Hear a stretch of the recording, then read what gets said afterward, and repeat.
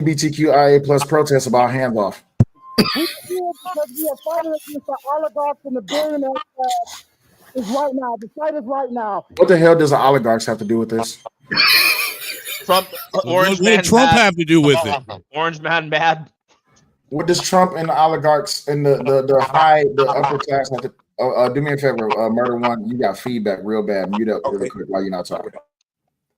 All right. So what does the cop said? He asked if the kid was okay. Yeah, he did. That's in the police report. You're absolutely right.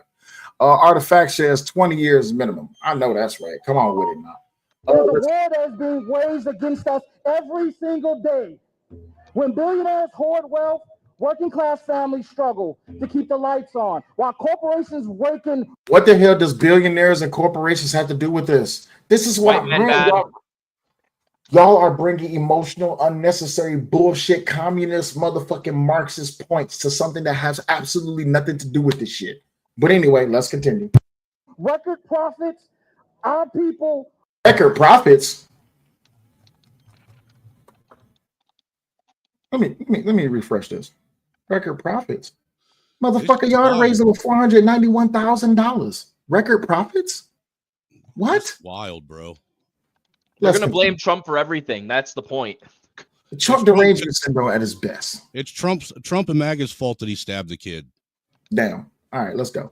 Are suffering from eviction notices. Stagnant. What eviction notice? So wait. Where is this being streamed? Oh, wait, by the way, if y'all want to restream to y'all platform, y'all can perfectly go ahead and do so. I meant to say that when y'all first came up. I don't have no problem with that. Let's go.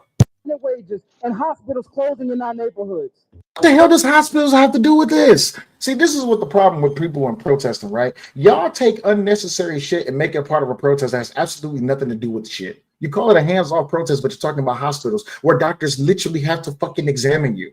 Stupid ass. Here we go again. Welcome to a nigga mania motherfucking because they can't help themselves. Welcome to Nigga Mania. We've been waiting on these. All right, cool. Let's continue. This is a system not by accident. It is the design of a system built to protect their interests while suffocating ours. We are not asking for permission to exist with dignity. We are demanding it. We are demanding fair wages. We are demanding affordable housing, universal health care, schools that actually teach our kids and don't lead to the prison pipeline. What does any of that have to do with this?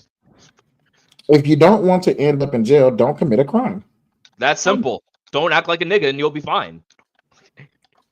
To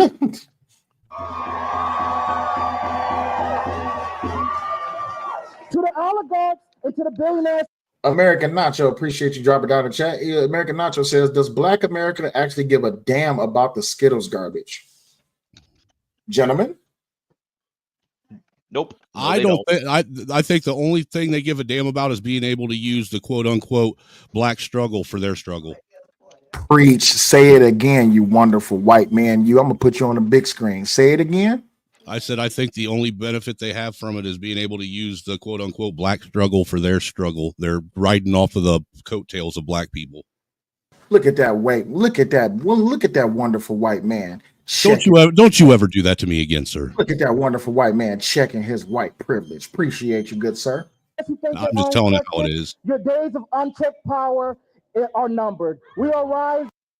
For a second, D Dollar says you really do kiss white ass. Excuse you? Hold on. Time out. That was the wrong thing to say. Wait. You want to hit this motherfucking link? Oh boy. White ass? You shouldn't have said that. How the fuck? Raw is at work, so let me calm down a little bit. How the fuck do I kiss white ass? D Dallas, the link is at the Dallas. The link is at the top of the fucking stream. Hey, how does my big white ass taste? Hold up a second.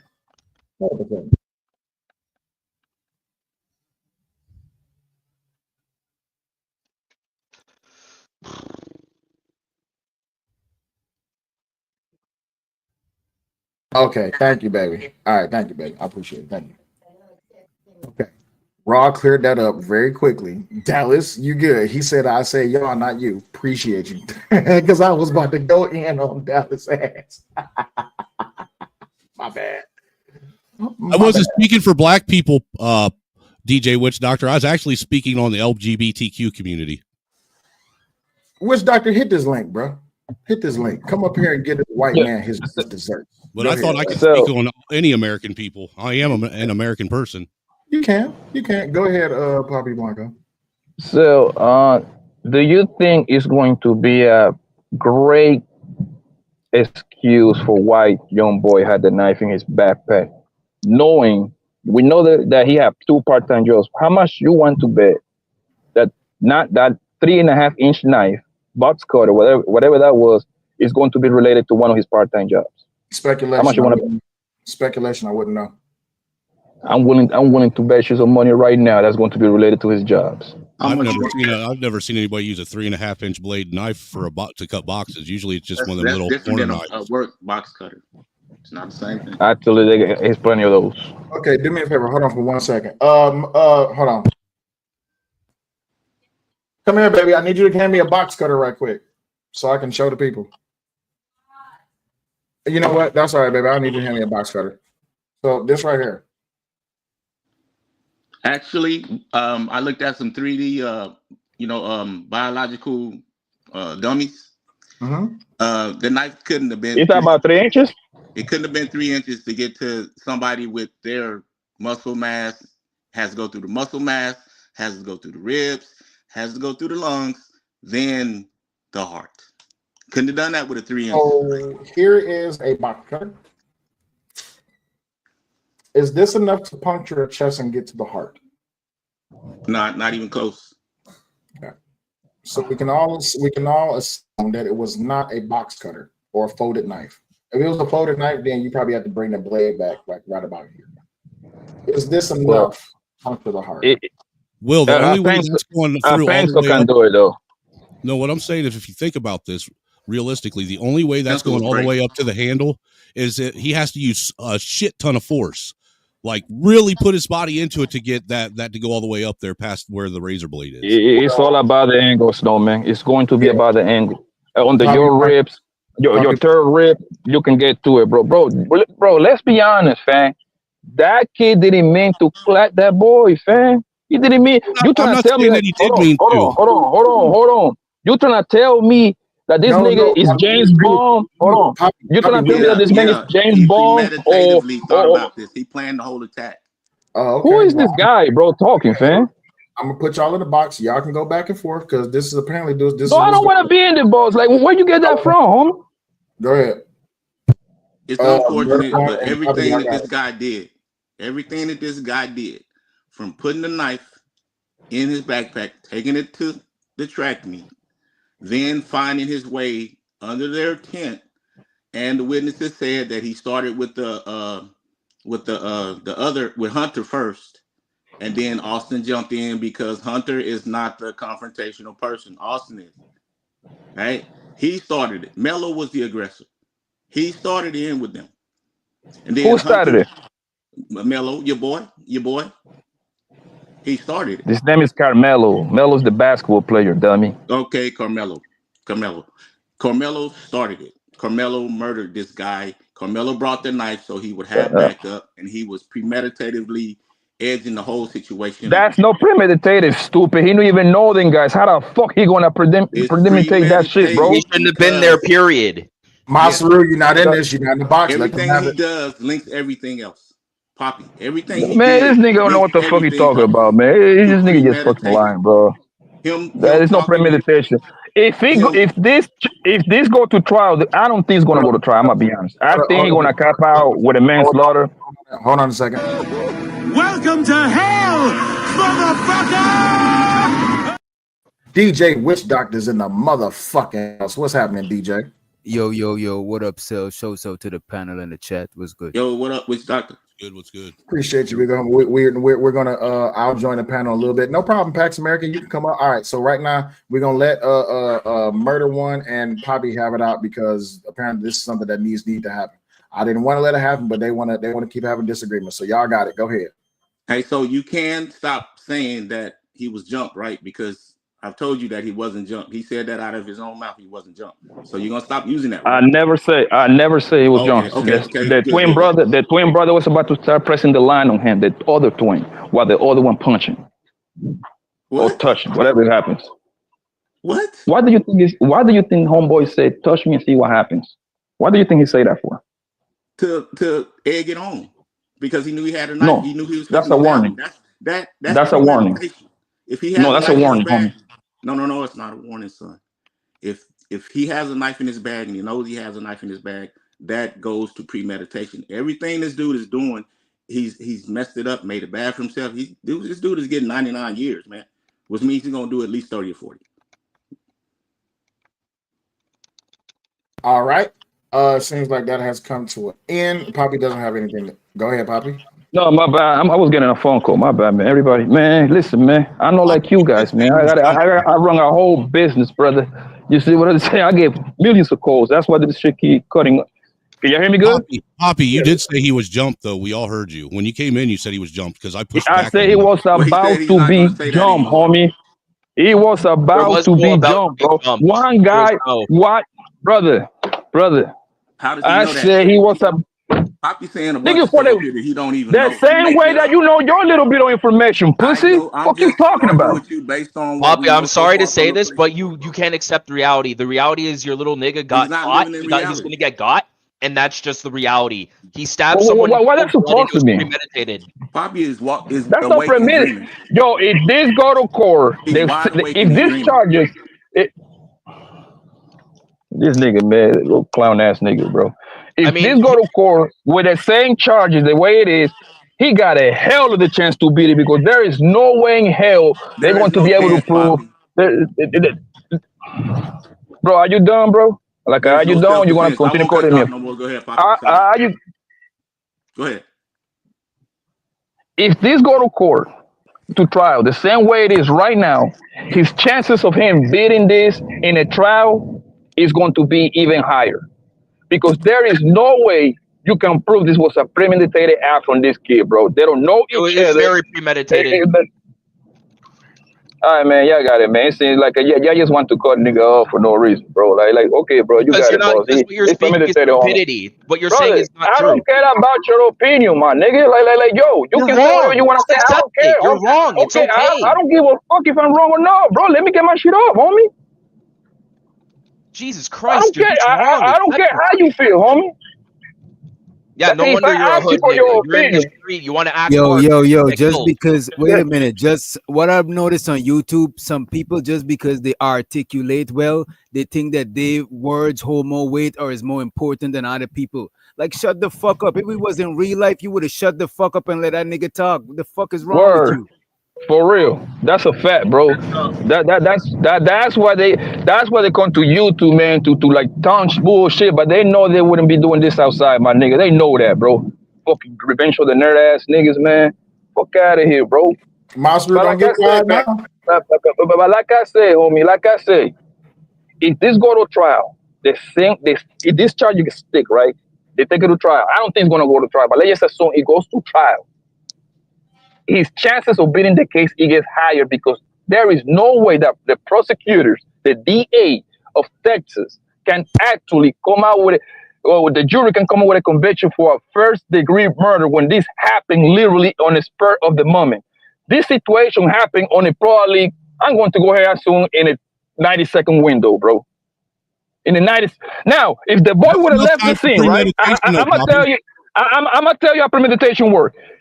If the boy would have left, hold on. If you say, okay, wait until you touch me, see what happened. He would have left and come back. That's premeditation, nigga. That's premeditation right there. Because he left and came back. Saying it is premeditation.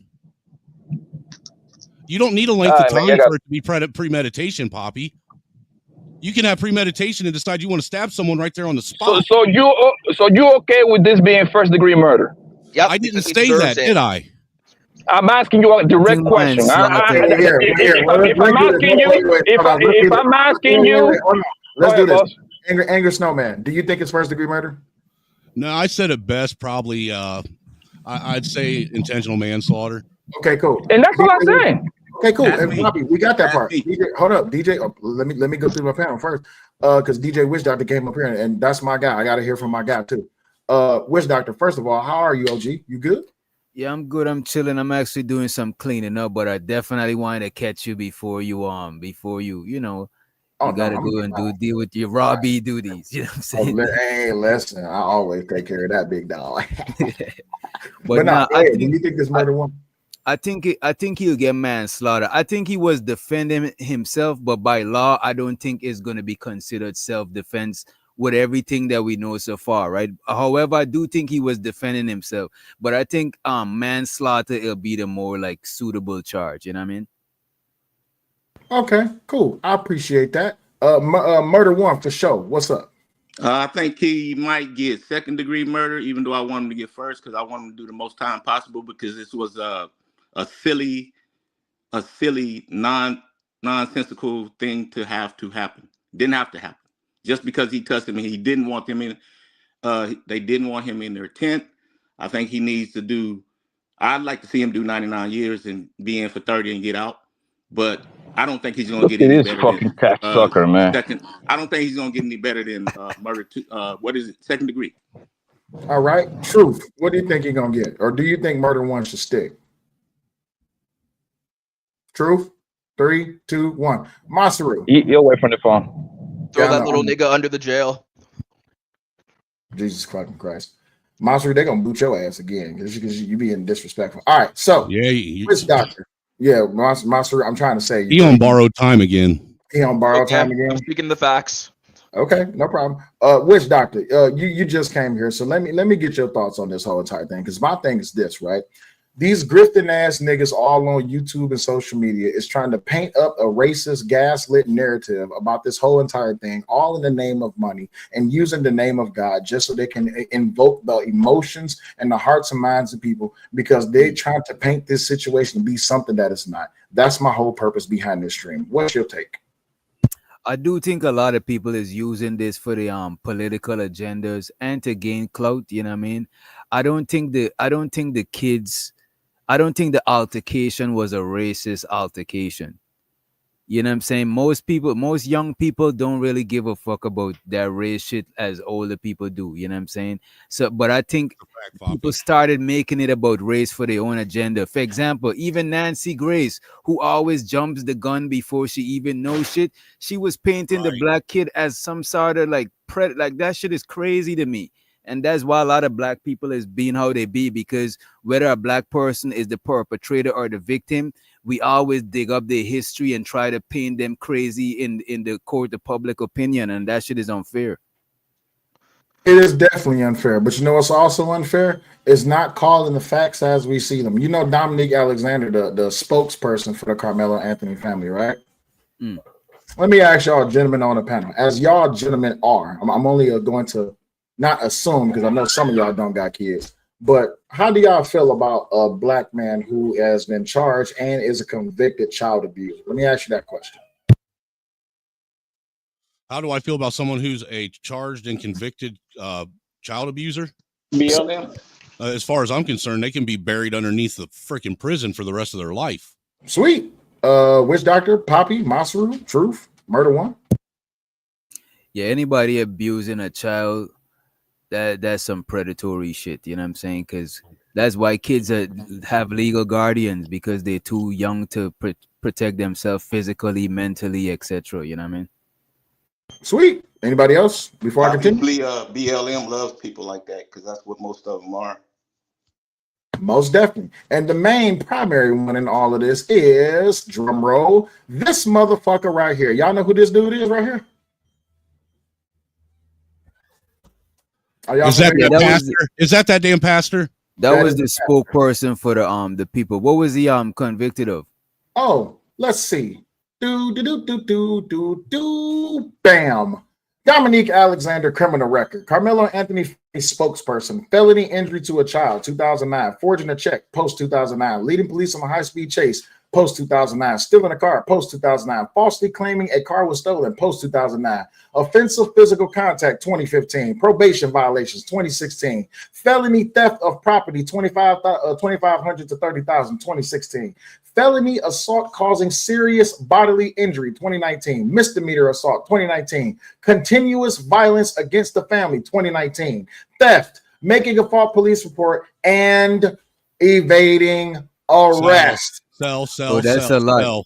But what I want to know, hold on, because Go ahead, sir. a person can change their self around. This man very well could have turned his life around, and he's living a good life now.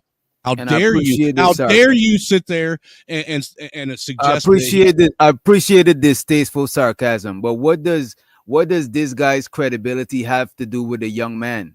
Everything, because this guy's credibility had when he first came on camera, the first thing he said is, I agree with Austin Metcalf's father. Well, I hope the lawyers representing the other family don't have no blemishes, because this is the thing what I'm talking about. This is the thing I'm talking about, the court of public opinion. Like, what does this have to do with a young man? Like that is crazy. That is what I'm saying. Wait. Let me talk to Witch Doctor right quick. Witch Doctor, I agree with you on that. But Witch Doctor, you know how I work. I like to do shit up front to point out the hypocrisy in all of it. Dominique Alexander's criminal record don't got shit to do with Carmelo Anthony. Just like people tried to pull up Jeffrey Metcalf's criminal history, which come to find out, which was fake. People saying that he assaulted a child sexually. We've come to find out that that's fake. I didn't even hear that. Oh, it's all over social media. It's been all over some content creators panel. Excuse me. They were talking about that on Iz's panel last night. Come on. I didn't say their names. Yeah, I didn't see that part. But the thing is, even that doesn't have to do nothing. Like, my whole thing about this shit is people muddying the water. If this shit was to go to trial, it'll be hard for that dude to get a fair trial because of people muddying the water. That's my whole thing about it. I won't put out stuff about their dad. I agree with you 1,000%. But here's the problem. When this man is holding a press conference and he's bringing up money and he's bringing up people making accusations and things about him and not about the family, when he says that this case should not be about race, yet you sat on the blue couch on the Real Life Productions interview and you brought up 3 cases that had to deal with interracial incidents. When you set up, is that HQ? I think that's HQ. Hold on one second. Interracial. I know. No. He brought up Roy Oliver, Amber Dean, and somebody else. 1 second, because Poppy Blanco fell off, but also HQ. Is that you? Yeah. Okay, thank you. So really quick, the Auntie HQ, man. I know, right? Auntie HQ be on point. So let me finish this right quick. The reason I pull up Dominique Alexander's arrest record is because it's based in bullshit. It has absolutely nothing to do with this case. But you know what the race baiters are doing? The race baiters is pulling up every anecdotal example as to why it is that Black people should be following this case and why it is that you should be siding with Carmelo Anthony just because you're Black. To me, that's bullshit. Okay, wait. How many people was Bumpkin? I ain't sound familiar. I know Bumpkin. Wait, Fight Club Bumpkin? Yeah, Fight Club Bumpkin. Mm-hmm. I remember you for something. I just can't remember why. I've been everywhere, man. Because he stalks me, Sel. He stalks me. No, it was something that he did. Oh, here we go. Oh, no. I know what you're talking about. I remember that too now. Someone paid me $500 at the N-word on Fight Club or call someone the N-word on Fight Club. I paid you. No, I said someone. Not Snowman. I said someone. Oh. Someone paid $500 Cash App to call Sharon the N-word, and I 1,000% did because it was $500 directly to my Cash App. I would have too. I ain't mad at you. All right, but I have Bumpkin. Listen. Of course, you're not mad at him, Angry Snowman. Why would you be? You're not Black. Hold on. Here's my thing, Bumpkin. Hold on.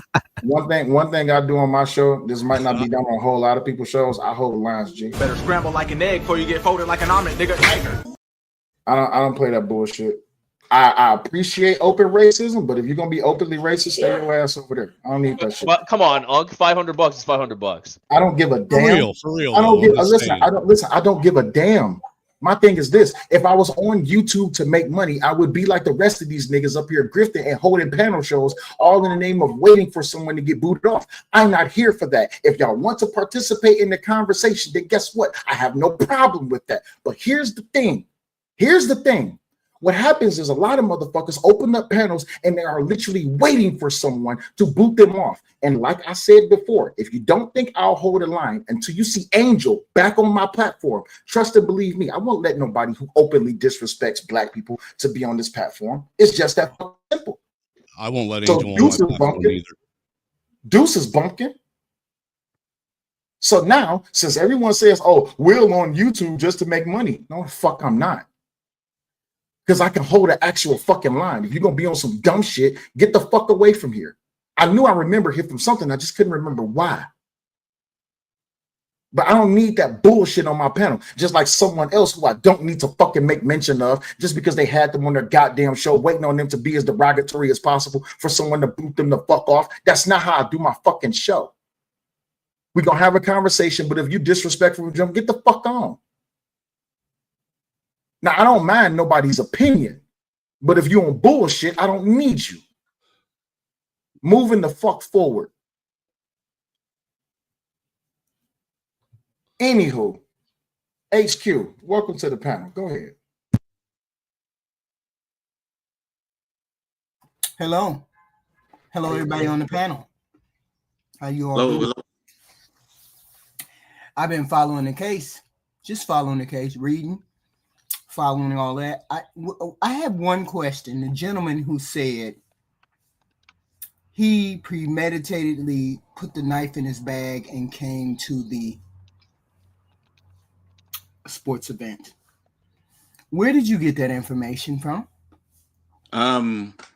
Just if you actually sit back and look at the way everything came out that we know so far, that's documented in the police report, not from hearsay at all. Things that Caramello said and the things that the witnesses said. It all ties together to show premeditation. There's no way to get around it. He's not going to be able to get around that in court. It all ties together easily to show premeditation. Usually, like the way I like to do things, whoever was talking last when the super chat come through, you got to read the super chat. So, Murder One, I need you to read the super chat. Good way to move, man. Okay, appreciate you. Oh, sorry, I didn't say his name. No, you good. Mayor Monkey with $10 says, good way to move, man. Appreciate you. Go ahead, HQ. So, your supposition, you're pulling information from supposition as well. The young man has not spoken except to the police officer. That's it. Nobody knows his motivation. Nobody knows why he had the knife in his bag. No one knows why he went under the tent. No one knows why he stabbed him instead of punching him. Nobody knows until the young man speaks in court. Everything that we are hearing is supposition, period. We can only go by the police report, and the police report is what the boy said, not what is his name? Metcalf? Austin said. This is between Austin and the young man. The young man has spoken to the police, and that's it. No one else has spoken. No one else can speak except what that young boy felt at the moment in time. That young man will do prison time. Let's be clear. He's going to do prison time. It's just a matter of how much prison time. Okay? Austin was the victim. You're correct. He was the victim. And Caramello deleted that victim. But why did he do that? He hasn't spoken as to why. When you talk about proportionality, great. The law says it depends on the proportionality. Now, how do we know how Caramello felt in that moment when he saw those two big boys, twins, standing over him? If they were standing over him, how do we know how that young man felt when he didn't have any other recourse except to run out under the tent? And he ran under the tent because of who knows what. We're all making supposition, but you cannot supposition about the proportionality of that crime. The proportionality and the law says it has to be proportional. The punch has to meet the punch. The force has to meet equal or lesser force. The young man met the punch or the grab with a greater amount of proportionality. Now, it is up to Carmelo's lawyer to convince us, a jury, that he felt above and beyond the regular threat to his life. We don't know what he felt in that moment. He did not go there to delete someone. That's something everybody should think about. You're saying he went there to delete someone. No one does that. I say that. In a 17. Y'all do me a favor. Have a respectful conversation. My daughter just called me, so I'm gonna let y'all have the panel for a second, but just be respectful, okay? Which doctor you got the show? Okay. I'm about to finish. I'm sorry. I'm about to finish. I'm saying we cannot say the boy came there to delete anyone because that's not what he said. He said, I did it. Of course, he's talking about stabbing Austin. But he also said, is he okay? Which meant he was not there to delete anyone. Okay? So we can all speculate. It is going to come down to proportionality and what threat that young man felt in that moment. Your feeling of threat is different from mine. When you walk into a booth and there's men in there, you may not feel a threat. When I walk into a booth and there's all men there, I am at a heightened level of threat. There's a difference between my level of threat and yours. So what his level of threat or feeling of threatened is different from yours. And it's up to his lawyer to convince the jury that he had a heightened level of threat. Right, but what I'm going to say is him not going there to kill someone, that's speculation as well. You don't know that if he did or didn't. None of us do. That's correct. That's correct. But I'm saying we can't say he went there to do any of the young man said he went there to. Whoever talked before me said he went there to do that. That was me. I'm saying that's speculation. We can't say whether he did or he didn't. We're assuming that he didn't. And he's assuming that he did. We don't know until that young man speaks. But HQ, we can actually say that he didn't because he was the one that got approached. Carmelo got approached by one of the twins, and then the Carmelo other twin approached them in the tent. That's Hey. Carmelo approaching. Okay. How did he? So hey. Amanize said, and I agree. For premeditation in Texas, his decision to get the knife out of his bag is enough to meet the standard. Because the reality is, why did he have the knife in the first place? That speaks to intent. His intentionality was that if someone touched him, he was going to reach into his bag and pull out his weapon to quote unquote defend himself, irregardless to whatever the outcome was, evidenced by his own statement. You know what I'm saying? And the eyewitness statement. He reached into his bag and said, touch me and find out. Then when the boy touched him, he said, punch me and find out. This is by eyewitness statement. So he had more than enough time to flee. He did not have to deploy that knife. So Robbie, let me ask you this. Robbie, anybody? Let me say this one Go thing. ahead, HQ. If 5 people say Carmelo always has the knife on him when he goes to work, when he's out in the play, when he's out and about by himself, that destroys that argument. Right, but the point that he reached into his bag to get that weapon, it doesn't matter how many times you have anything. I can wear my gun every day. But the moment so let me get this right, Robbie. Let me get this right. You carry guns? You like a legal carrier gun? I mean, I believe I was speaking and y'all always cutting me off. You got it right. I thought you was dumb. So even carrying a gun every day, right? If I pull out that weapon and I use that weapon on somebody, at the end of the day, it's premeditation because I am carrying that gun with the intent to cause physical harm to someone if they harm my person. That is crazy, bro. Yeah, that's crazy, bro. But let's show some.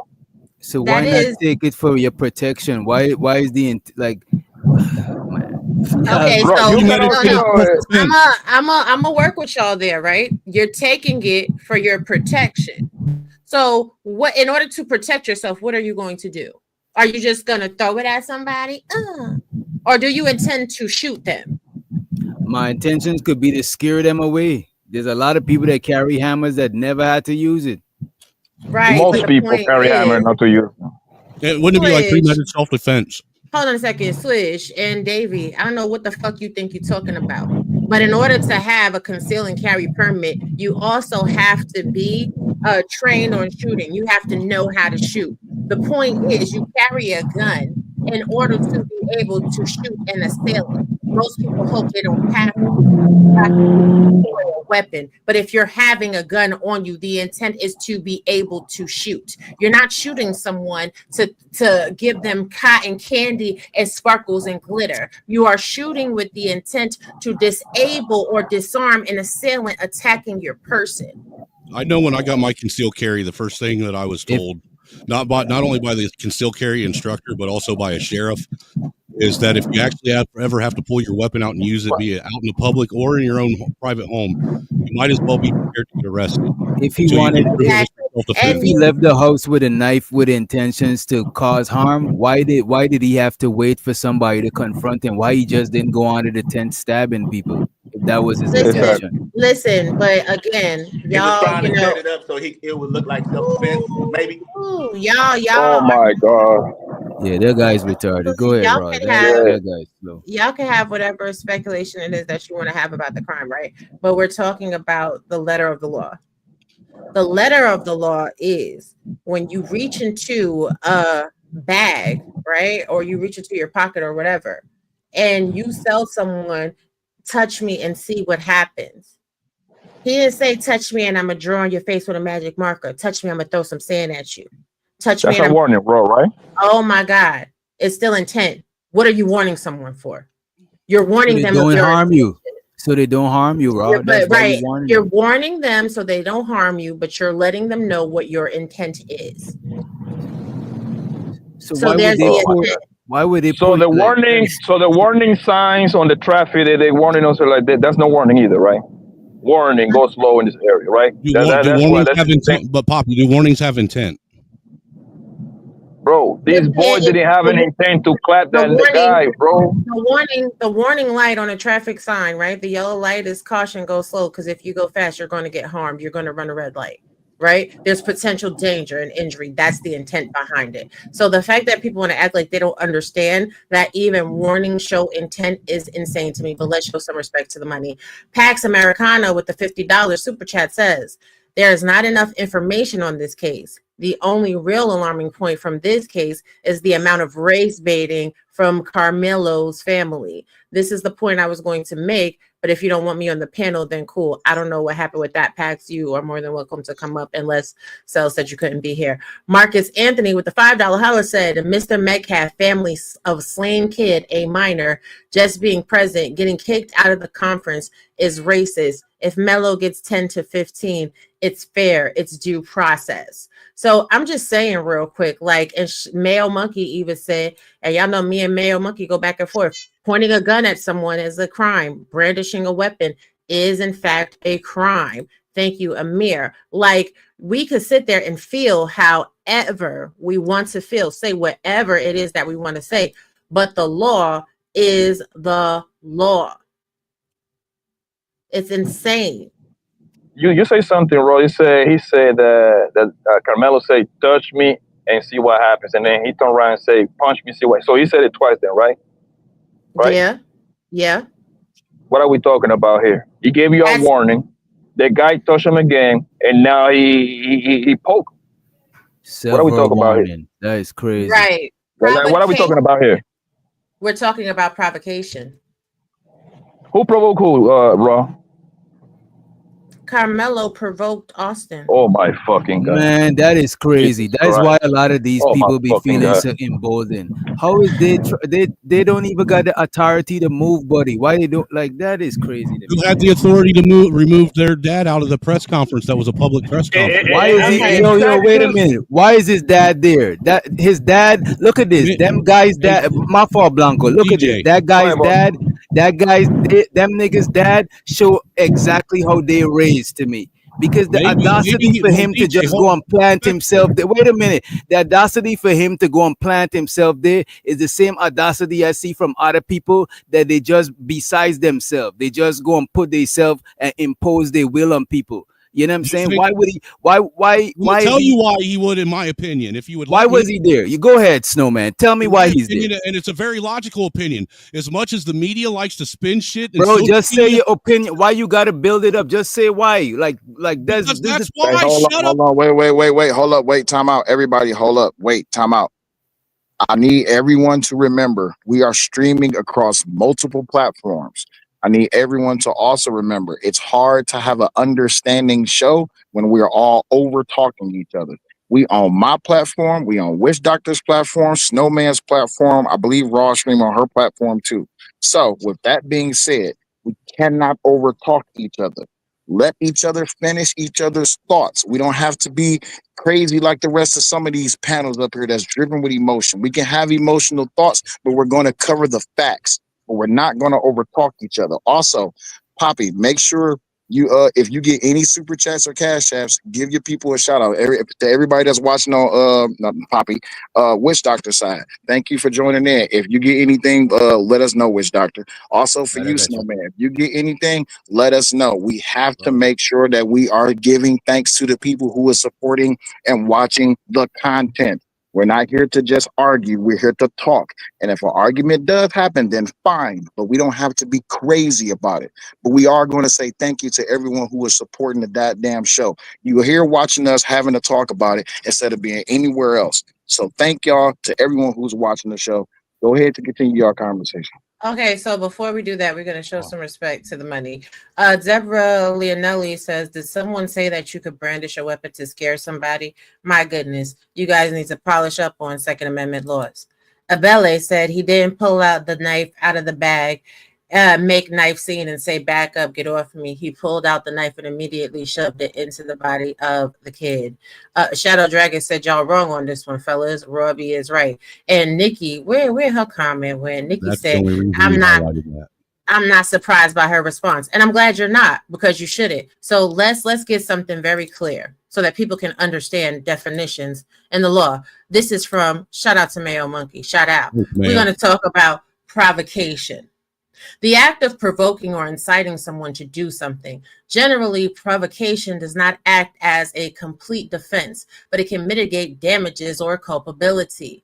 Homicide. Provocation is that which causes, at the time of the act, reason be disturbed or obscured by passion to an extent to which it might render ordinary persons of average disposition liable to act rashly or without due deliberation or reflection, and from passion rather than judgment. In other words, provocation is something which causes a reasonable person to lose control. So you guys saying that this is self-defense. Was Caramello provoked, Robbie? No, he was not provoked. Okay. From the eyewitness statement, right? Okay, I'm just asking. No. And I'm not, disagreeing with you. I'm just trying to answer the question as fairly and justly as possible. From the eyewitness statement from the police report. Let's see. Austin had told Anthony that he needed to move out from under their team's tent, and Anthony grabbed his bag, opened it, and reached inside, and proceeded to tell Austin, touch me and see what happens. No one really thought Anthony really had any weapons in his bag, and Austin proceeded to touch Anthony. And then Anthony told Austin to punch him and see what happens. A short time later, Austin grabbed Anthony to tell him to move, and Anthony pulled out what Blank recalled as a black knife and stabbed Austin once in the chest and then ran away. So there was multiple reasons or ways and times that Caramello could have left the situation and then reported whatever he felt was a miscarriage of justice, someone bullying him, to teachers, supervisors, or whoever was in the situation. What he decided to do was provoke Austin to grab and cause physical harm, and then he retaliated. That can be intent, and it is not proportionately equal in the law. So he provoked them to put their hands on him. This is crazy, man. Yes. Murder. Okay. This I is just crazy. wanted to know. I just wanted to know. Of course, the white boy initiated, man. They put their hands on that boy no once, twice. The fuck we talking about here, yo? But again, provocation. You didn't say that. They said that Austin touched him, and then he said, "Punch me and see what happens." And then Austin grabbed him up and told him to get out. So he did. He did touch him twice. I'm not going to sit here and lie. Wow. He did. In some way, somehow, y'all saying that this boy was provoking them twins, bro. Like, come on, man. Y'all tripping, bro. And look, Blanco, look how their dad got the audacity to, like, I'm telling you, they cut from the same. I could just imagine. I just don't want to speculate and put stuff out, but I know audacity when I see audacity, bro. Even a lot of people in these YouTube spaces be having hella audacity. I could just sense that shit. He should have never been there to begin with. That's the reality. Look, the thing of the matter is to the dad. I'm going to go ahead and give my theory again. That way, you know what I'm saying, and it makes sense. With his dad was probably thinking with the way the news media spins and clips shit, and the way social media spins and clips shit. Why not go there and hear it right from the horse's mouth? That way, he ain't got to try and speculate on whether or not his legal team. When people in why does a legal team have to tell you anything? It's involving your kids. You're supposed to stay. You're supposed to not be. Ain't you not supposed to not be in contact with the defense or the other side? No, there is no law that says he can't be at a press conference. There's no law that says the parties cannot talk to each other. No, but wouldn't your legal team advise you to stay away from each other? Won't that like compromise the case? They can advise him, but that doesn't mean he has to. I'm not saying it's against the law because the cops was right there dapping him up. They could have locked him up if it was against the law. I don't think it's against the law, but I think your legal team would advise against it. That only applies for Caramello. Caramello is ordered to contact them. The father doesn't fall under those same rules, but I don't know why he's there anyway. Oh, okay. If you have a no contact order, right? Let's say you and I get into some shit, and there's a no contact order, and I'm not allowed to contact you. You can contact me as much as you want to. I can never contact you back. Oh, okay. Correct. But the fact that y'all don't want to sit there and look at the provocation angle of it is insane to me. And let me tell you why. Because I was taking y'all the long way around the mulberry bush. This is mistake as to provocation. If a defendant kills another with a mistaken but reasonable belief that the victim injured or attempted to injure them, then provocation may be adequate to reduce a murder to manslaughter. And this is illustrated in the case Howell versus the state. So yes, provocation is in fact necessary in this case, and it's provable. Provocation is actually what is going to save Carmelo Anthony from getting the death chamber pine oil heaven. You're supercharged. But see, people don't want to sit there. Hold on a second, babe, because I'm going to drop down now that you're back. But people want to sit there and they want to jump in their emotional bag instead of really dissecting this shit underneath the law. Like, if we're really looking at the law, if we really want to talk about what is happening here in this legal case, everything that has happened in that situation can be used to his advantage. But the way the court of public opinion is structuring this case, the way the race baiting angle is playing into this case, y'all are actually doing irrevocable damage to this young boy's defense. Mm-hmm. By saying that he's been bullied by the Metcalf boys, y'all are now feeding into premeditation because now he has a modus operandi. Cool. He has an amendus reis.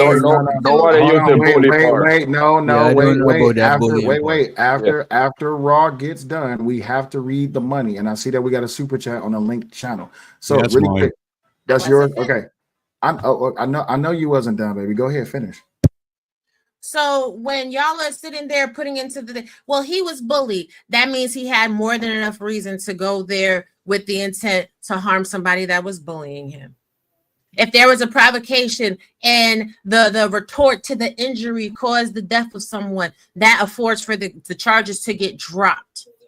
The prosecuting attorney knows exactly what they're looking at with this tape because they have access to the whole entire case file, which is why the bail was reduced down to $250,000. Like, I need Black people, if you're going to be out here saying all of this crazy shit, doing all of this crazy shit, I'm going to need y'all to understand what intent means in the law, what premeditation means in the law, what it means when you're carrying a weapon, what it means when you're carrying a gun, what it means when you're taking not like that where you want to go. I'm gonna need you to understand what the fuck it is that you're participating in, because everybody wants to be hooded all gangster until you sitting in the motherfucking county lockup and you have to pay an attorney in order to help you resolve your situation. And number one rule that his parents should have taught him was to shut the fuck up, because him talking to the cops, him saying what he said in front of the cops, ultimately has killed his faith. He said, I did it. I did it. So no matter what the fuck these police officers want to charge them, they are absolutely in their right to have charged him with first-degree murder, because what they were dealing with was a murdered child, and he admitted to doing it. All right. Now you can't leave yet. You got to read the super chat. You was the last one talking. Read the super chat. It's recorded. The dad wasn't there to start drama. Appreciate you, Marcus Antonio Castillo, with the $2, and then Angry Snowman. This is your super chat again. What is your opinion of Metcalf's father being asked to leave the public hearing and him leaving? We'll get to that. If DJ, if you get a super chat, let me know. I'll stop the show so you can read the super chat or a cash chat. Dave, hold on, y'all, because now I'm about to get. Baby Richard, you are free to click the link. If you got something you want to say, don't be a keyboard gangster. We're not gang banging on the keyboards. Say what you have to say and speak logical common sense, because I'm not an emotional woman. Like, I'm not going to go back and forth with you in the playhouse of your feelings. But we could talk about the logistics of the law. Please remember, I do have a background in law enforcement. Let's play, shall we? Click the link. Go ahead and read this one, baby. Remember, Rittenhouse bond wasn't lowered from a $2 million bond. Let me drop it again so you can feel emboldened to click this link. And Rittenhouse's bond was actually raised from $1 million to $2 million after he reached the $1 million. Yes, and his bond conditions was stipulated, and it was to be separated in between two different functions. And also, there was a big legal fight. Ags Valhalla, because he was there with me moderating in the chat. It was a big legal fight on what was supposed to happen with that money. And also, that money went to a foundation and they dismantled his rifle at the crime lab. So that was part of his bond record. Well, not record. Yeah, didn't the My Pillow guy end up in the end having to pay for his legal team? Yes. DJ Witch Doctor, this is your super chat. You read it. DJ, you there? My fault. Let me unmute. Ladies, I'm about to read this super chat. My fault. Not ladies. Ooh. Oh my God! Don't do that. Raw, you got people in love with you. So to Zyrax, my sister, my Asian sister, Mihao. You know what I'm saying? She said, just want to say hi, everyone. Hi to you, Zyrax. Hope you and the family are doing blessed on the weekend. Appreciate you for the super chat. Long stroking. See, I ain't got the sound effects that DJ Witch Doctor has, so y'all just gonna get some crazy clip that I play as a thank you. But appreciate you. Wait. You got it. I got it. Go ahead. A money kind of thing. A money kind of thing. So the DJ Raw Mizzle. All right, so where are we at in this? I stepped away. I was over there talking to the baby girl, and she was over there. Is that's Sharon? That is Sharon. Sharon, what the hell are you doing? Sharon said, "Damn." Yeah, we were talking about provocation in the law and how provocation in the law is a defense to mitigate the charges of murder down to manslaughter. Okay. And what was we were on the parts that Robbie said that Carmelo Anthony was pro-book the twins. Yeah, that is wild. She's crazy. You're breaking. I'm not crazy. You crazy. Crazy that you don't understand provocation. Okay. That's no provocation. But Robbie, that's both y'all wild that y'all would microphones. say. That's wild that y'all would say the kids didn't provoke that guy. The guy didn't provoke Carmelo to stab him. That is wild to me. No, I don't. She's saying they not what I both provoke each other. Hold on, Right. hold on. I wouldn't. I can't speak for her, but no, I am going to speak for her. I'm not going to say that she was saying that he was provoking him to stab him. I think that he really wanted him to move out from under the tent. Now, was he possibly provoking him into a physical altercation? Maybe, but I don't know. I don't like to deal in speculation too much. This is what's wrong with a lot of these YouTube streets and a lot of niggas in this space. Everybody like to use anecdotal experiences, especially when it comes to the dick and pussy conversation, the relationship conversation, the marriage conversation, family court, and all this, that, and the other. Everyone has their own anecdotal experience as to what happened to them and why it should be a blanketed statement that should be used for every other fucking governing podcast that happens in the motherfucking space. Shout out to Big O with the 199 super sticker. Appreciate you, Big O. But I appreciate you, love, but I could speak for myself. I was saying that Carmelo Anthony was provoking. Beat your ass right now. Come do it. You know I like a spanking. You know I like it rough. But anyway, to Get a TMI. roll. But what I'm saying is this: Carmelo was provoking Austin to touch him. Mm-hmm. So now, if we're gonna say, excuse me, Get that ass over. we're just playing. But you know, if he was provoking Austin to touch him, and then Austin wound up deleted, one could either say that was premeditation, or they could use it to reduce the charges down to manslaughter. It could go either way. But what we can't have is tortious interference from the court of public opinion trying to reshape what actually happened in this crime. Now, anybody on this panel that has gotten away or has charges dismissed against them of attempted murder, raise your hand. Anybody in the chat too, put a 1 in the chat. No, Bro, let me ask you this. just attempted terrorism. Rob, if you work for me, right, and I tell you, if you don't come to work tomorrow or you get fired, I'm provoking you into you getting fired, or I'm giving you a warning. If you say what? If you don't come to work tomorrow, are you getting fired? Is that a warning, or I'm provoking you for you to get fired? I'm provoking you for you to get fired.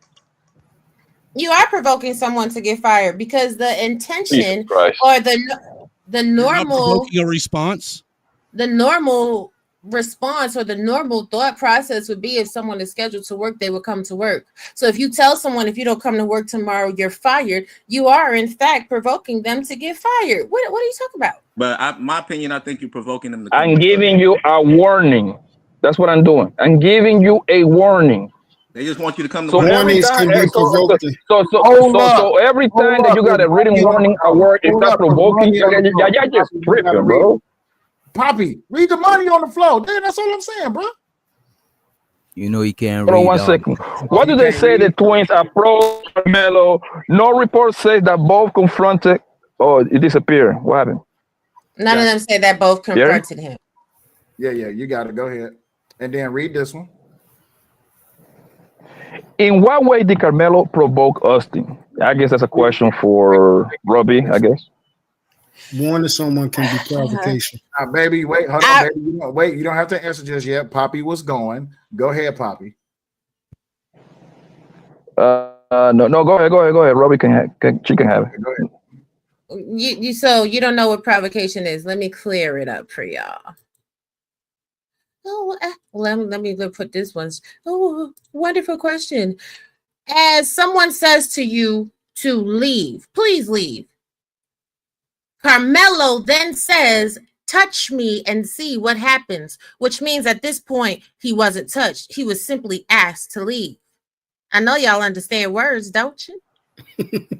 If somebody said to you, please leave, or you don't belong here, leave. Touch me and see what happens. And then, when he touched him and he was trying to brush him out, go ahead and leave. He stabbed him and punch me and see what happens. So you got to touch me and see what happens. Punch me and see what happens. That is provoking someone to do something. That's like somebody running around and say, do something. Why don't you do something? I dare you to do something. You ain't finna do shit. do something, see what the fuck happens. That is a provocation. The fact that y'all don't understand that simple concept is fucking blowing mine. For real, me too. I'm serious. I think the first warning he should have taken, he would have still had his life. You know what I'm saying? That's a fact. That's a fact. Right, if he would have just left. Go ahead. DJ. No, the first warning when the guy told him, touch me, he already touched him. You already get off, because most people tell you one time, they're not gonna tell you twice. So he was privileged to have more than one warning, and he ignored it. You know what I'm saying? Caramello to the LA project. Caramello easily could have left and went and got an adult to address the situation as well. He could have asked an adult. Who gives him the audacity? Who deputized him? That's what I'm saying. What you're saying is he could ask an adult. The same thing going both ways, dude. Pause for a second. Hold up. Audacities will cause this young man to lose his life, man. Hold on. Pause for a second. Don, come off mute. Yo. Okay. Show Hi, yourself, Don. please. Nobody else can see you. Show us who you are. I'm Mike. Mike who? Yes. Mike who? Mike from Mikey. Oh, that's Mikey. Yes. Mikey, okay. Oh, okay, cool. Let me voice my opinion. I agree with what the other dude said. You know, you don't come in people's Hold on, Mikey. face. Wait, Mikey. Wait. We got money on the floor. We got to read the money, Mikey. Hold on. We don't disrespect the money. We never disrespect the money. And I believe this came from Witch Doctor's chat. Witch Doctor, that's your super chat. Read your money. Shout out to Lauren, aka the LA Project. She said, right now we are speculating. We have no choice. Let's just focus on the facts as they come out. It will be what it will be. Appreciate you. And can I just read Zyrex? So shout out to Zyrex. She said, in what way did Caramello provoke Austin? Appreciate you, Zyrex. And Lauren, y'all make sure y'all drop the Lauren emoji and the Zyrex emoji in the chat. Appreciate you. Most def. Baby, is this mine or yours? I don't know which one this is. I don't know. According to them, asking someone to leave is provocation. We see this in real life all the time, and it's crazy. So here's the thing. Like, oh, wait. This Got one more. Is Snowman, is this your super chat? No, it ain't got a thing on my end. Okay, this is for the lady. Thank you for explaining the definitions. Big time, you're welcome. This is the thing, right? I'm gonna tell y'all this real quick. Damn. Oh God, more money. Touch or shove doesn't equal stab. Why is it so hard to get that? Someone push you in the club, you come across their head with a bottle, you go into jail. Facts. Reality undefeated. Facts. So here's the thing. I'm gonna say this. What you are now seeing as you listen to the commentary, right? And this is no shade to nobody up on the panel or anything else. A lot of people swear to God that they OG, triple OG, they thugging it out. They done been arrested, they done been to jail, they done did time and everything else. But you could always tell who really been up in some legal situations and who done been in the struggle or what. Go ahead, babe, you do it because we doing so much. Who been in the struggle or whatever else by who knows the value of the law. Either you're on the right side of the law or you've been processed through the system. And either way, you know that proportional opposition is what matters when it comes down to convictions. Even shit, if I smack Sel and he punches me, that is not equal. That's not an equal response. Like, what are we talking about for real? You're talking about maybe people need to learn how to keep their hands to themselves. It's very simple. No, it's nigga law. It's very simple. Really quick, because Mikey did come up here and I did stop him. Whatever you want to call it, if you keep your hands to yourself, you will be alive. All right. The KP right, but when someone asks you to leave their area, leave their area. Stop having a dick measure. But that's not his area, Rob. But that's not his area. You know what I'm saying? That's not his property. It's not his area. Neither was it the Anthony's family to ask the father to be removed either. Hey, Sel, can I ask a question? No, that was a specific thing, Sel, for them to do. That was something set for them. It wasn't. Yeah, it wasn't a press conference for him and them. It was their press conference. You know what I'm saying? Yes. It's true. But my thing is this whole entire case is built upon who has a right to be where and what and all is that and the other. Right. Really quick. So let me ask you this, Sel. Let me ask you this before you go. Before you go, Sel. Fighter, Can I say something? Fighter, if you Go want ahead, to boss. Fighter, if you want to stream your platform, you can. I don't have no Say something? Can I say something? Yes, Mike. Give me 1 second. And also, Poppy, you got wind blowing in your background. Mad wind. All right. So, Fighter, if you want to stream your platform, you can. Any super chats or cash apps you get, make sure you let us know so we can shout them out. Next was, I think, did KP from KC5 go at all? No, KP didn't go. Okay, KP and then Mikey. I've said this before around this case, and I'll say it again. Emotionality doesn't mean you're right. At the end of the day, man, I'm sorry to say this, but black people got to stop trying these cases based on a theory and instead of based on what the law is. At the end of the day, this is not a time to kill, man, where you watch Matthew McConaughey walk out Samuel L. Jackson after he killed them boys in the courthouse. This is not that. This is not a movie. This is real life. Look, you're going to be disappointed. That's essentially what people are trying to get y'all to wrap your minds around. You're going to be disappointed when this goes to court and he most likely does prison time. That's all people are saying. We're not saying he's justified in doing what he did. We're not saying that he's wrong. We're just saying what's going to happen when the law sees this. That's all we're saying. And that's all right, really quick. Before Mikey go, it looks like Witch Doctor got some more money. Go ahead, Witch Doctor. Appreciate it. Let me go back to YouTube. Let me see. We making some money today, goddammit. Got some money. I'm sorry, go ahead. So to Zyrex, she said, I understand what provocation is. An argument can also be made that Caramello was provoked when Austin said leave with a threatening undertone. And he actually backed it up with physical actions. Zyrex, appreciate you for the super chat. Also, Red Pill Ranger says, keeping hand to yourself argument is silly because people should also know not to stab humans in the chest. Street law and criminal law are not the same. I agree with you. It wasn't warranted, the stabbing, but it could have been at the heat of the moment. I don't think the young man left the house with the intention to delete nobody. Of course he didn't. We know. We should know. You should be able to say that. You don't think you should know that he did. But hold on, wait. All right, and everybody in the panel. Snowman got a super chat too.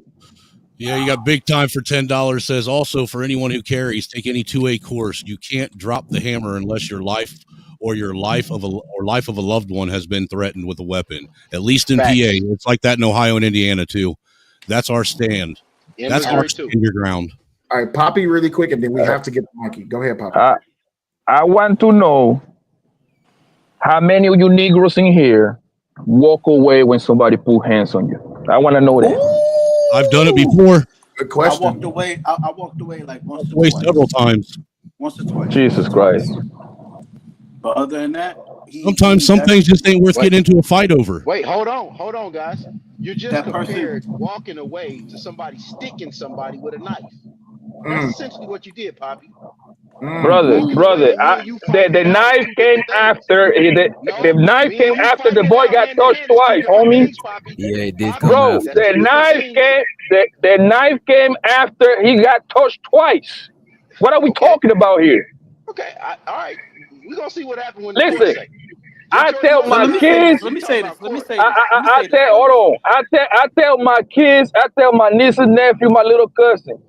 You don't start nothing. By somebody put their hands on you, you get off, nigga. I don't play that, bro. I just don't. I don't know how you raising yours, but nobody gonna be touching my kids around like that, bro. And you have a collect call from. That's what you're gonna hear on the other end of the line. It is what it is. Keep your hands to your motherfucking self. How about that?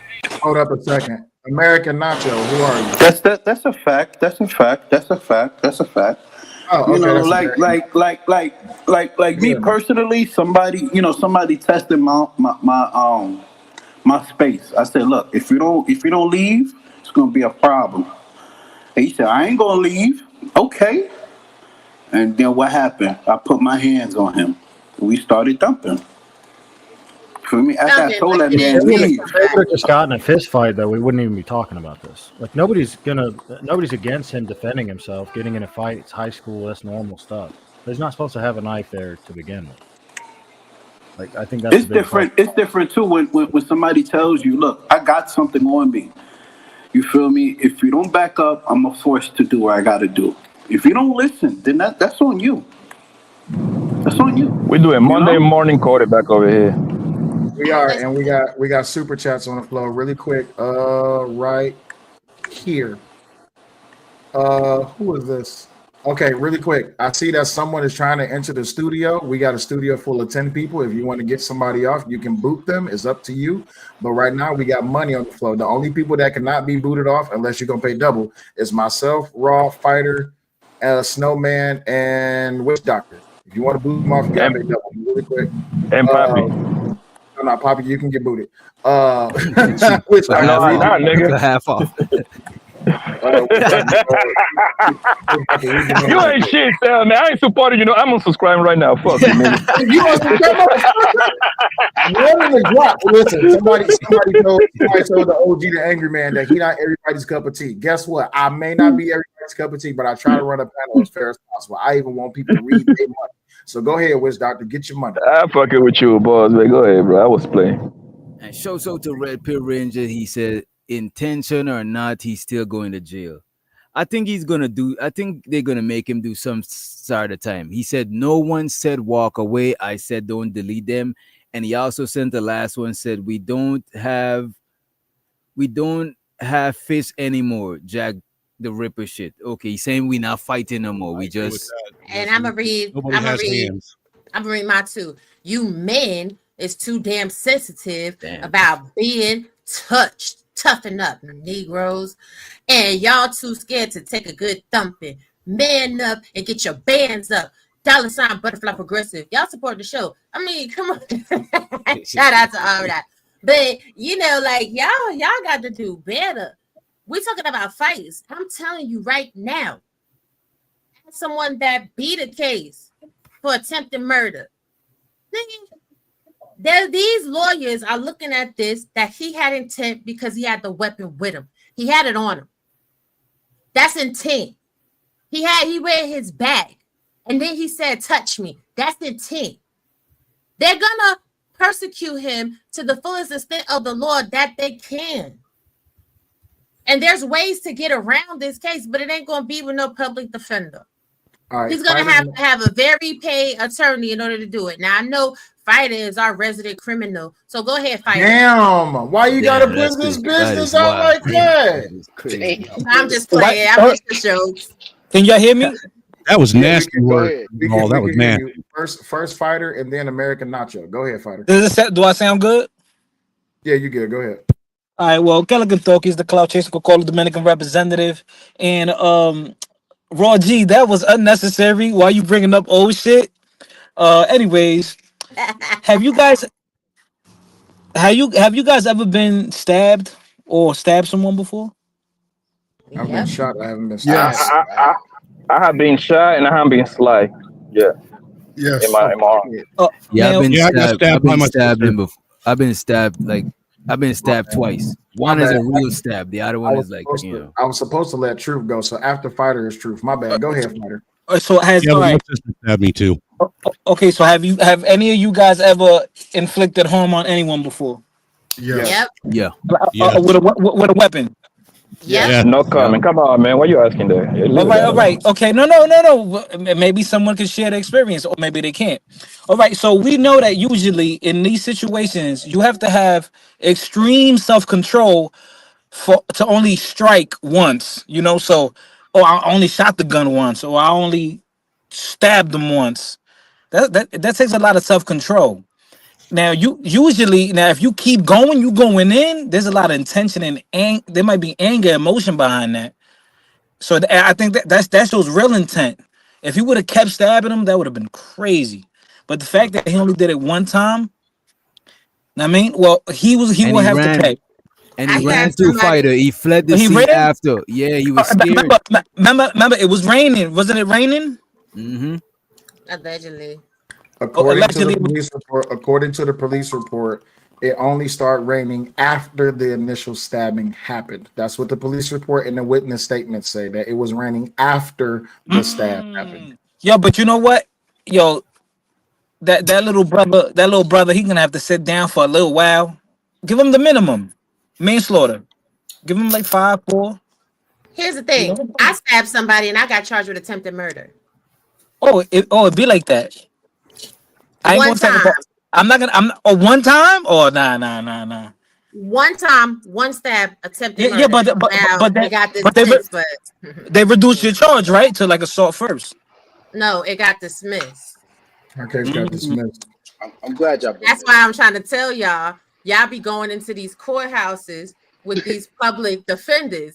Wait, raw. What? Yes. No, see, that's another. Listen. Why do people assume that sometimes public defenders are the best lawyer you could get? Like, shit. Every time. This public defenders there's public defenders that beat bodies, bro, and y'all don't believe. Like, public defenders have helped a lot of people out, and they're more passionate. That's because he beat the odds, bro. Don't be counting on no pup. That's like counting. No. I'm not saying that. No. 1,000 miles out of town. Yeah, public defender gonna get. They just there to plead a deal, bro. The public defender is the worst thing.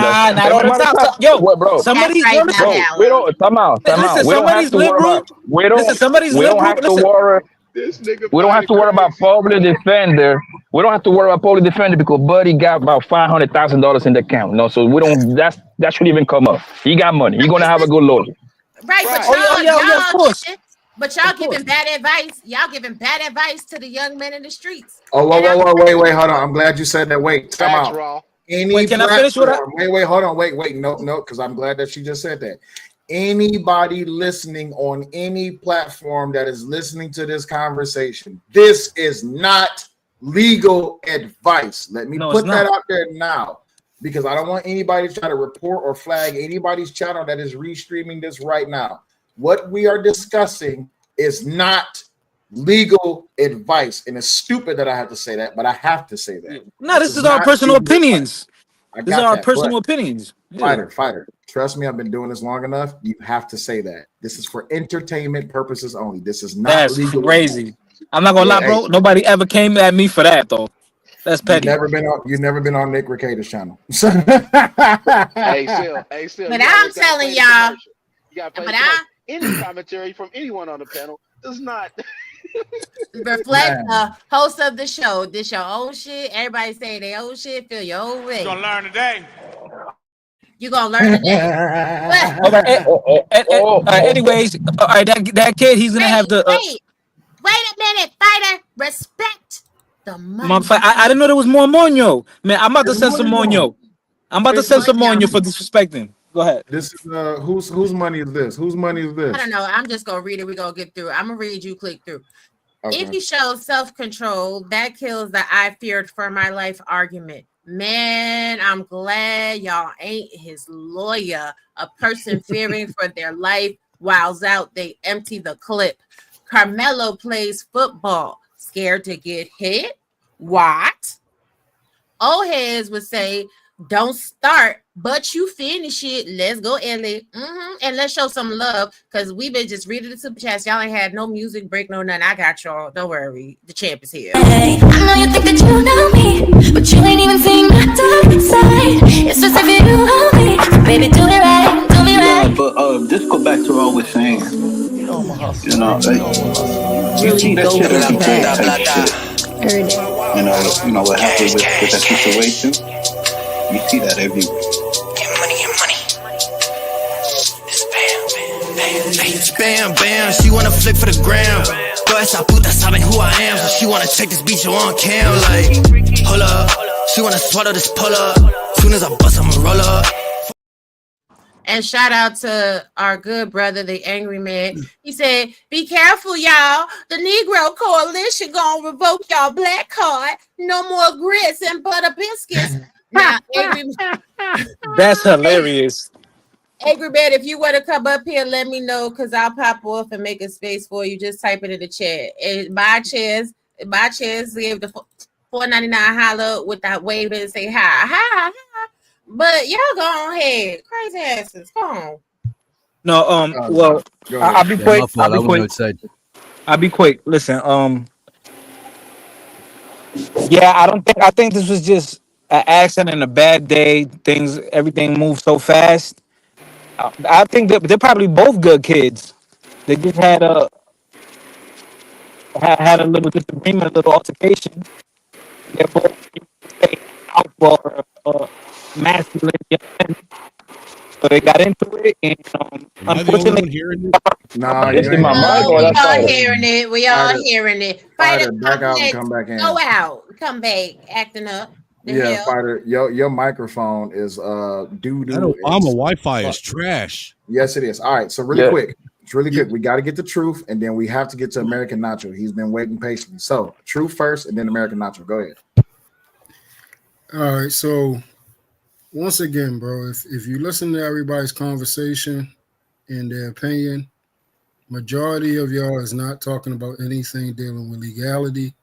Y'all talking about morality or your moral code or guides. If you're asking me if he stabbed him, if you're asking me would I have done that, no, I would have stood up there and fight. If you're talking about when it comes to the street, if I seen somebody get hit and get stabbed, yes, I have. Did I feel sorry for the person that got stabbed? No, I didn't. But that is a moral basis outside that has nothing to do with the courtroom, that has nothing to do with the law. And on top of that, we're talking about on school grounds. This is another thing. School laws has nothing to do with state laws. It's just like if you shoot Thank you. somebody, if you shoot somebody on school grounds, you're in trouble. If you stab somebody on school grounds, you're in trouble. You're going to jail. There is no weapons allowed on school premises whatsoever. And that is, I don't know no school that does not go by those guidelines. And that goes for sporting events. I don't care if they playing teacup. Anything involving with school activity inside those guidelines, inside those time frames, it's going to be penalized against whoever is the offensive. I'm going to ask y'all this. For those saying that, oh, he can be anywhere he want to be and whatever, at a Black Panther party that is at an open event that is allowed for anybody to go there, a white person walks in there, starts making obscenities, name calling, whatever. What's going to happen? Would you say that if that white person walked in there and started with them black people, would he be wrong? Or would you say, hey, you know what? He's allowed to be there. He's allowed to say things to the Black Panthers without having to worry about being harmed, without having to worry about being escorted, any of those type of things. We already know if we flip it, then the situation is going to be different. That's why it means the way y'all approaching it is false. We are making a black person that got stabbed, and it's a white person. Y'all would not say that the white person has a right to stab a black man just because he asked him to move and then he started to move him out the way. Y'all would be upset. Y'all would say, why you ain't stay there So and truth, fight or anything like that. Hold on, truth. let me Are you finish up. comparing that to a Black Panther rally, bro? Like Yes. the kid didn't go to a KK. The kid didn't go to a pro-white nothing, bro. The kid went It's to not a about, sports event. you're He's not an listening. athlete. It's about Okay. the environment. Oh, okay. My bad. Yeah, it's about, I'm only talking about environmental and situational awareness. This is the biggest problem. And this is what we should be teaching our children. Situational awareness, environmental awareness.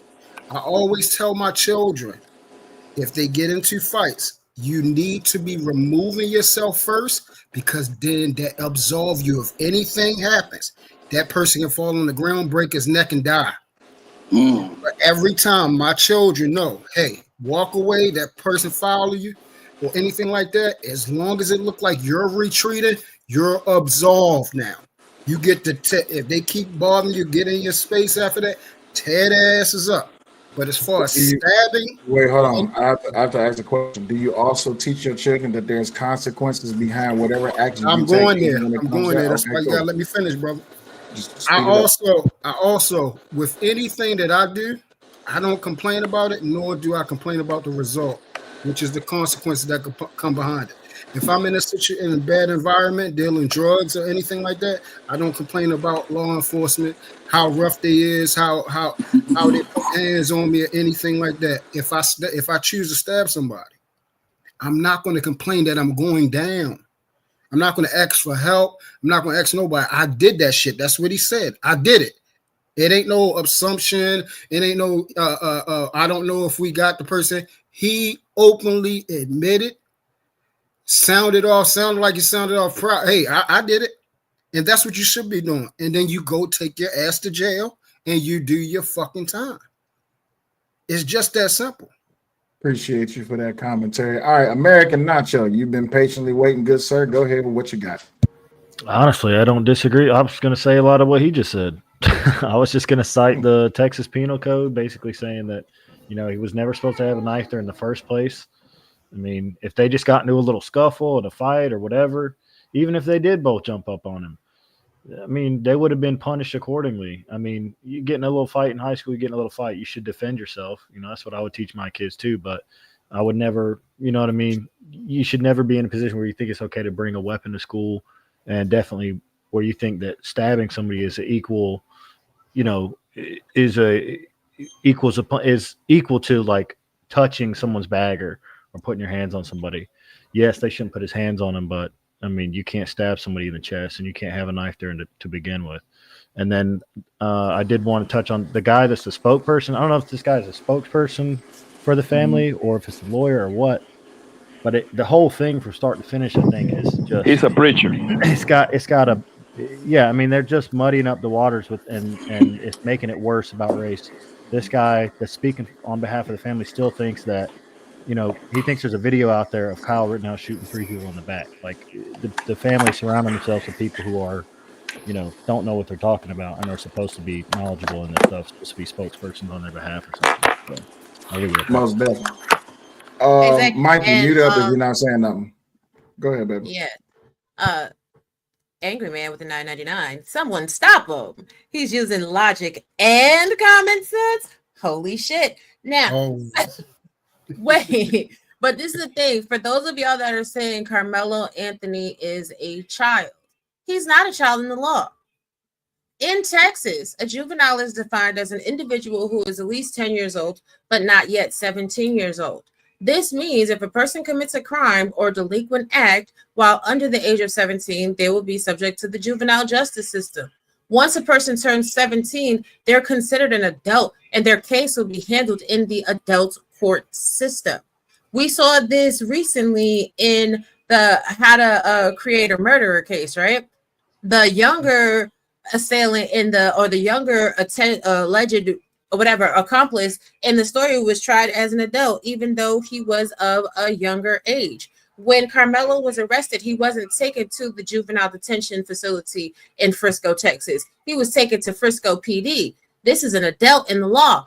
And y'all have people that are 17 years old signing up to serve the country. So when y'all call 17-year-old girls women, so when do we make the distinction? What is a child and what is an adult? It can't be an adult when you feel like it's something to your benefit, and then they're a child when it's something that's to their own detriment.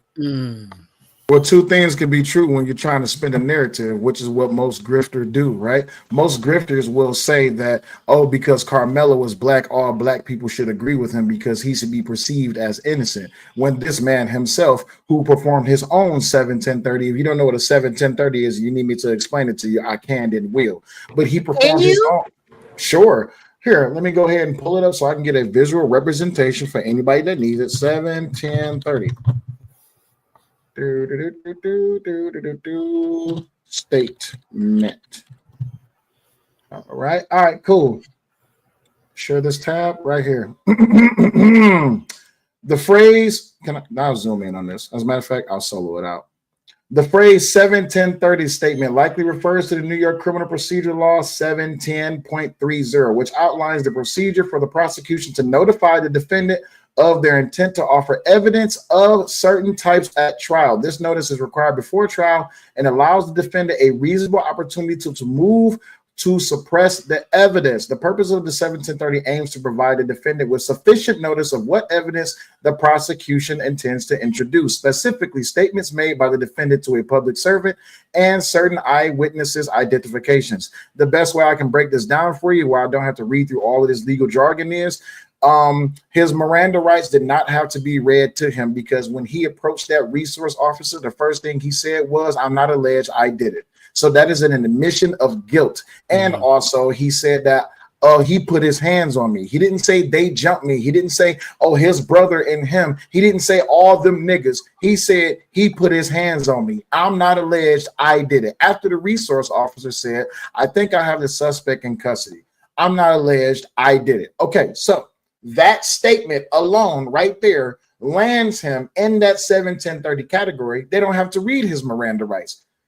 They don't, because he's not being questioned. And also what he should have did, what his parents should have did, was teach him how to shut the fuck up, because anything that you say can and will be used against you in the court of law. So I understand morally what a lot of people are attaching themselves to when it comes to this whole race baiting grift for bullshit. But my thing is this though, get away from the fucking emotions and stick to the fucking facts. He nailed his own nail within the damn coffin when he said that shit. And hold on, Zyrek says he's a child till he's 18. He's gonna get tried as an adult, because I'm sure he'll turn 18 before he's tried. And again, I try to tell y'all, but y'all never take my word for shit. So let me show you from the Texas District and County Attorneys Association. I'm trying to tell you what the law is in Texas. Like y'all got real problems with definitions in the law.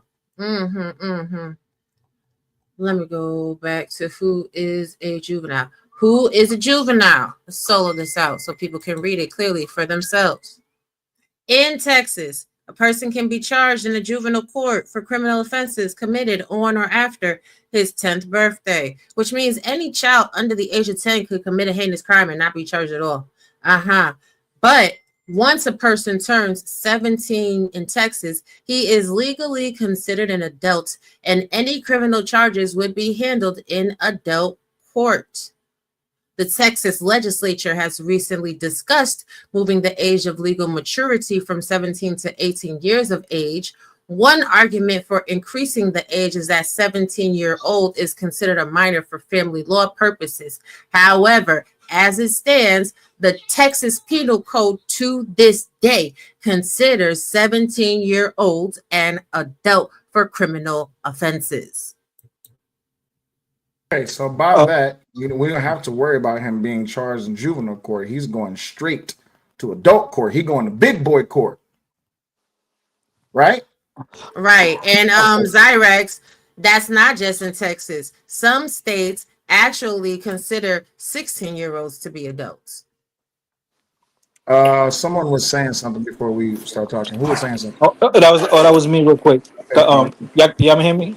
All right, so I just want to finish my point on saying he's innocent of first degree murder, but he's gonna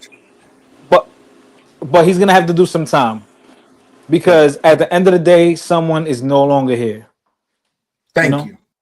That's it. Thank you. Now, let me ask you this, I think the knife wasn't my fault. I think the knife wasn't permitted on school property too. They might try to get him for that shit too, either some sort of probation or some shit. That alone, I think, is a felony if he uses it on campus. So when we go not to 100% the sure. Go ahead, American Nacho. My bad.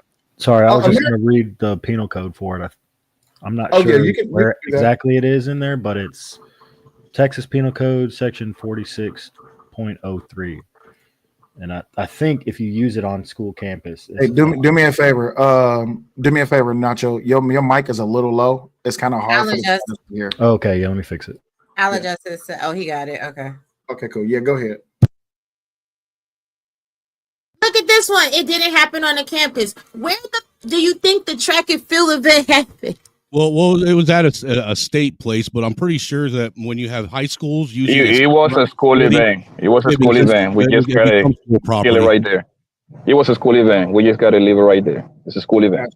Nacho, when you get ready, just come back off mute and you can take over. But anyway, really quick, page 11 of the Frisco Independent School District Student Code of Conduct. I have to give credit to Mr. Fantastic for putting this up on his community wall, and I've had it bookmarked in my damn Google ever since. But when you scroll down to page 11, I don't need to read all of this bullshit, but we're just going to go through the things that makes sense and that relates to this whole entire thing. And then I'll read the super chat and then American razor and box cutter. There you go. A razor, box cutter right there, or chain, or any other object used in a way that threatens or inflicts bodily injury to another person. A look-like weapon that is intended to be used as a weapon or could reasonably be perceived as a weapon. I don't need to read air gun, ammunition. A hand instrument designed to cut or stab another by being thrown, such as a ninja star or a kunai. Y'all need to go look up what those is. A location-restricted knife. To Poppy Blanco's point, if that knife is under 5.5 inches, then it's okay to be there. But here's the problem, and this is where it gets interesting.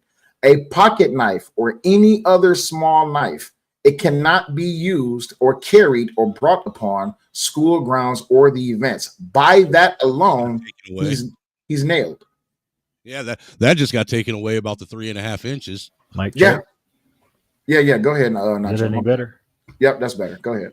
Okay, yeah, I was just gonna say it's Penal Code 46.03, and then the school district is like an independent. It's like a school campus, so it's not, I think, part of that high school specifically, but it's like the stadium itself is an independent district, like school district facility, and it was a school event, so it falls under that, exactly. code. So y'all get out your damn feelings with that stupid shit. It's not a school campus. You sound stupid. Really quick. Excuse me.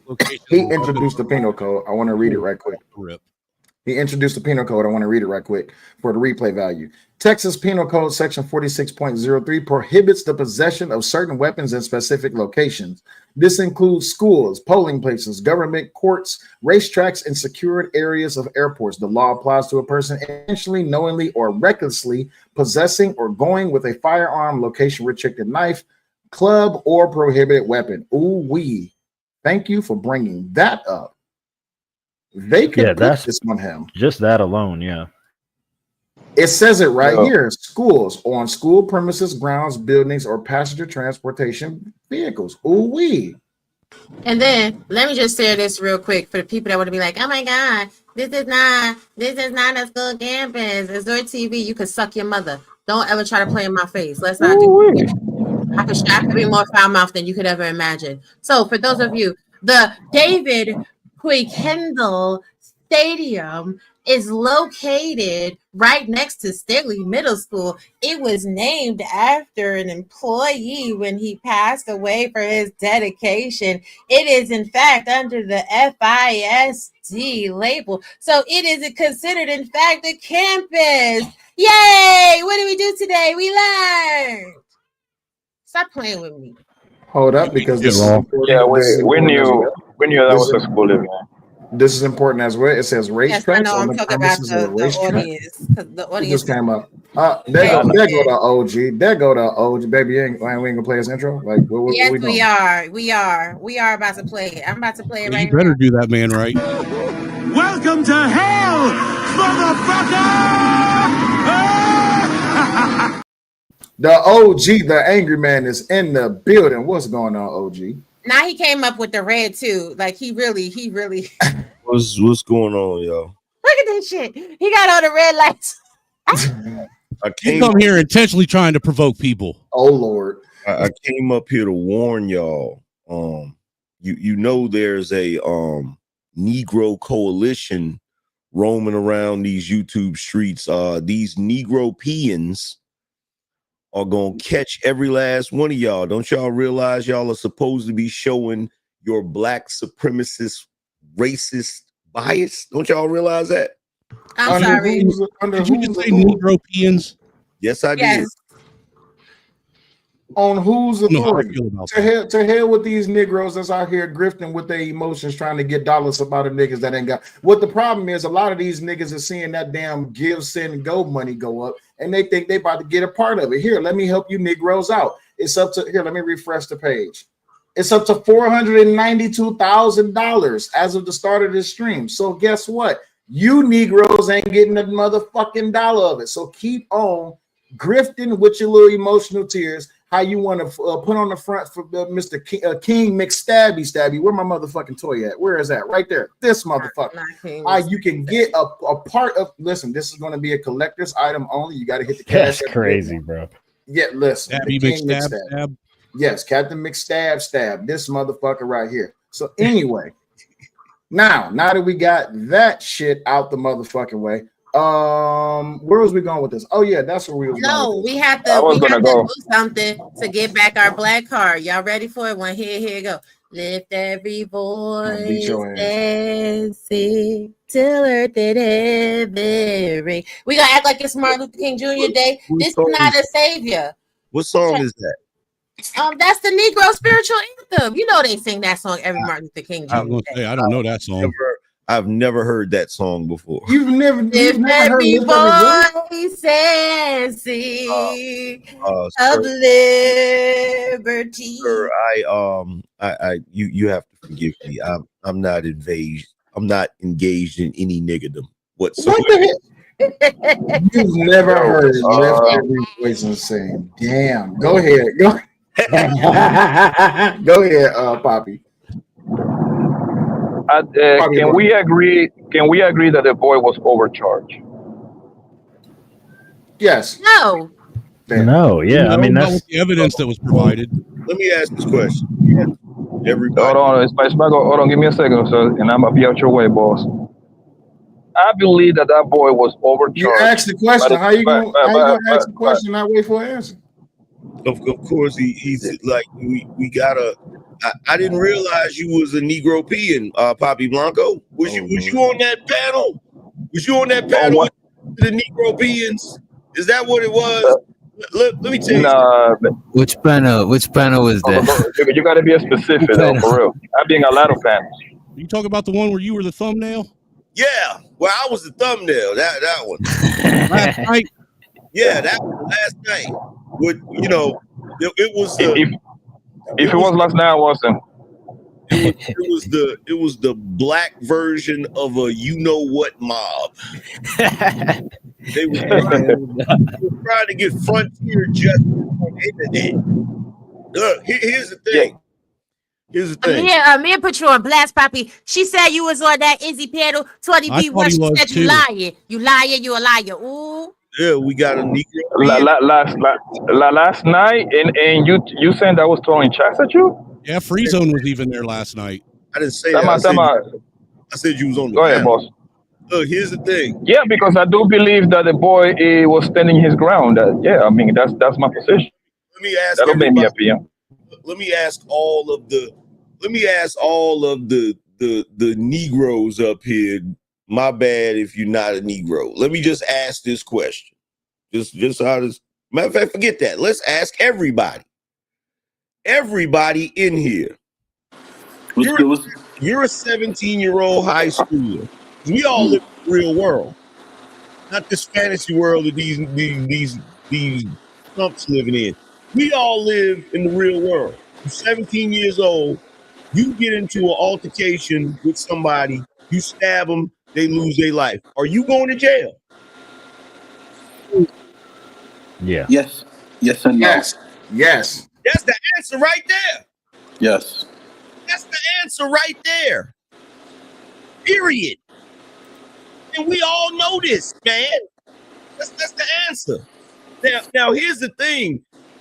Will, you pointed it out, and everybody is just kind of overlooking it.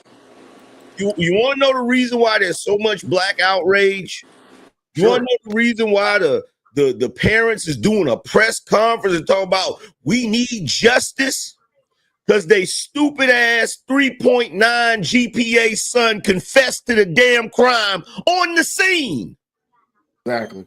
Facts. That's why they outraged, because they trying their best. They trying to fix what he did in a moment of stupidity. Yep. So it is at the end of the day. He should have kept his mouth shut. Yo, can you hear me? Yeah, we can hear you now. Go ahead. Angry Man, do you think that boy deserved a first degree murder? I think that little Negro did something that he shouldn't have did, and now he has to face the consequences, whatever those consequences may be. Now, do I think he should be in prison for the rest of his life? No. But he should get some time for doing that. Because we can chalk Yeah, but some my of question is, do you think the charge fit the like what he did? He fit first degree murder. That's all I'm asking. Yes or no? What are you looking for? Like, you know what? Here's the thing. You know what's really frightening me right now? What's that?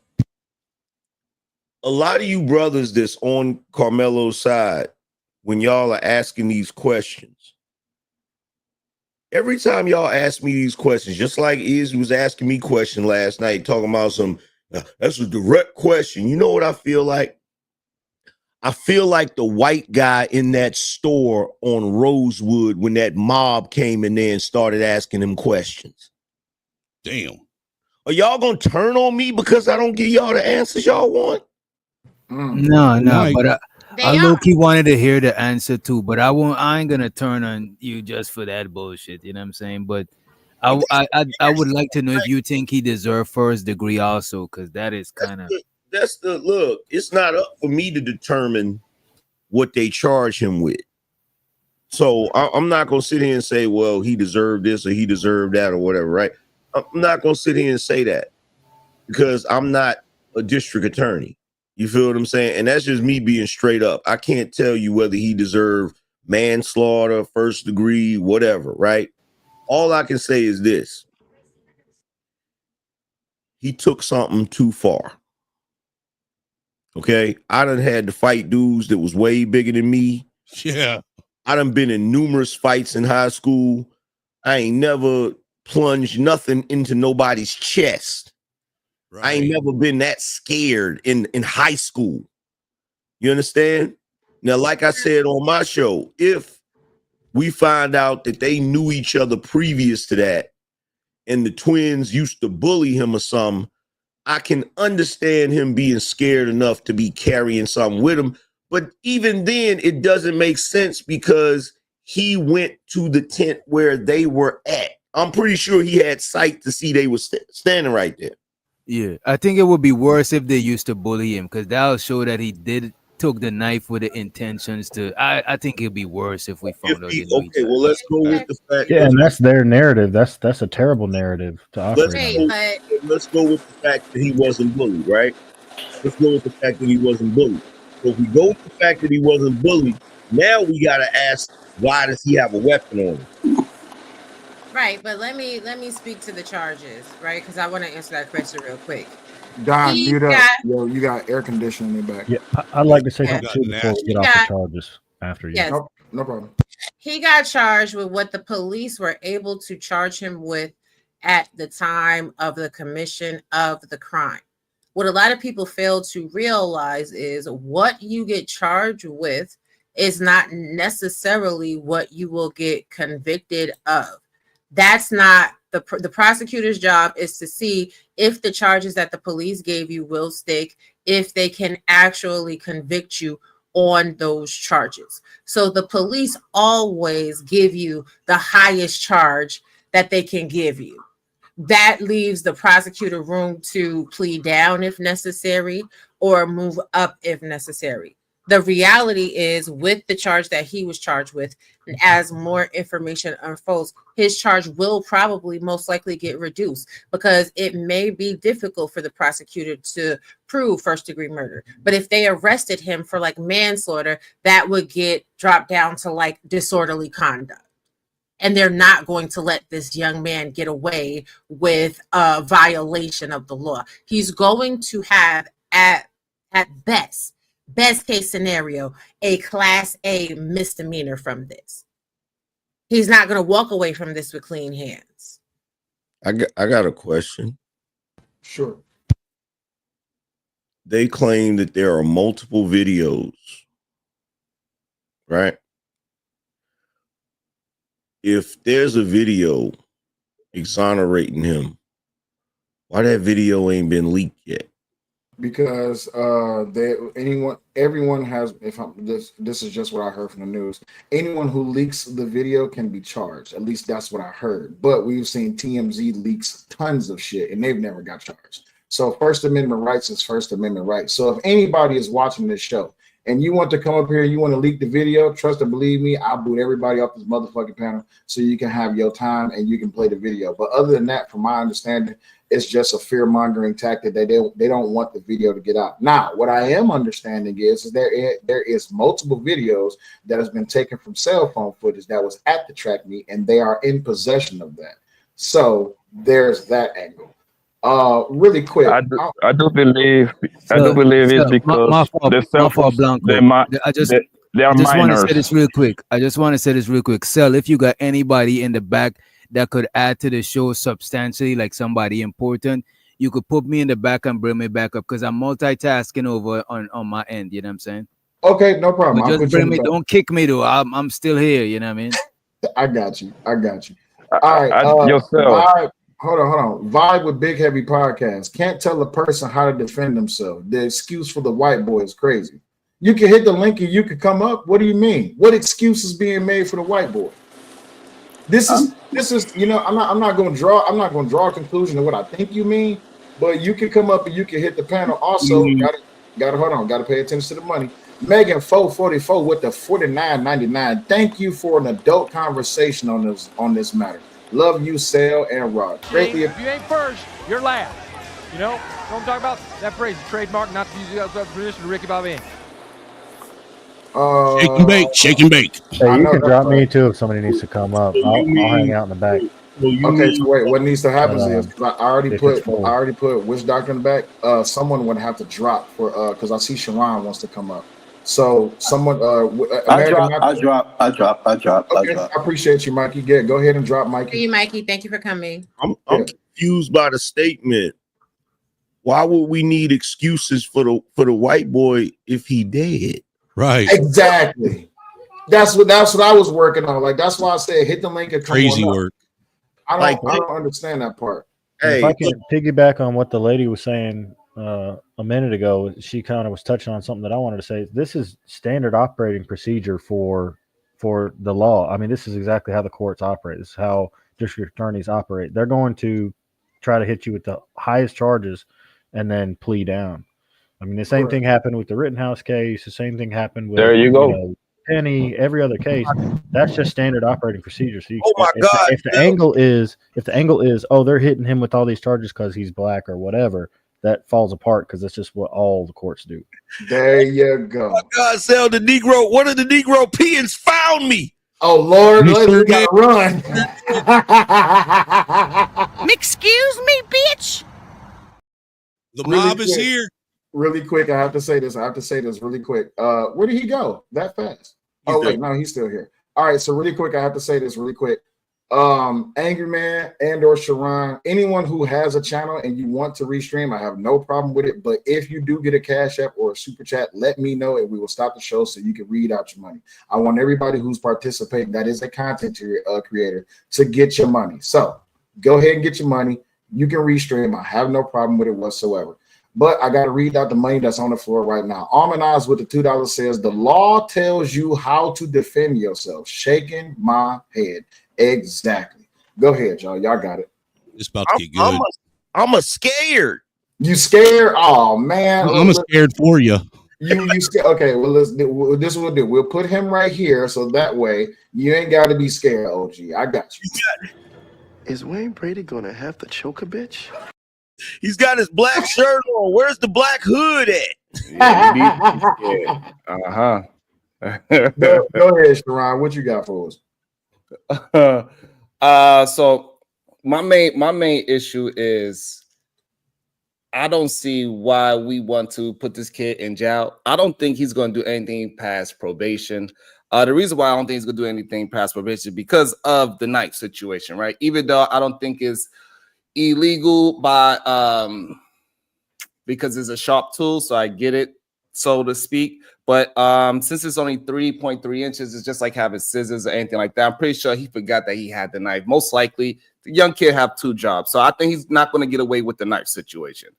And so I think he's going to get probation tops. So I don't think he deserved more than probation, in my opinion. Murder one, I'm glad that he got charged that, so this way he can get off because it's way too hard to charge.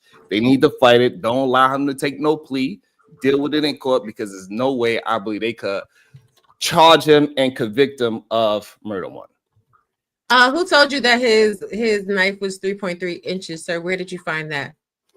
It doesn't matter, regardless of it. It said it's a little small knife, from what I understand. I don't know if it turns out to be a butcher knife or something like that, where it was like something like that. Then my thought process would change. But from what I understand as of right now, I understand it's a small knife. The knife was at minimum 5.5 inches, which violates Texas Penal Code and is in fact a felony. No, but we don't have the size. So they said the knife was 5 inches, or that's the penal code you're talking about? Because the penal code says 5.5 inches is considered a landing knife. So that means you have it on your side. But from what I understand, he didn't have one of those. But we get. So where did it? But see, this is why I like about I'm gonna use Angry Man's word, the Negro Europeans. You're saying that the knife is 3.3 inches. Where's the documentation of that, sir? What I'm saying, that's what people are saying. That's the regurgitation. No, we're not going by hearsay. So people are saying that it's yeah. I'm telling you what I heard, and I'm saying that I don't have no record report of Who it. is it with the toy? The people that are talking about the case, majority of people are saying that the knife was 3 inches or whatever the case is. So by what you heard, not trying to find the facts. So that's the information. None of us got the size of the knife yet. None of us. We don't Sorry know if about that. it's I had a child interruption. Give me 1 second. I had a child interruption. That was all the toy music that y'all just heard. I'm just trying to figure out. Wait, hold on. Let him finish his thought because he up here. But I had a child interruption. Oh, come on, he never lets anyone else finish a thought. He don't let nobody finish. I mean, he is a Negro European. I mean, he was a part of that 20v1 situation. At least that's what I heard because I didn't watch it.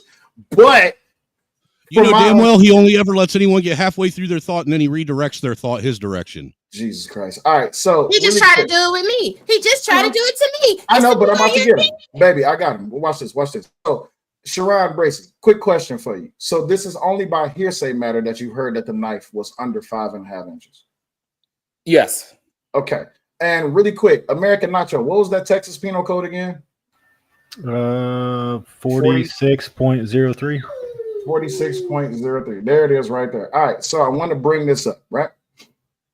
Texas Penal Code 46.03 prohibits the possession of certain weapons in specific locations. This includes schools, polling places, government courts, racetracks, and secure areas of airports. The law applies to a person intentionally, knowingly, or recklessly possessing or going with a firearm, location, restricted knife, club, or prohibited weapon. And we can see right here highlighted when we talk about racetracks, because this did happen on a racetrack. Now, Raw pulled up that the stadium is within, I think, 1,000 feet of a school, is right next to a middle school, right? Baby, you there? Yes, Okay. It's right next to it. It's considered a school facility. It's a campus. Right. It's considered a school facility. And then we also have to look at the student code of conduct. Shout out to Mr. Fantastic again for putting this on his community tab. When we look at the first independent Frisco Independent School District student code of conduct, we go down to page 11 right here. We don't need to read through all of this other than a razor, box cutter, or chain, or any object used in a way that threatens or inflicts bodily injury to another person, a look-alike weapon that is intended to be used as a weapon or could reasonably be perceived as a weapon. We don't need to read about air gun, ammunition, a hand instrument designed to cut or stab another by being thrown, such as a ninja star or a kunai.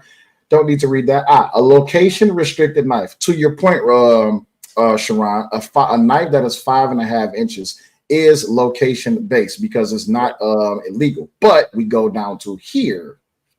A pocket knife or any other small knife is not allowed on school premises. So the question now remains, with all of this, that is with all of the penal code, with the student code of conduct, with everything that is surrounding this particular incident, is it fair to say that he had that knife on that premises illegally? Not illegally, but it's just not permitted on school grounds. It's not illegal to have a knife in Texas at the age of 17. No, so not illegally. Okay, so not permitted on the school grounds. Hold on 1 second, got to check the incident occurred It at is at least a David. misdemeanor, even to have a knife. Period on the school grounds. That's what the penal code says. So it is illegal. Okay, so it is at least a misdemeanor. Go ahead, Raw. I posted some of the. I copied and pasted some in the back chat if you want to read it. Oh, okay. Exactly. Like it's a school facility. Mm-hmm. Him having the knife. 5.5 or over. Sorry, 5.5 or over is considered a location restricted knife, but the usage of any blade or possession of any is at least a misdemeanor. And then when you use it, if you were to use it in any kind of aggravating factor or whatever, then it is a crime. Correct. Go ahead, Raw, and then we gotta read the money. Yeah, like I agree. Like the fact that y'all are trying to make this anything else is pure and utter bullshit. Like I get it. Y'all see yourself in that little boy, right? You're like, oh my God, that could be my son or whatever. Cool, I get it. But at the end of the day, that could be your son that committed a crime. And ultimately, y'all gotta stand firm in that. Like there is no getting around this. Like a 3.3-inch knife, that's not even a pocket knife. That's not even a switchblade. In order to depress a knife into the sternum and reach the heart is not at the surface of your body. It's fully protected. That takes a bigger knife to even reach, even in the cavity of a minor child. So 3.3 inches just not gonna catch it. It's not big enough. That's not long enough. Yeah, but here's the thing, Raw. You got to remember, he may have been a minor child, but he was the size of a man. Exactly. So he's not. Yeah, this dude is 240 pounds. Right. Who was 240 pounds? Aren't they screaming about how Austin is? He's 6 feet tall and 200 and some pounds. So what you got to understand is this young boy was able to drive a knife into the heart of what is basically a grown man's body. Exactly. That's not no feet. Right. So hold on a second. Hold on a second. Hold on, Sean. You're next. In the Life with Mike, you can say whatever it is that you want to say, but we know that your mother was like the community doorknob. Everybody had a turn, and she wasn't a mother to you. We know that you was a latchkey kid. We know that your mother fed you off of food stamps and barely could keep it together with Section 8 housing. We know that your mother couldn't sell that box and afford to pay her $25 a month rent, which is why you were constantly facing eviction. We know this is why you come to the social media spaces and try to troll. I understand your mama was poor that she couldn't make sure you have an education. But see, don't make it going down in it. Yes. Hey, Raw, you might want to be careful talking about welfare. We got Negro people. You're right. We got broke niggas in the building. They're gonna get Dude, you're causing me to have PTSD off this welfare talk. All right, so the rules of the show is whoever talk last got to read the super chat. So, Angry Man, you just said something, you got to read the super chat. Deborah said, attention, please, whatever you do, do not ever get an attorney who thinks like Bracy. Damn. Terrible. All right, Marcus Antonio Castillo with $5 says, it is felony how the weapon was used. It goes up to felony. Considered homicide. Mr. Metcalf buried his son. Caramello, be a man. Son, take the punishment. 100 with the scales. Appreciate you. And again, for anyone who is restreaming to their platform, y'all need to be supporting your content creator. I want everybody to get their money.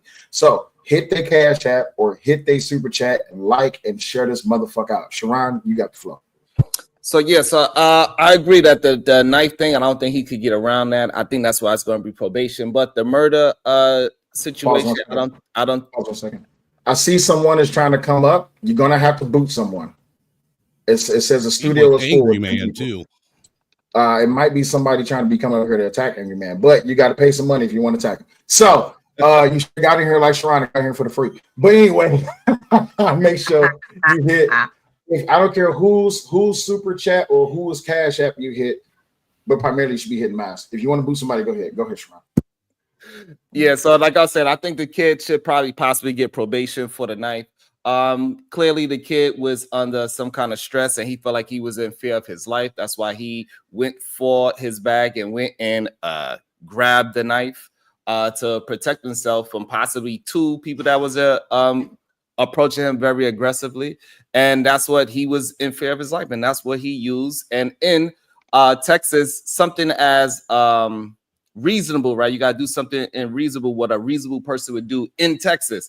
And so, and within reason, we could say that that kid, Austin Metcalf, or his brother, Hunter Metcalf, can give Carmelo with a K a concussion, right? We could According to who? The size of that man, if he was to connect him with fists, he would be able to give him a concussion, correct? We could all agree It's to possible. that. 240 It's possible. pounds, that's a possibility, correct? We all could say that's reasonable.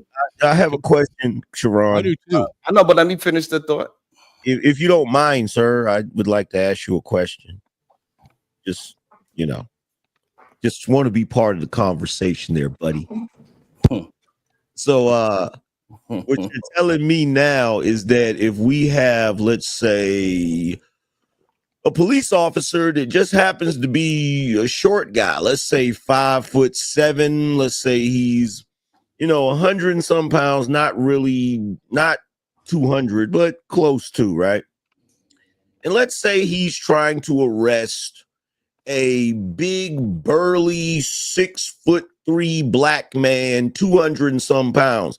What you're saying to me now is that cop has the right to shoot him because he should fear for his life because that guy is much bigger than him.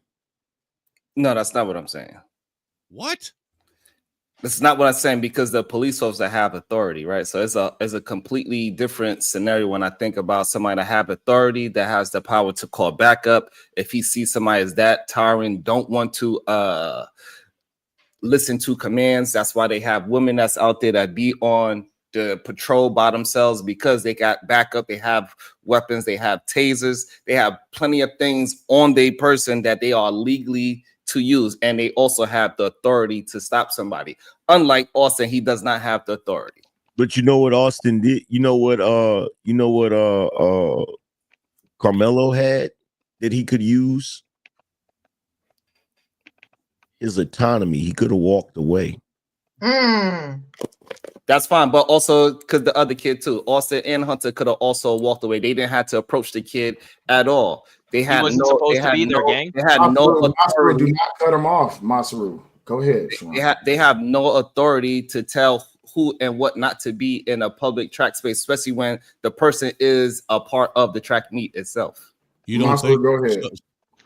What I was gonna say, because we've been arguing the same fucking point for the last 3.5 hours, is that the guy shouldn't have been there. Period. He was from a rival school, and the tent that he was under was not from his school. Therefore, it's a bunch of schools in there. It's at least 7 to 10 schools Oh, in there. let him finish his thought too. Like everybody wants to finish their thought and interrupts everybody else. Let him finish saying what he's saying. Go ahead. Yeah. So the point of the matter is, and this is the reality, he shouldn't have been there, and they told him to leave. He didn't leave, and then he acted like a pussy, pulled the knife out and shanked the kid, and then took off running. So at the end of the day, this kid's a little pussy, and he's gonna get what's coming to him, and that's just the reality. You guys could be like, "Oh, but he's black, boo-hoo, and he needs to get off," and blah blah blah. No, he needs to be put under the prison.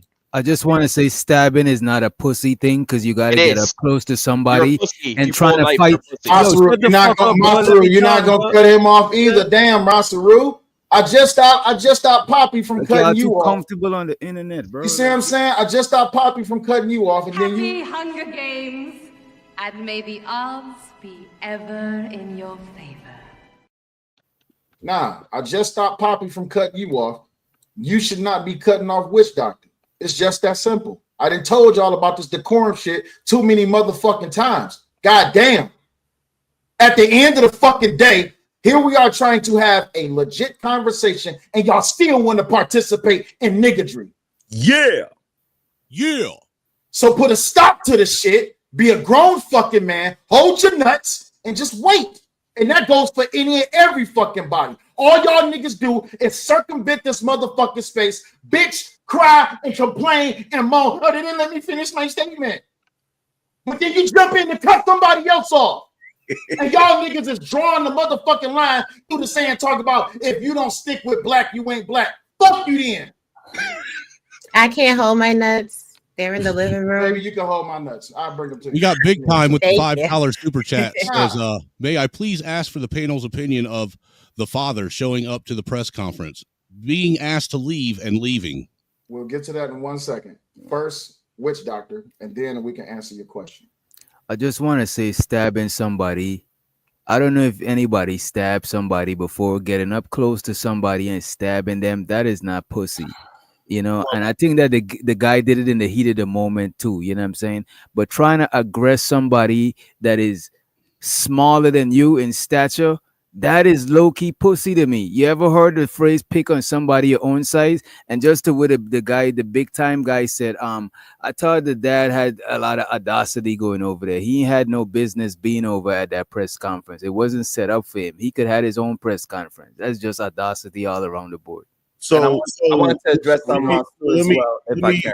Let me go in order first, Angry Man, then we'll go to Sharon. Go ahead. So I mean, the way I feel about it, as far as the press conference, is the father was totally justified in stabbing that person for making him leave the press conference. Oh wait, he didn't stab anybody? Nope, he didn't. He left willingly. My bad.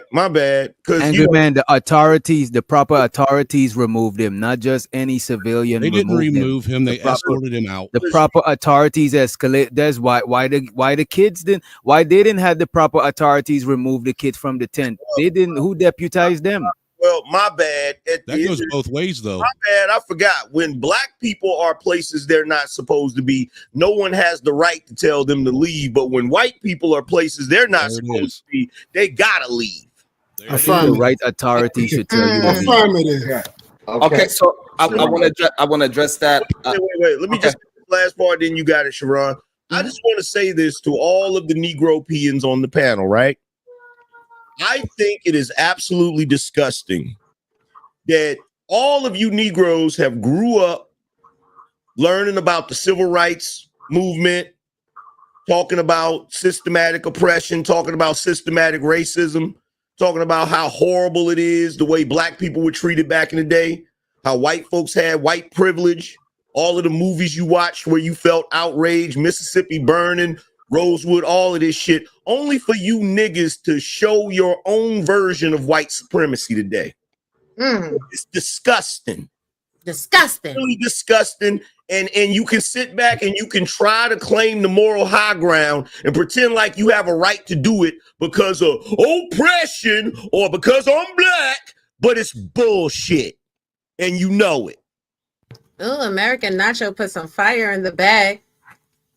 But don't worry. You know what? Actually, Sharon's a Negro peon. He'll let the white man go. Go ahead, American Nacho. I was next. I want to let him speak. He's been waiting.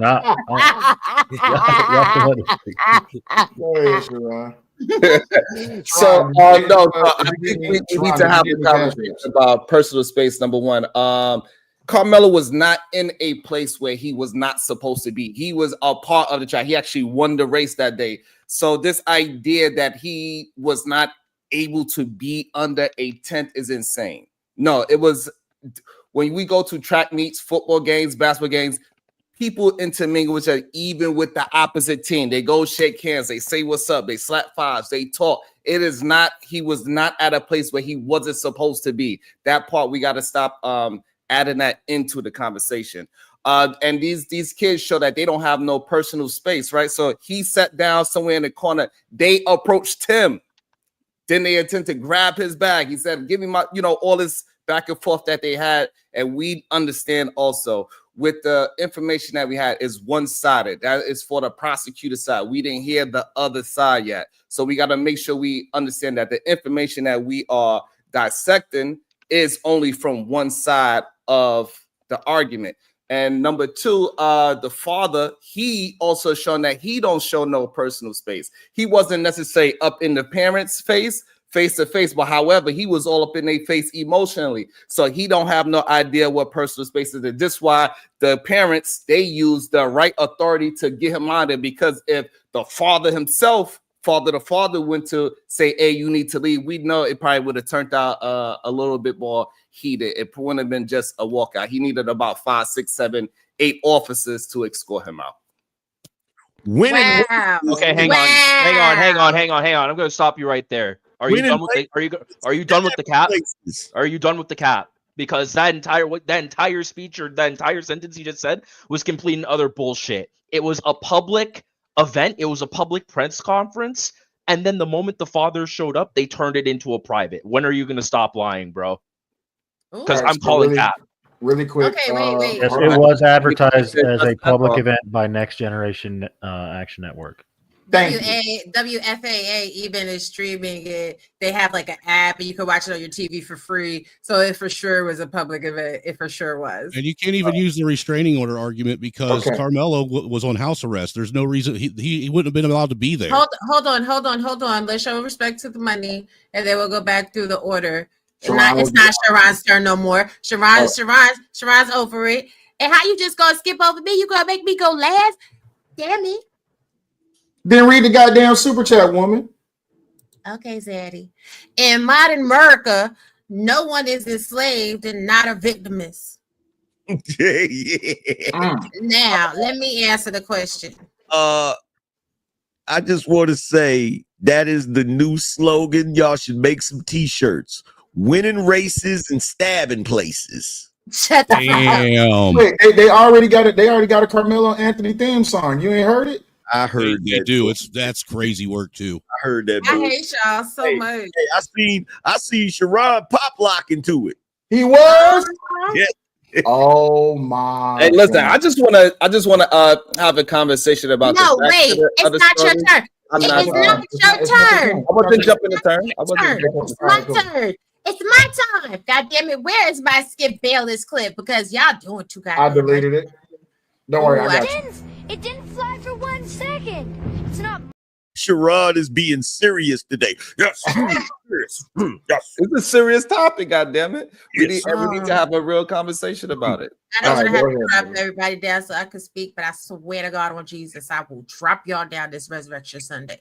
But okay, the same way that y'all feel like Carmelo Anthony had the right to be wherever the fuck he wanted to be, and then nobody have nothing. I want my solo screen too. The hell y'all think this is? And ain't nobody had the right to tell him he had to lead the tent. Then guess what? Then nobody had a right to tell Jeff Metcalf that he had to leave that event. See, what you're doing is you're conflating your Confucianism.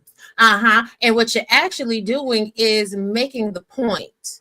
You're making the point that people have the right to tell you to leave. Now, the police officer shaked Jeff Metcalf's hand when they escorted him from the venue. But y'all get it twisted. Let's look at some legal definitions. The color of authority is that semblance or presumption of authority sustaining the acts of a public officer, which is derived from his apparent title to the office or from a writ or other processes in his hands, apparently valid and regular. State these. No, it's anime girl. Leave it alone. Who the hell is talking? No. Somebody telling their business. I got you covered. Hide your kids, hide your wives.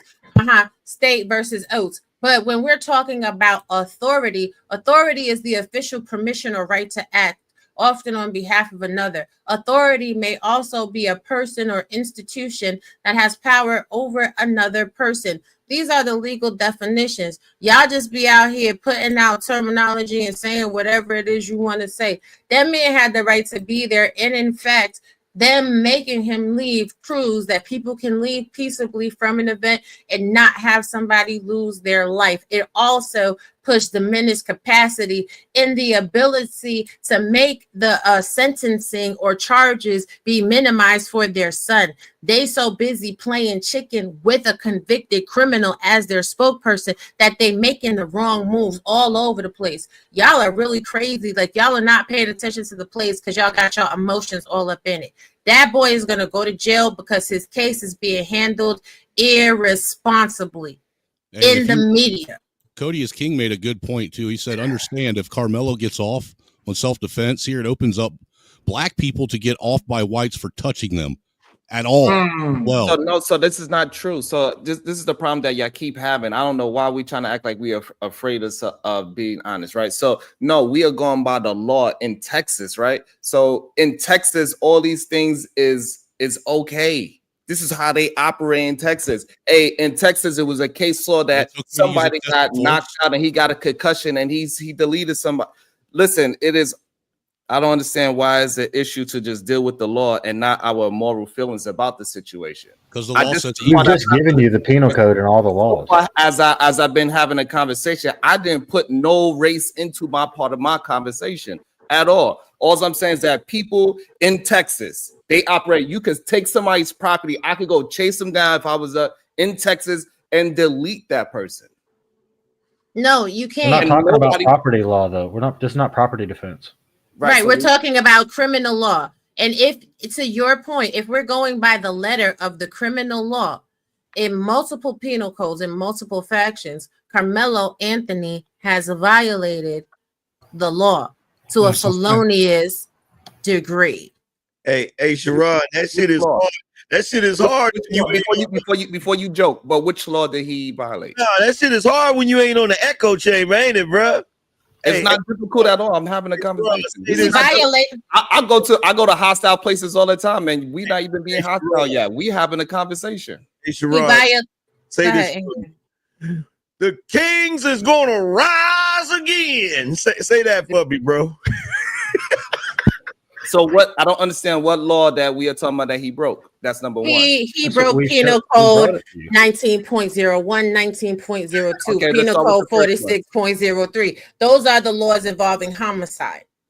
So no, I don't think he violated those laws of homicide because he was getting the aggressor was on him and he was protected. He stood his ground because also in Texas, you do not have to retreat the way how y'all keep saying that. Said homicide, not murder.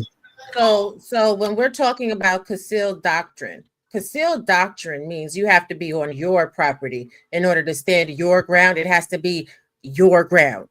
He was not on his property. He was on school property. So the concealed doctrine actually does not apply. I'm not talking about the concealed. Hold up, Sharon. You don't get no favor. You cut her off. I cussed everybody out for cutting people off. Let her. We having a back and forth, but we're not even cutting each other off yet. But watch what happened. I just seen the other day. Two niggas got into it because of interjecting. So let her finish, and then you got it. So the stand your ground law, right, is also known as Castile doctrine. Okay, and it applies within one's home, one's vehicle, one's place of business. Okay, now some can say it also applies to public places where people have the legal right to be. The only thing is FISD property is not a public place. It belongs to Frisco Interdependent School District. So Castile doctrine does not apply.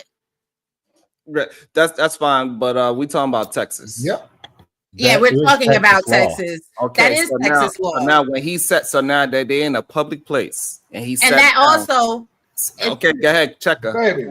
You do your thing. I'm old one. I'm old one. I've been interjected all day. You get the same goddamn treatment everybody else. Okay, well, I'll be in trouble, but I'm still gonna say what I said.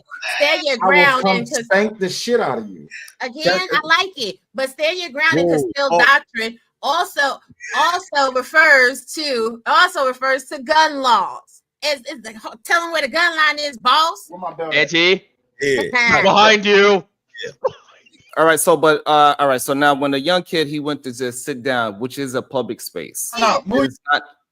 It is not Austin or Hunter's space. It is a public space. They are in a track meet. He sat down, and when Hunter approached him and told him whatever he said, because we don't know exactly the words, but it was confrontational. And then so they having a confrontation. Then the other brother came and he inserted himself into the situation. He also was very confrontational. So it's two people. That's being speculation. aggressive. You're lying. I'm not being speculative. This is That's nowhere in any police report. You just lied. Even if you grant the argument, so the story is said that Hunter was the first one. Hunter said it himself on live air that he was the one that approached him first. And then Austin, most likely, I'm guessing he's the more aggressive twin brother. He was, and then they had their conversation. That's what happened. So we could say that. Hold on. Wait a minute. Wait. Hold up. Black and Proud, what the fuck is you talking about? When are you going to take a look in the mirror and remember your criminal activity you have committed that helped destroy the people you love to denigrate now? What fucking law did I break? Said denigrate now. Denigrate. I don't give a fuck. Out of third grade. What fucking law did I break? And what people did I fucking denigrate now or denigrate now? When you motherfuckers is the most degenerative people on fucking earth. Uncle, honestly, just ignore them. Just ignore them. They're just trying to get a rise out of you. No. Here's my thing. Motherfuckers will talk shit, and I see all the little slick shit y'all saying in other chats. But still, specifically, what fucking law did I break? Because if I didn't break a law, don't speak to me about something that I need to go look in the mirror. I look in the mirror every fucking day. But you niggas like to sit up on this motherfucking app and grift for bullshit. Now here, I'll grift for everyone. Your content creators are spending time participating in this conversation. Everyone should be supporting their content creators. Sharon, Angry Man, Raw B, Angry Snowman, my DJ Witch Doctor. We all putting in work. Yep. I could cuss our fighter ass because his ass ain't on the goddamn panel, but he should restrain it. But support your goddamn content creators. That's right. Exactly. But let me just say this real quick. The one and only verbal assassin, you don't have to be on your property. Y'all better stop listening to these jailhouse wannabe in the chat attorneys. Are you nuts? Are you nuts? Let's see what the law officers of Matthew D. Sharp say and the penal code itself. In the individual's legal right to self-defense also applies when they're compelled to defend their property. If the individual doesn't retreat before using force in self-defense. In short, this is Texas stand your ground law. Like, what the fuck are we talking about for real? So that means like, you don't have to no, that means you have to be in your property. You have to be in your property. That also applies, but applies within one's home, vehicle, or place of business, as well as in public places where they have the legal right to be. But you also have to retreat. And like I said before, Frisco interdependent school districts. Yes, you do. You do not. How does the Oh my God! Hold on. Before crazy? Yes, you do. You do. Let me finish my statement because Self stopped me because he wanted to address the chat when I was talking. I really don't understand this. Like he interrupted me when I was talking. I'm just trying to finish out a statement. That's all. That's not what I'm talking about. What I'm talking about have a duty to retreat. Go ahead, Angry Man. I don't understand this, Ron. Like, you were on a panel about me. There was a 7-hour panel, and you're here now. You don't want to speak to me. Can I say something? But the problem is, I was talking, and so he wanted to address a chat. I was in the middle of talking. Do you find it strange, Sel, that Negroes will pile onto a panel that has my thumbnail on it? Biggest day, but then when I'm on a panel, niggas don't want to engage with me. Here, let me make it possible. Y'all got it. Go ahead. So what you're telling me is that the school venue didn't belong to the twins, right? But the public venue that the Super Afro Action Negro Network was at belonged to them. No. That's not what I'm saying.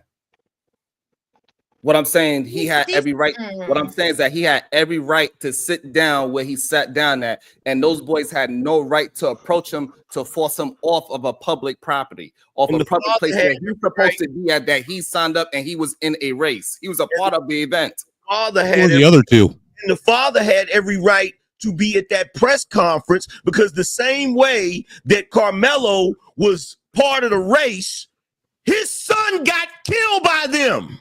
Yeah, but he wasn't invited to this press conference, and the law. He didn't need to. The He didn't need to. It was public. The authorities at the building, they deemed that he wasn't supposed to be there neither, so they escorted him out. So regardless if you feel like he's supposed to be there, the authorities, the proper authorities, Actually, the owner of the property had him trespassed. That's what really between happened. Angry Man and Sharon. Everybody stay out of it.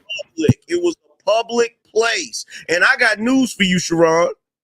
I don't know about you, but if the parents of the child that stabbed my son and put him in the ground is doing a press conference to play the victim, you damn Skippy, I'm showing up there. In fact, I feel like that father showed up there and was way more cordial than he should have been. Well, that's fine that you might think that. However, I think that father, he was absolutely out of pocket, out of bounds. No. He's coming from someone who wants to confront everybody on everything. Personal space. I don't know what's the problem, but no, he needs to respect people's personal space and their emotional space. That was for those people to have a conversation to address the press. It had nothing to do with that father. They was not even addressing the actual case or addressing anything about Dave Fallen's child. Wait, hang on a Why second. did they make it public? Are you gonna hang on to two people in the middle? I'm trying not to pop the fuck off, but goddamn, it's two people in the middle. They got it. Let me ask you this question. Sharon, you old enough. You probably seen the movie. Back in the day, A Time to Kill. Did you cheer for Samuel L. Jackson when he bust up the courtroom? Yeah, you did. You lying. Oh, you lying. Yeah, you did. Sharon, you've never seen The Time to Kill? There's no need for me to lie. I did not see the movie. Okay, well, screw. You didn't see it. Fine, cool. I'm gonna ask the rest of the people in here. It's okay. You have a conversation with me. You want to address one of the Negro peons. The Negro peon is here. Don't try to move it. We don't need no hypothetical conversation. That's how I know he lying. That's how I know he's seen that movie because he know the point. I do not know the point you're trying to make. What I'm trying to do is get you to have the conversation with me. You know the point I'm about to make. You know what? I'm starting to realize why you niggas pile up on panels instead of coming to my show for the smoke you got with me. I be in your channel and I talk to you all the time. So don't even do that. You don't drop the link that often. Whenever you drop the link, if I'm there, I'm going to hit it. You don't drop it that often, but when you do it, I will hit the link. Right. So now go ahead and make your point. But I did not see the movie. I don't like to converse that much with Negro peons. Anyway, going back to what I was saying, to everybody up here, every last one of these Negroes cheered. Every one of them cheered when Samuel L. Jackson busted up in that courtroom. Damn right they deserve to die. And I hope they burn in hell. That's fine. But let's talk about what actually happened, not a movie. People that don't have no real point, they love to go through hypotheticals and things that are made up, right? So, but me, I'm trying to stick to the fact and the point of what is actually happening, give you my real thought about what's happening and why that father, this is why you attempting to talk over me, even though Time out. You're doing too much. Time out. Hold on, wait, time out. Sharon, you was talking, so read the super chat, please. Yeah, but you gotta let me. I'm not able to finish. Read the super chat. You're the last one talking. That's the rule of the panel. Whoever was talking last while the super chat comes in, I'll read it. Big time. Said for the panel, A Time to Kill was race swapped. Harris versus the state of Mississippi, 1988. Oh, so it wasn't just a movie. So it happened in real life too, Sharon. Yeah. Go ahead, Sharon. Finish your point. You do know movies are based off of things that actually happen. You do know that. It's called art imitating life, Negro peon. You didn't know that Harris versus the state of Mississippi was a real case? You didn't know that actually really happened to a little girl? And the prosecutor's closing statement was the most prolific closing statement that has ever happened in a legal forum ever, because he detailed the events of the crime and then he said, imagine if she was white. Yes, now imagine if Arthur Metcalf was black. Oops. Uh-oh. Got your ass. Yep. All right, now go ahead. Go ahead, because I'm not gonna let what happened on the other panel when it was 20v1 and Angry Man wasn't even there. So Sharon, go ahead. You have the floor. Yeah, so Even Sharon, I can show you respect. While niggas talking about I can't show respect because I'm not everybody's cup of fucking tea. Anyway, go ahead, Sharon. So again, lost my train of thought. So now with the, I guess Samuel Jackson shot up the place in the movie, and I'm guessing in real life he shot up the courtroom as well. I don't know. I never heard of this case. I didn't know that somebody came into a courtroom and shot it up because of some kind of racial case. I never heard of that, but I will do my research on it. Regardless, I'll put it in the back chat for you. That's crazy. Regardless of the fact, the father, he should not have been there, especially if he really if he was trying to protect his son and tried to help his son out and get this young man convicted of a crime that he did not commit in the first place. He shouldn't be there because says who? Says no.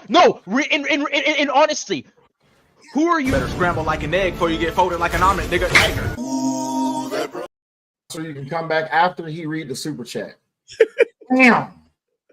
Go ahead, Sharon. Finish your point and read the super chat, and I'll bring Masaru back. Jesus Christ, y'all niggas have no panel etiquette, or fucking decorum. Jesus, diarrhea of the fucking mouth. I love you, little nigga. But wait. Go ahead, Sharon. Big time. Two white twins were attacked by a black attacker in Harris versus State of Mississippi. No. No, it was a 12-year-old and a 16-year-old little girl that was forcibly raped and badly beaten in their home in South Haven in DeSoto County, Mississippi. Okay. Oh, you legal eagles. Let me shut up. I'm not sure what that had to do with this case, but oh, you need me to explain it to you? Sure. You need me to explain it to you? So now, all of a sudden, like whenever there's a black victim, you niggas turn into Super Sleuth Inspector Gadget Columbo. But when it comes to the other way around, all of a sudden, you niggas can't comprehend. So the problem is, while I'm having a conversation with you, I didn't bring race into it. You keep attempting to bring race into it. I'm not. So, but if you, I'm talking to you, right? I'm not bringing race into it. I'm going by. You know why I'm doing that? Okay. You know why I'm doing that? I'm doing that because that's the same shit white folks used to do. They used to have racial bias towards black people, and every time somebody would bring it up, they would pretend like they weren't being racist. It was just about justice. You niggas learned well from your slave masters.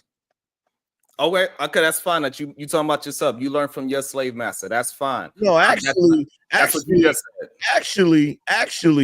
Actually, that wouldn't totally apply to me. Well, that's what you just said. You said you did that because that's what they do, and you learned well from slave masters.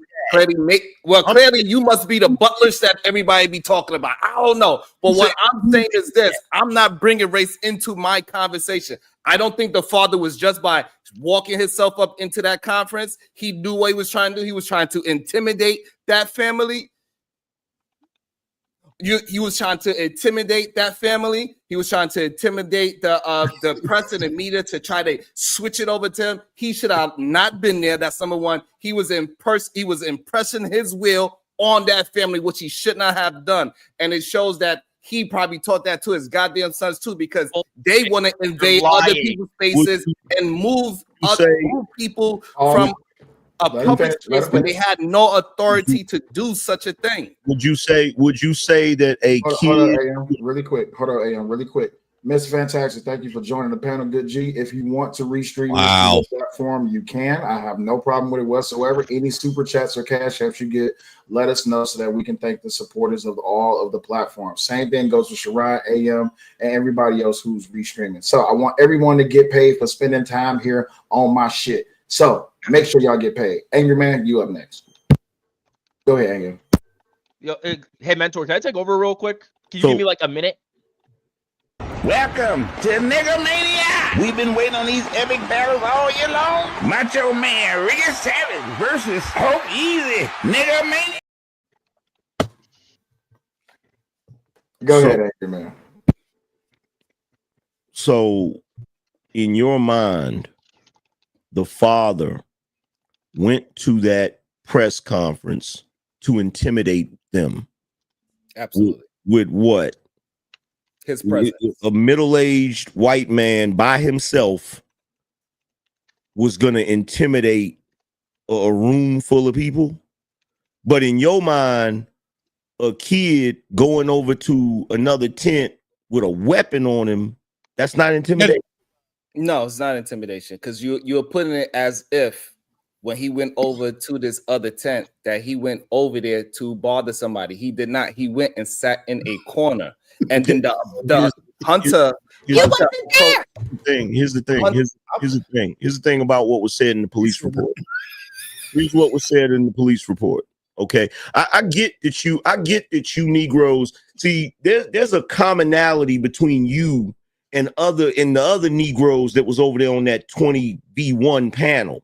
Y'all don't know how to have a conversation because you want to dictate to people. See, that's how I know you don't really want to have the conversation, because you want to stand up on the podium like Dr. Martin Luther King and just yell what you want to say at people, and they don't get to respond to you. Right? No, that's not what's happening right now. Okay, so then let me interject and have the conversation with you. You have been interjecting. I've been getting interjected a lot without even losing my. I'm allowing all of this, whatever you're saying that I'm not doing. It's been happening.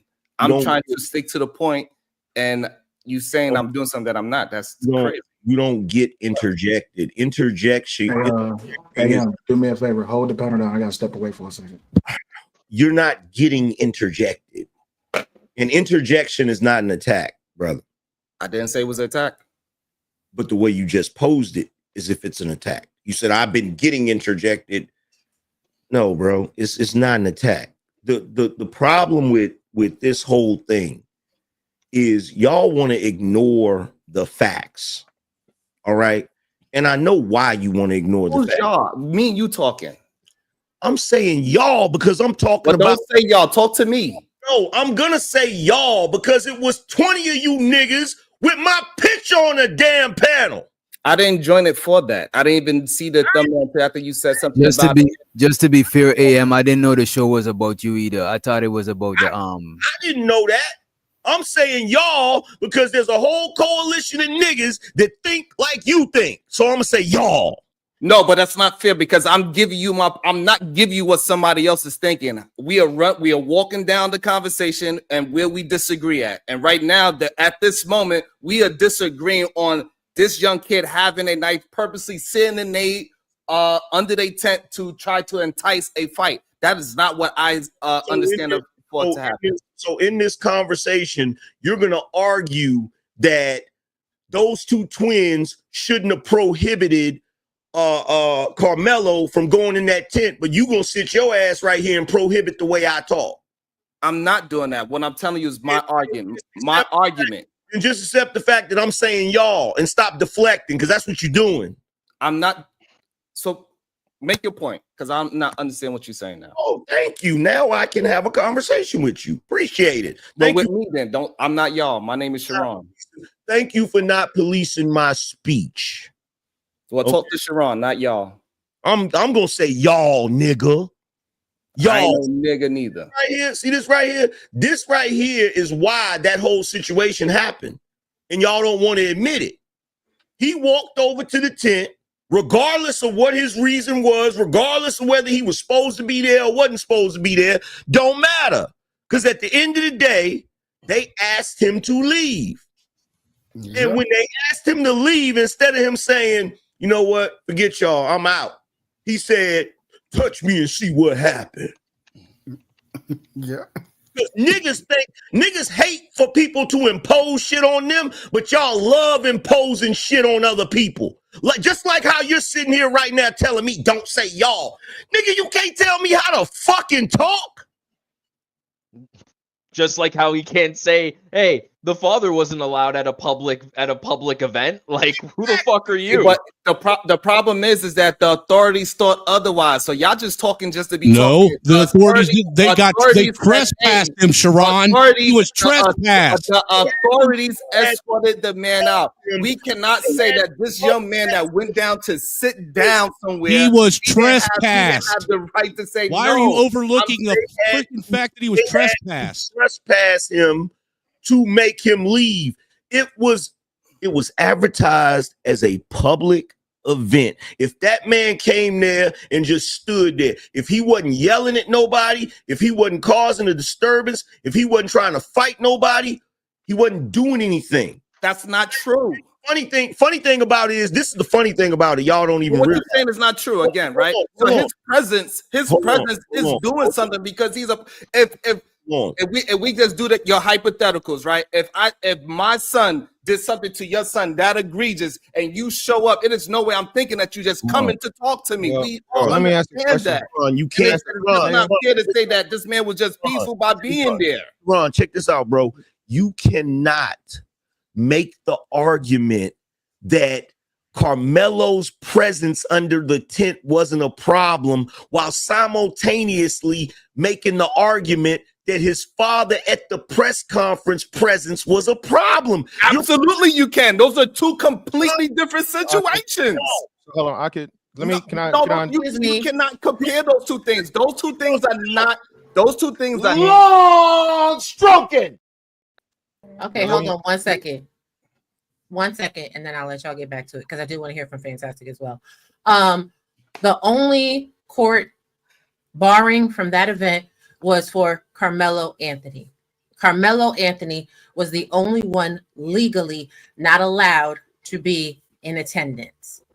Now, Jeff Metcalf was trespassed, but there was no animosity, there was no hubris, and in fact, the police officer shook his hand on their way out of the venue. Can I say one quick thing?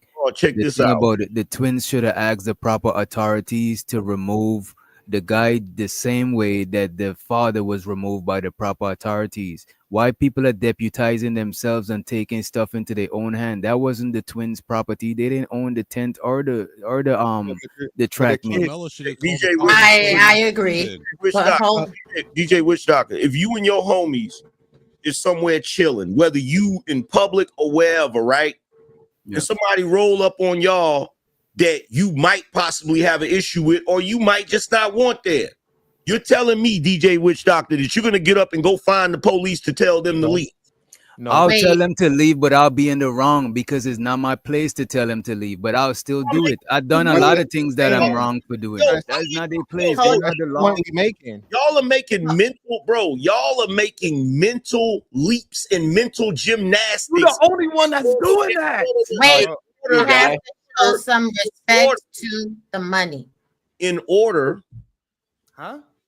I have to show some respect to the money. Now, why I said what I said about only Carmelo Anthony being legally barred was because Illmatic X said that in the chat. Thank you kindly. But Amanize with the $2 said, what was his will? He and his family are the victims. Agreed.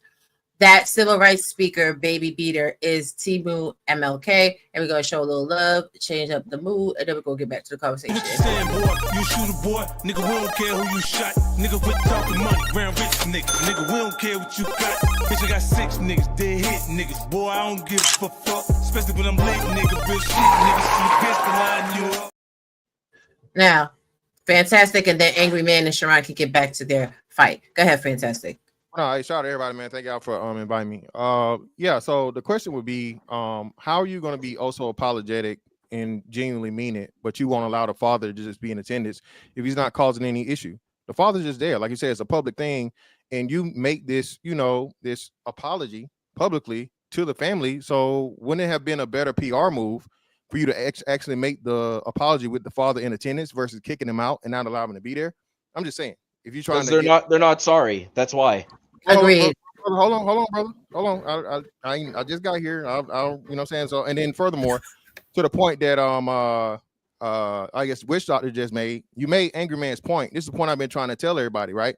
of course, we all know, keep your hands to yourself. Don't touch nobody. But fights happen every day, B. Okay? The world is not perfect. We as grown adults do shit that we know we're not supposed to do, and you do it anyway. So now you're taking away from children, which we've all been teenagers, to where, hey, this our shit. You know what I'm saying? You ain't supposed to be over here. You confront the person. Shit get a little bit out of hand. A push, a shove happens, or a fight happens, and that's it. Everybody walks away.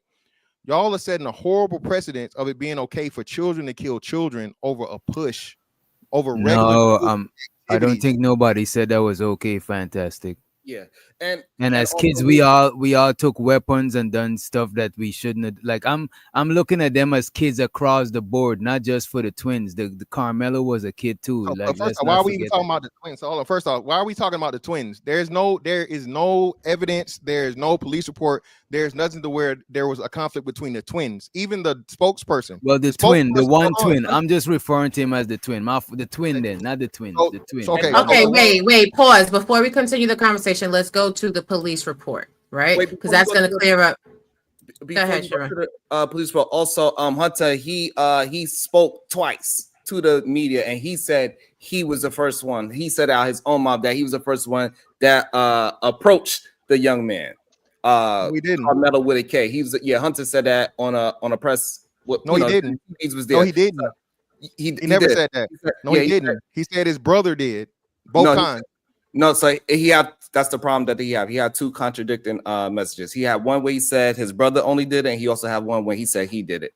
So that's just what Hunter did. He's being emotional, so they're gonna probably say that he wasn't really sure because it was one that happened immediately, and then was one that happened later on, and the one that most of the people seen was the one where he said my brother approached him. But Hunter said in one of the press conferences or when he was being interviewed that he approached him first, and then Austin he probably a little bit more of an aggressive brother, and he took over the conversation. Pull up the source. Just pull it up, bro. I'm having a conversation with you, bro. Pull up the source, bro. I'm asking you're making a claim that you're the first person I've heard over the whole debacle in this whole situation for it. You're the first person I ever heard say, "Oh, he said he did it too." So I'm simply asking you, let's but you also kill all the speculation and pull up the source. Right. So Sharon, this is the thing. I understand what you're saying, Sharon. You're saying he's talking, right? You know what I'm saying? I know somebody better read this. Wait. I'm trying to get to it, baby.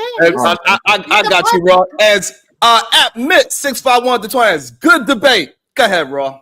Yes. So Sharon, while we go over the police report from the actual day of the incident, please pull up where Hunter said that he was the first person to approach the good brother, because this is the thing about like cognitive dissonance and conflation of the victim or witness's memories. This is why they like to get the statements on the scene. So what the police officers put in their report is there was a chain link fence that separated me from the suspect. I gave the suspect instructions to keep his hands up in the air. During this time, the suspect said verbally out loud, "I was protecting myself." It should be noticed that I had not questioned him about the incident when he made that comment. I asked him if he had any weapons, and he said no. I patted him down for weapons while we were walking along the fence, and I did not locate any on his person. I instructed the male to continue walking along the fence, which he complied, towards an area where there was an opening in the fence that led off the track. While walking him off the track, the suspect also said he put his hands on me, not they, he, singular, one person. I then detained the suspect in handcuffs, hands cuffed behind the back, and had him sit down on the ground. Officer A. Ritchie had arrived on the scene at that time. I conducted another pat down of his person and then searched his person. After he gave me consent, no weapons located. While the suspect sat on the ground, I advised that I had the alleged suspect. The suspect then responded and said, "I'm not alleged. I did it." So this is not conjecture. This is actual statement from the criminal at the time of the crime. He said he was not an alleged suspect. He said he did it. He did not indicate that more than one person assaulted him or anything. Only one person. He put his hands on me. So this narrative that people are trying to come up with that they jumped him and there were bullies and this, that, and the third, it's not true, predicated upon what is in the police report. Now I'm gonna let you and Angry get back to your fight. And go. And so so not two people who hit him, but two people probably he was dealing with two twins at one time. I don't know why we act like this is not a no. Why do you keep making shit up, bro? You're just making shit up. No. You're making a claim he didn't make himself. Okay, he said it, and then if you look at the rest of the police report, the other two people that they took testimony said the same thing. The only interaction that everybody has said, okay, is him and Austin. Why can you not get off of the goddamn facts we keep telling you? And you're the problem. You niggas are the problem. Even when you hear the truth and you face with the truth, and nothing says other than that, we gonna stick with these motherfucking bullshit ass narratives. All right, this is why shit fucked up, bro. You speculating? Oh, it might have not have been they attacked them, but now they approached them. Where does it say it? Show the evidence, and you made a claim. Where is the clip of him saying that, hey, we, or whatever that you claim? Where is it at? Y'all need to quick to pull clips on everything else. Pull the clip up. Right, and just because he said he was protecting himself, again, equal and opposite force in the law. If I put my hand on your shoulder, that is not equal force for you to pull a knife. Freedom 557. And if you don't believe me, here's a challenge for you. Silly baby, go outside, let somebody put their hands on you and then stab them, and then go ahead and tell the police that it's self-defense. And when they lock your ass up and tell you that is not equal force under the law, you'll see who sounds dumb. I was protecting myself. Oh, you could say whatever you want to say. It has nothing to do with the law, and ignorance of the law is not a defense. Ask everybody in the penal system right now to this day, honey. Yeah, I get that, and I understand that. We understand where we getting the reports from the arresting officer. We understand that he's going to have to paint a picture so he can actually put the charges on. This is how it goes when you get arrested for something that is considered criminal. The higher ups, they're the ones that had to decide to arrest this young man in the first place. It wasn't like the arrest officer got there. He said, hey, I'm just going to lock him up. No, he got that from above his own rank, right? And so when you are right in a port, when you get arrested, you have to trump it up so this way you can charge the person. So this idea that we getting both sides just because of the police report is insane. We know that we're not getting both sides of the story at this moment, and that's fine. But with the information that we do have, we cannot act as if Carmelo with a K was the aggressor in this situation.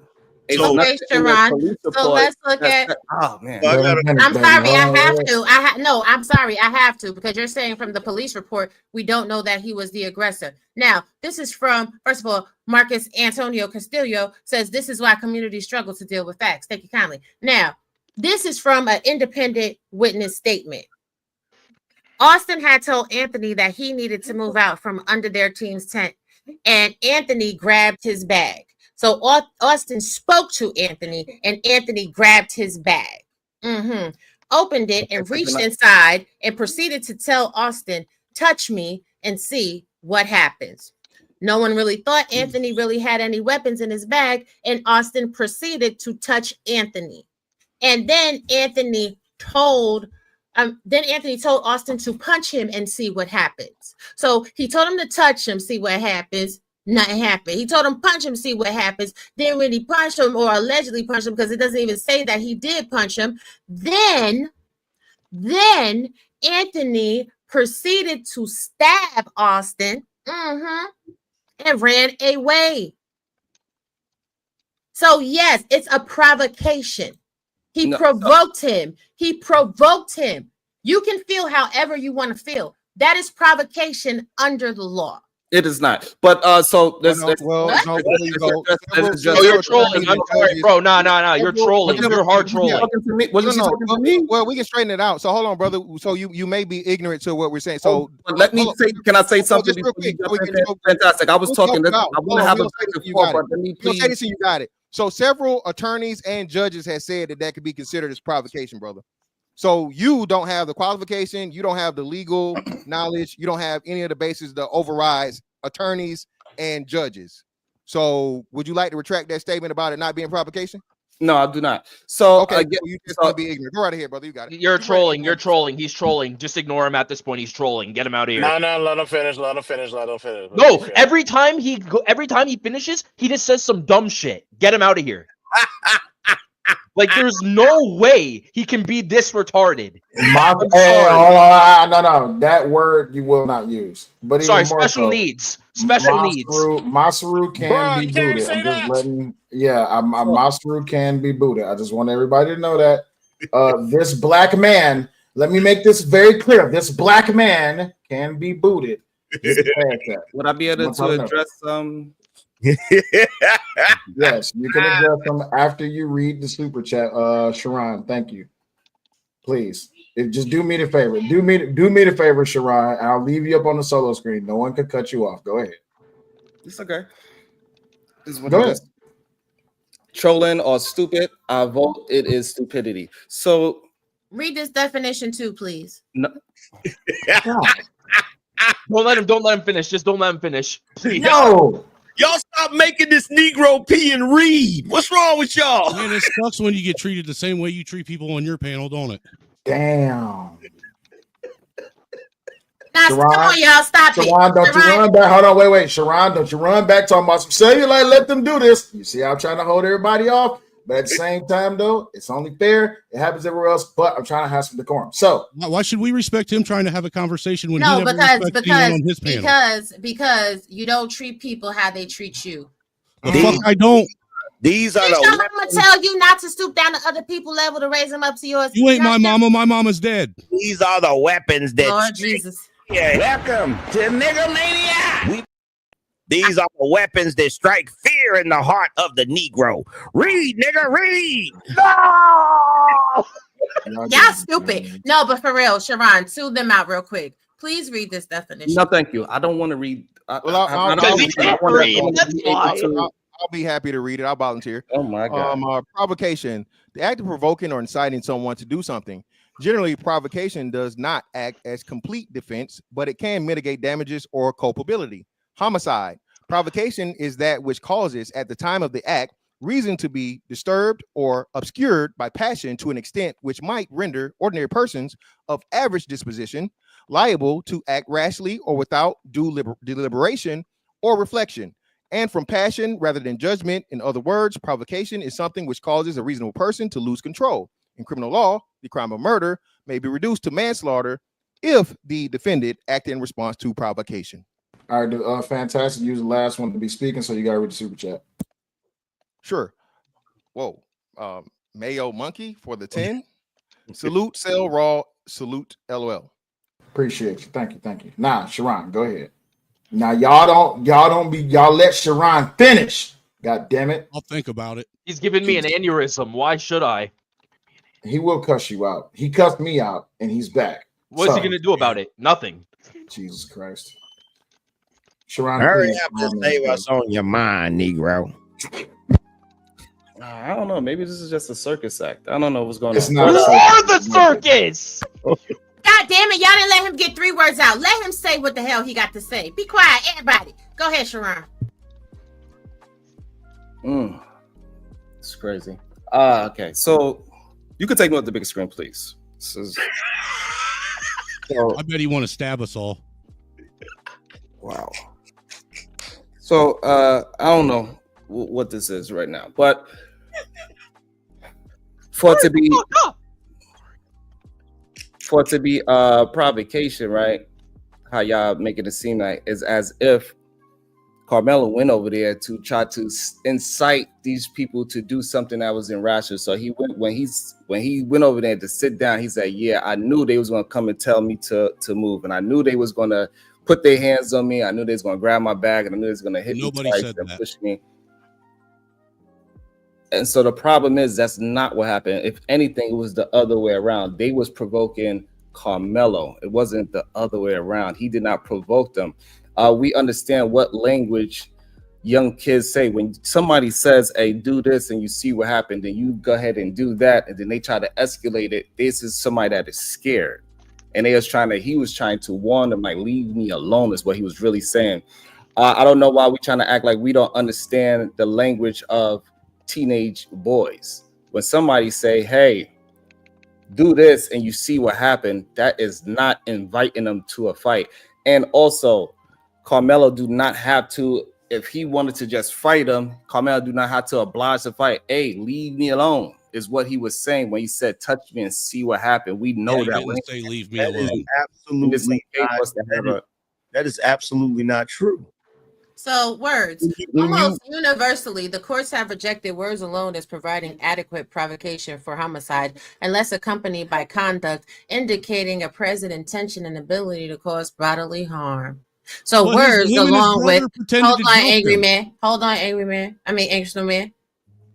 If a defendant kills another with mistaken but reasonable belief that the victim injured or attempted to injury them, then provocation may be adequate to reduce a murder to manslaughter. This is illustrated in the case Howell versus the state. So words along with reaching inside of the bag, along with touching one another, in fact, So, but that's the problem. They didn't touch one another. So we are saying that when the young man warned him and said, hey, touch me and you see what happened, we are saying that everybody is going to say it is reasonable for every other person to react the way how Austin did by putting his hands on him. But that's not what's reasonably going to happen. Majority of It's not normal for someone to say, touch me and see what happens, and another dude challenge him. Except for them to act emotionally. That is, most people, when you tell them do something to me, you see what happened.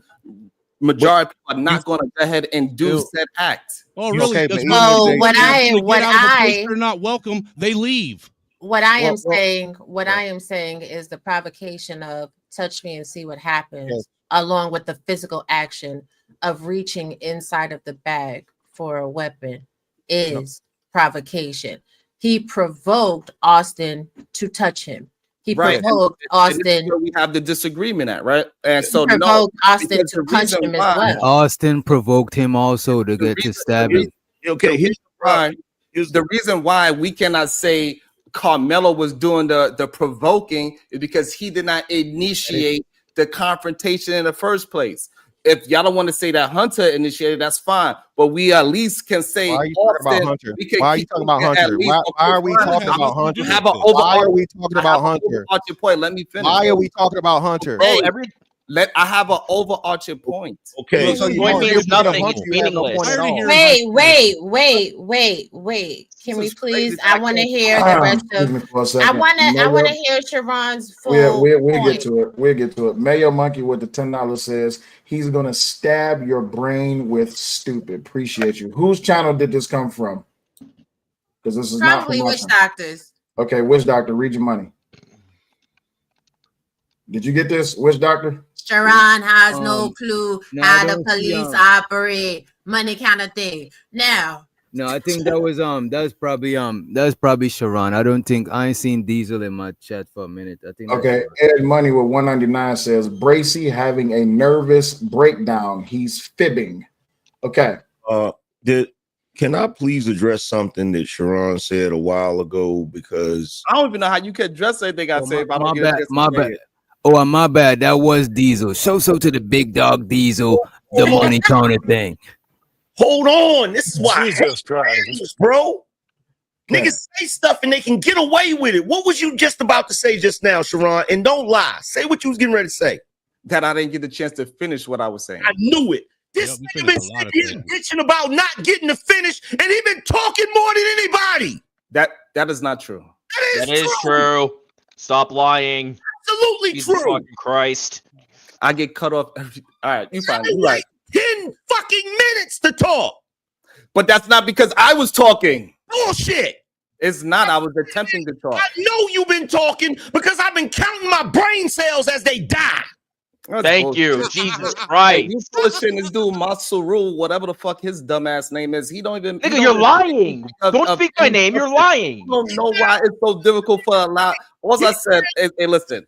All I'm saying is this: with the provocation process, where I can just finish off my statement before I get cut off again. It's okay. I'm just saying it's okay. Like I'm not even that mad at it, but we just call it what it is, right? It's okay that I'm getting cut off. It's all right. Dude, every time you talk, you sit up here and windmill like crazy. I didn't get a chance to fucking windmill. Wait. You over here insinuating that I'm doing. All right. It went on long enough. Hold on. It went on long enough. Wait. Hold up. It went on long enough. No, hell no. This is my house. I got this. It went on long enough. AM, go first. Sharon. Yo, bro, this is not a conversation. This is narrative pushing. And this is the reason why he wants to dominate the conversation, just like Izzy was doing to me last night. He wants his narrative to be the only narrative that is heard. This is propaganda pushing. This is not a goddamn conversation. Right? He keeps wanting to push 15 different narratives and not let anybody respond. All right, now, round on 804. Go ahead, Angry Man. Go ahead. My bad. He said some shit that's not true. Absolutely not true. Which is? When you're teenagers and you tell somebody, touch me and see what happens, it is not always a bluff. Sometimes niggas say that shit because they want you to touch them so that when they fight you, they can claim they did it because you hit them. Right? Facts. So that they can get out of trouble. Exactly. So number one, when you standing there, if me and you get into an argument, or if I come somewhere and you say to me, hey man, you need to leave, a normal person is gonna say, why? What did I do wrong? Your first response is not going to be touch me and see what happened. That's what lets me know they already had an issue with each other. So if I come over there to your little spot because I know I got an issue with you and you know you got an issue with me, and then you say to me, hey man, you need to dip, and I go reach in my pocket and say, touch me and see what happens. Exactly. That is provocation. Yeah, that is provocation. Because you want me, I want you to touch me so that when I back this damn thing out and use it, I can say, well, he shouldn't have put his hands on me. So let's hear what Sharon has to say, please. I want to hear his thoughts about Austin Metcalf and his provocation. Trying to make this little nigga a saint just because you want the little black boy to get off. Angry Man, please. Bro. Now he want to be Sharon too. So is the problem? Oh, man, fuck you. Fuck you and every nigga that look like you. How about that? Them little slick ass fucking comments. Fuck you, nigga. Yeah, I know. It's because you mad because I look black and you don't. I get it. So at least he's not an ape like you. I don't give a fuck, nigga, about none of that little slick shit. You a black supremacist, nigga, which I find to be interesting considering your situation. Now you want to talk about things that don't have nothing to do with the conversation. Fine. This is the problem with real. This is the problem. Looking black like that. Yeah, but I'm talking about you. Yeah, you. Is that part of the conversation? Yes, it is. Nah, it wasn't. Hey, yo, I gotta bounce real quick, but all I gotta say, you don't need to address that you need to leave. Anybody care if you leave or not, bro? Sharon, you're retarded. Stop talking. Part of the conversation. It wasn't part of the conversation. You gonna sit here and act like, nigga, first of all, I am black and I am a nigga and I know how niggas operate. So you can sit up here and cap for everybody up here. I know why that little nigga was at the tent and I know why he did what he did. And you want to try to pretend you don't know what he did. And the reason why is because y'all think the white boy deserved it. That's why. Got to get that get back. Yeah, so I don't know. I just say nothing of the nature of that. So yeah, sure. So I don't know who you talking to that said all those things that make you feel like you need to go ahead and protect white people. Hey, fine, that's good. I'm glad for you. And it is. You heard it, right? Protect white people how? But listen, Sharon, focus. I heard that, Angry Man. Sharon, I need you to focus. Why do you feel like Austin Metcalf was the provocateur? Because he approached the young man while he was sitting down. He told the man to leave. And we all understand that conversations between young people, it doesn't go from, hey, you don't belong here, to, hey, I'm going to touch me and see what happens. We know it was conversations, is words in between that happened, because we understand how young people converse with each other. It don't just escalate from that to that quickly, unless we all going to agree with Angry Man, say that these people knew each other, even though there's no proof that they knew each other. So Austin, he was the one that approached the young man and told him to leave. The young kid probably said something as whatever the conversation was, and it went to the point where he's put his hands on him. He said, hey, touch me, blase blah. Punch me, blase blah. And then so when he grabbed him aggressively, that's when he got stabbed. So therefore, Austin was the one that was pushing it forward to the confrontation. He was in that person's space.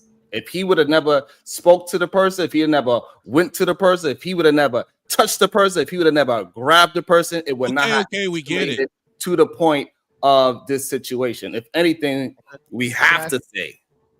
So you think that there's no situation? Hold on. I'm trying to have a conversation with Siobhan. Please, gentlemen, please. Are you finished with that vein of thought? You are? Yeah. Okay. Don't provoke me to anger, or else you'll be in danger. So the point is, right? We could bring forth the argument that Austin Metcalf also had intention and a use of provocation. The reality of it is he can't be held underneath adjudication in due criminal process because Carmelo Anthony killed him. So therefore, had they had a equal force confrontation where it was fisticuffs, right? Then that defense would make sense. Where it becomes a non sequitur and where we have to summarily focus on Carmelo Anthony's provocation of the situation, because what you said did not take away anything from Carmelo also provoking a reaction, right? He has to stand under the weight of his decisions in the law. So whatever Austin did not stab him. Austin did not draw blood from him. This is also equal and opposite force. Had Austin drawn blood from him, had Austin stabbed him or cut him, him using the knife would be acceptable in the law. It's not. So now we have to look at it for what it is now. You can shake your head no, but I'm telling you, I went to school for this, and I'm telling you, him being the one that is here alive, him being the one that actually caused an injury with a knife, even if he didn't puncture the skin, if he had a epidermal abrasion where he caused bleeding on Austin, he still would be the person under the biggest penalty of law unless Austin caused that measure of harm to him and his person.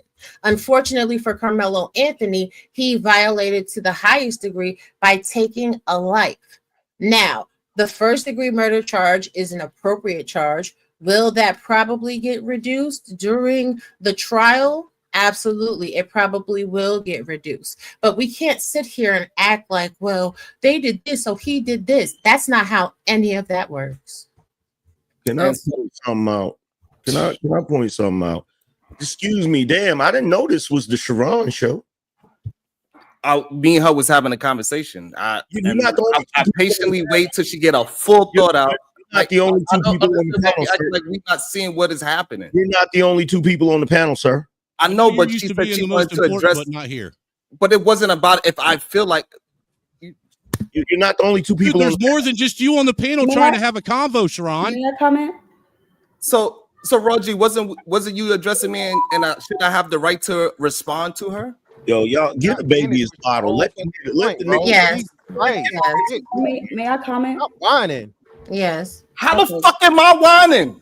Because you said everything you said, then she countered what you had to say. What else is there for you to respond to? She responded to what you already said. So you're gonna repeat the same shit you already said again? Because you're not gonna say nothing different. Repeat it 3 more times. You're not gonna say nothing different.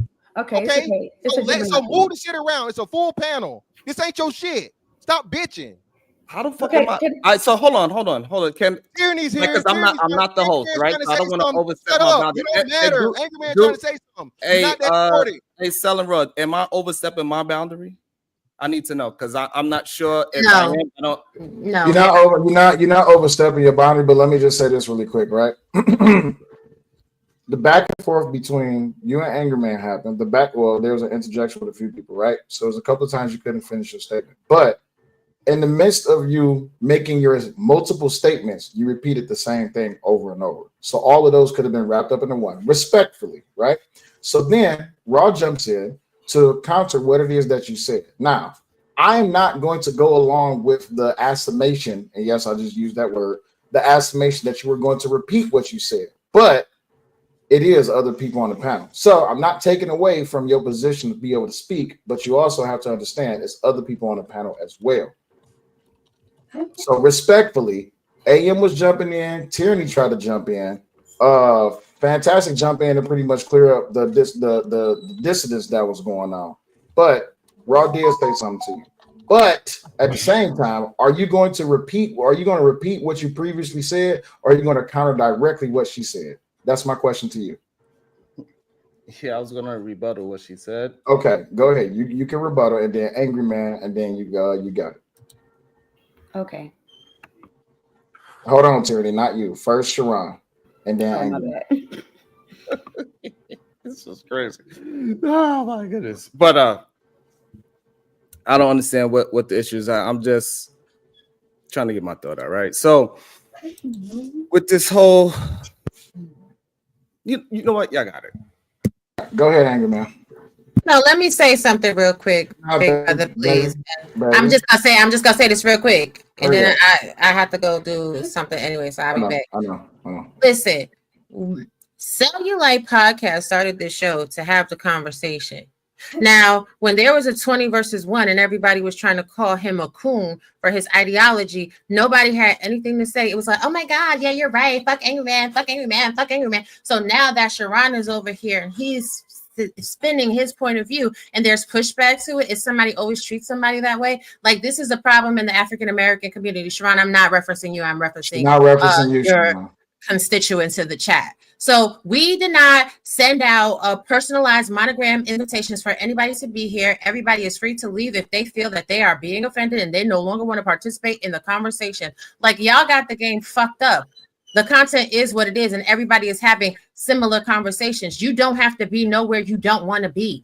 Like, let's stop behaving like children. This is legal definitions of the law. All of you have children, so you should be able to recognize the learning lessons from this, what we need to be teaching our children how to protect themselves so they don't have to go through this legal process. What is your rights and what is not your rights? Y'all want to turn this into anything else but, because y'all are really low IQ when it comes right down to it.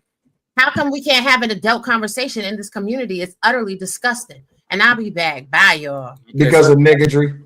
Ooh, why she want to leave? So what I want to say is this: with the whole provocation part, right? We could reasonably say that that man, Austin Metcalf, he could have gave bodily harm to Carmelo Anthony. He could possibly put that person in a concussion. He has the size, the build, the football experience to hurt that young man. And under Texas, you can use this type of force against that. Yes, that's standing your ground. Bodily the law does not operate based off of what could have happened. Right. So in Texas, what I'm saying, in case law in Texas, they was able to prove that they was able to use deadly force because they got a concussion. So therefore, he didn't get a concussion. Angry Man, you did say this point. He didn't get a concussion. Right. So in you case can't use that. So, right. Why are we sitting here acting like the captain of hold on?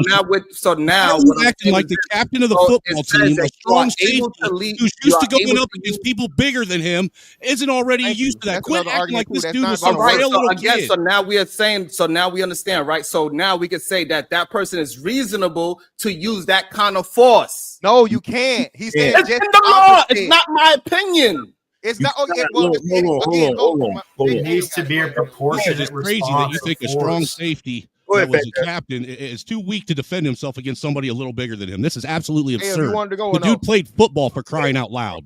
I But want so the point, so angry snowman's point, right? Exactly. That's what I've been keep telling y'all. For one, the dude is not 130 pounds. I know y'all saw him walk out of that courtroom. That is not 130 pound fucking boy. Okay, he has a max preps thing. He's a senior now. I don't know how they got those stats, but his senior profile for his football max preps fucking what's his name? He's 5'11", 160 pounds. Okay. With the eye test, we all know that boy is not no fucking 130 pounds seeing him walk outside the courtroom. Okay. All right. So it's not what y'all are saying anymore, where it's 5'9", and people lied and said that Austin was 6'2", 225. No, he's 6 foot, 200 pounds. The size difference is not going to stand. Okay. That will be a horrible defense. Like Angry Snowman said, he's a football player for multiple years. Is violent, incredibly violent. He's used to force. So saying that a push from a football player that violently throws his body into people for wreck is not going to stand to where I felt for my life. I feared for my life because I was pushed. But in Texas, again, hold on. I'm gonna wrap it up. He said with his testimony, his statement he gave to the police, non-motherfucking question. He volunteered his information. He touched me. I defended myself. Okay?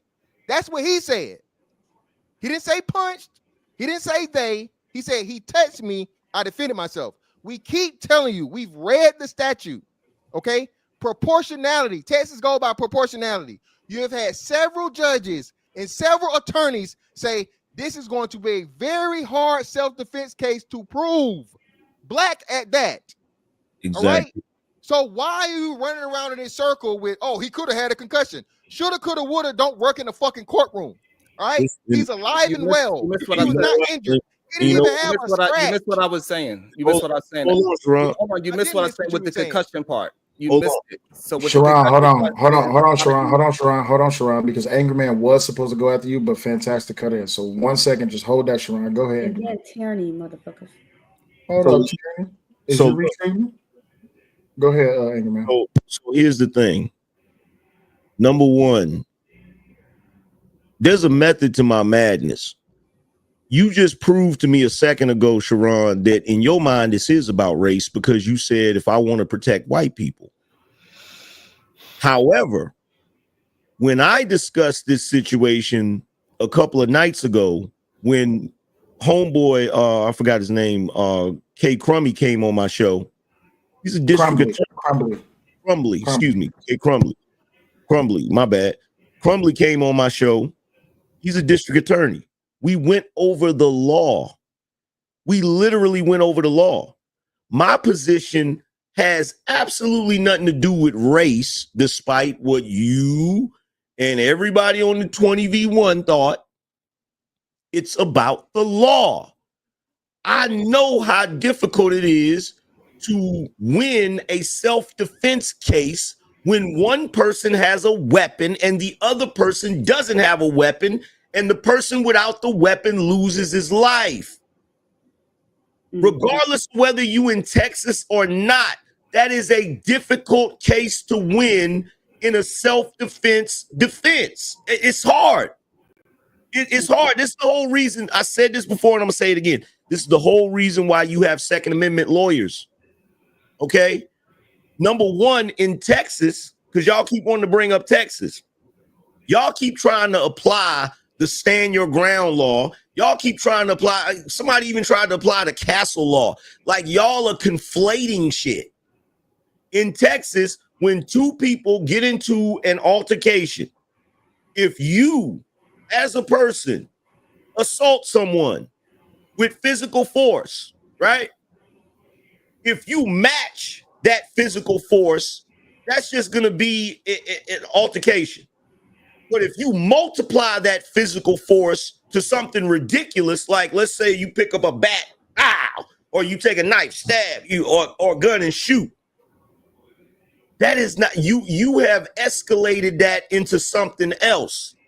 You're going to have a hard time proving self-defense in that situation. Okay, you're wrong. I'm not wrong. Because I live in Texas. Oh, here we go.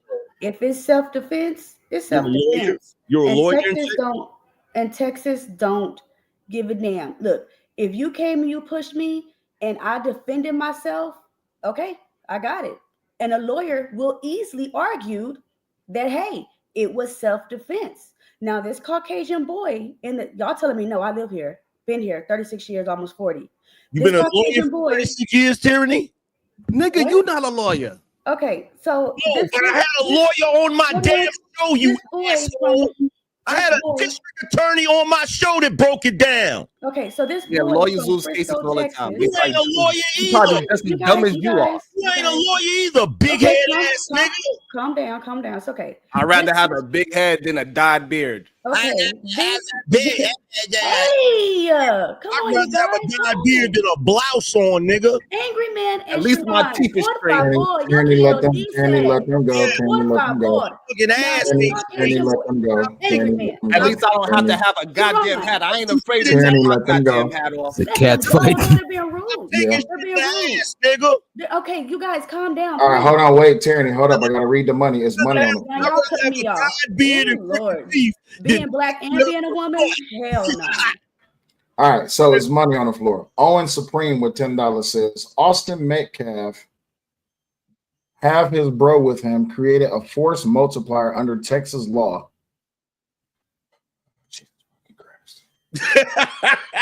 No, this is right. Do y'all not read? Wait, let me know. Do y'all not?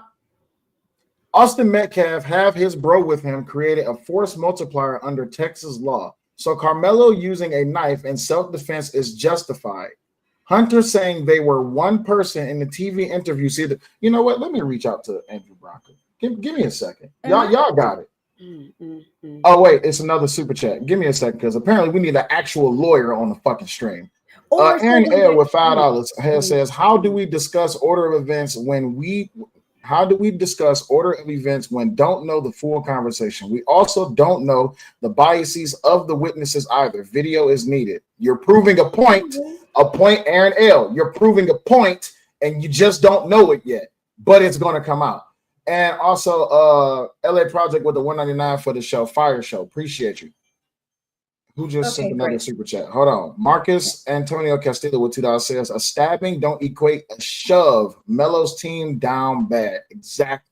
They still haven't figured that out yet, even though we read it multiple times. That according to the case law in Hamal versus State and also the McCleary case, that Texas themselves have said that that deadly force should not be used when physical force has been applied. That's in the Texas case law. Sorry. But really quick, yes, make sure you hit the like button and support your content creators platforms. Who was just going? Angry Man and no, Tyranny was going, and they cut me off with an argument. No, you cut Angry Man off. Absolutely not. Angry Man was arguing. Hold on. It was Tyranny. She was talking, and then Angry Man and her was going back and forth real quick. That's what happened. Okay, Come cool. on now. Go ahead. Y'all know Tyranny's. I'm fair, okay? Now, look, like I stated, Texas. You're fair. I am absolutely fair. Okay, I am absolutely fair. Do that again, Sharon. You're fair.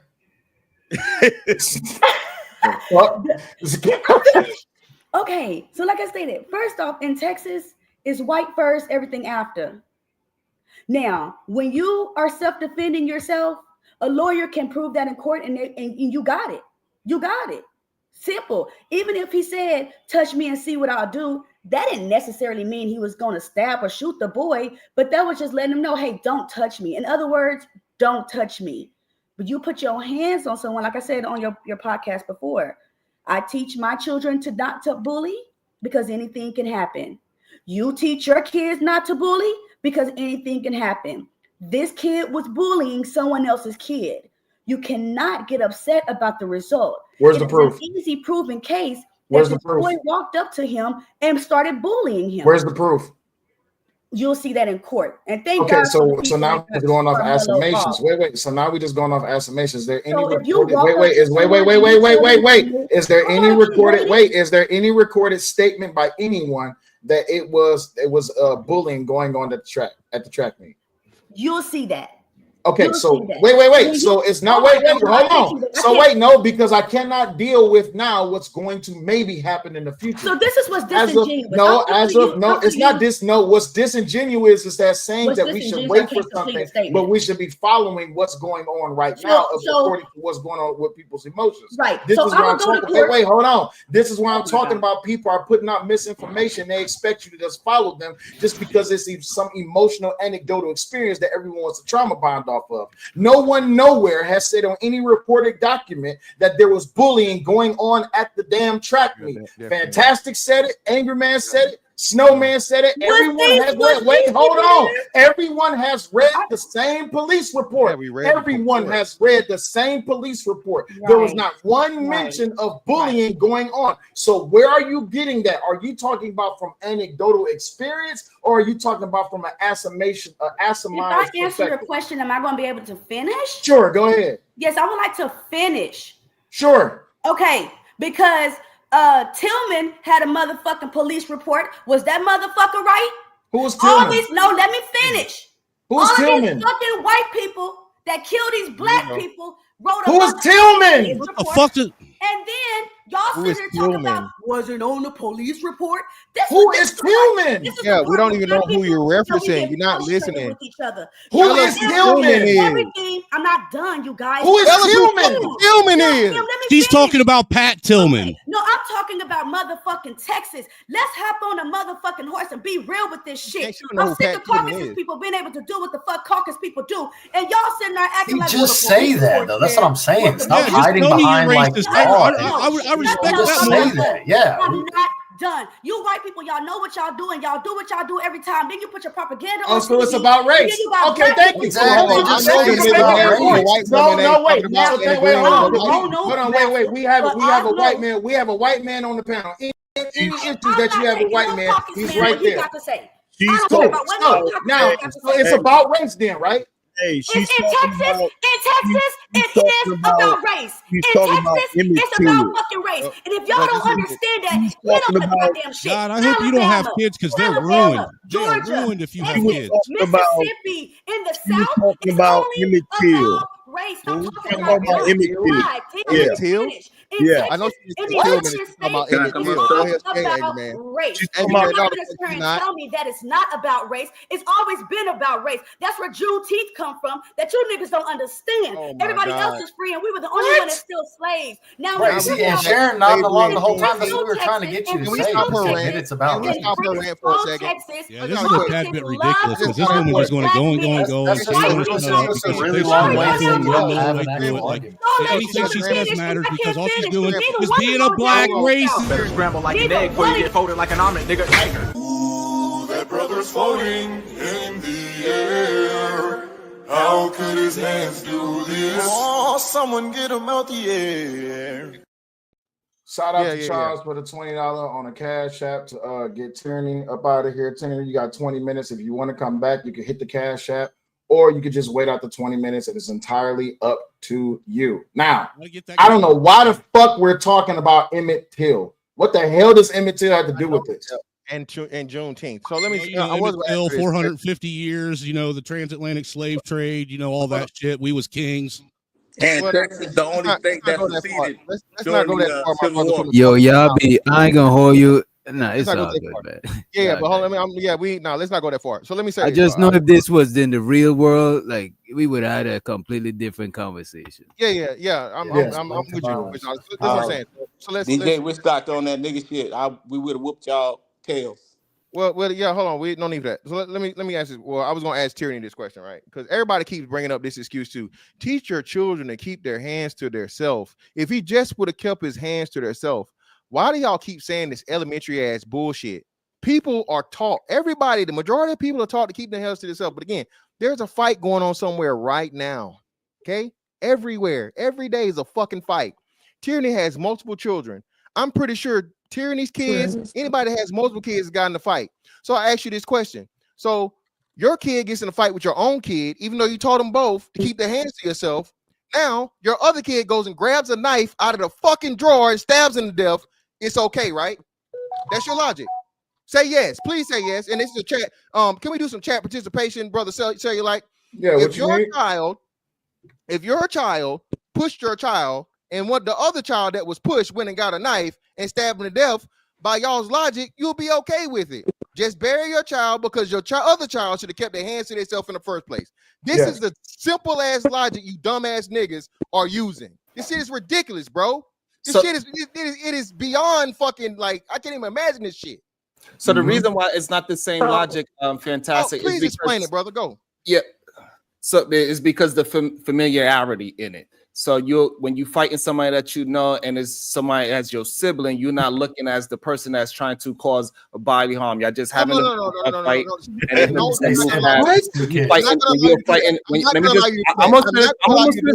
promise you, I'm not going to be wrong. I get it now. Since you're horrible, I get it now.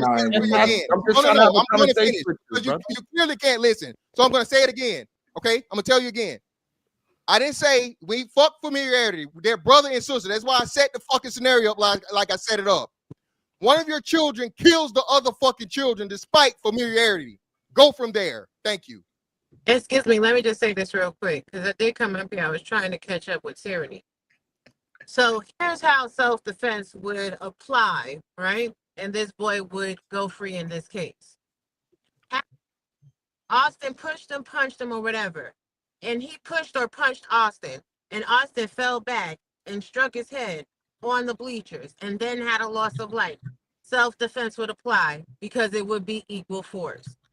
But at the point that he pulled the weapon, it is not equal force. But I want to thank Tyranny for coming up here and saying the quiet part out loud. In Texas, it is about race.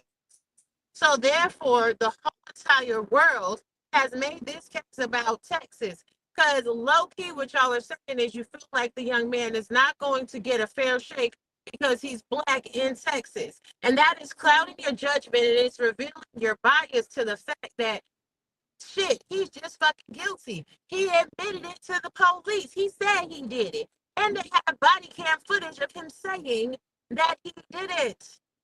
This is a linchpin in a case. So wait a minute, Raw. I got a question to ask you. Sure.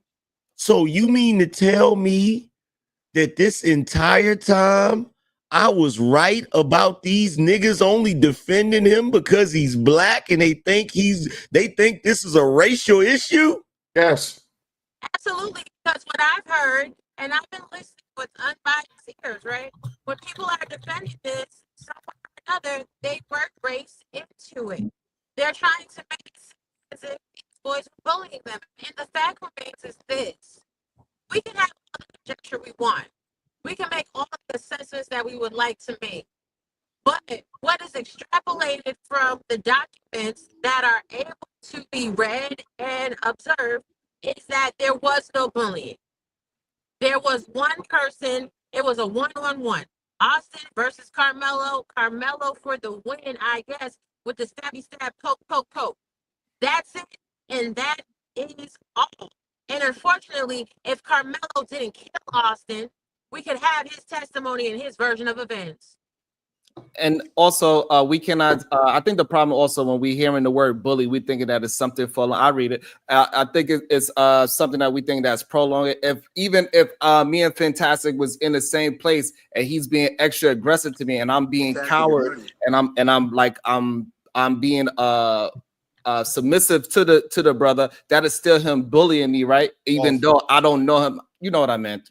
Fantastic. Jesus. And what I'm saying is that, so like, even though me and him don't know each other, right? It doesn't matter that. So if he's towering over me, that still would be considered bullying. We don't have to know each other for a long period of time for it to be ongoing bullying. Bullying can be in the moment as well. Amber L with the $10. The police report is only as reliable as the witness interview. It is not a fact on either side. Let's stop acting. It's absolute fact, and environment matters if he's surrounded or intimidated. Right, but it's still better. It's still orders of magnitude better than evidence that doesn't exist at all. We've only had 3 witness testimonies. And we still have almost 40 to go. Also, the witness testimonies is only for the ones that is for the prosecution side. We did not hear the other testimony that's going to say anything that's opposite. I That's didn't say that. I said out of the we only were able to get 3 because of the time frame. So you mean Wait a minute. so you mean to tell me The eyewitness testimony. Your signal is terrible, baby. Go I'll out be and back come when I back in. come. All right, come back when you come on. All What right. I was saying is we've only had 3 witness testimony so far because of the urgency for them to put out the police report. There are 40 more witness statements. No, that's not true. That's not Hold on, wait, time out. Hold on, wait, time out. Hold on, wait, time out. Hold on, wait, time out. Hold up, Murder One. Read the super chat. All right, hold on 1 second here. Because my glasses, sir. I'm sorry. Okay, Tootie Bug with 199 says excuses are like cocks, always, and you always us in someone's mouth. Exactly. Angry Man, go ahead.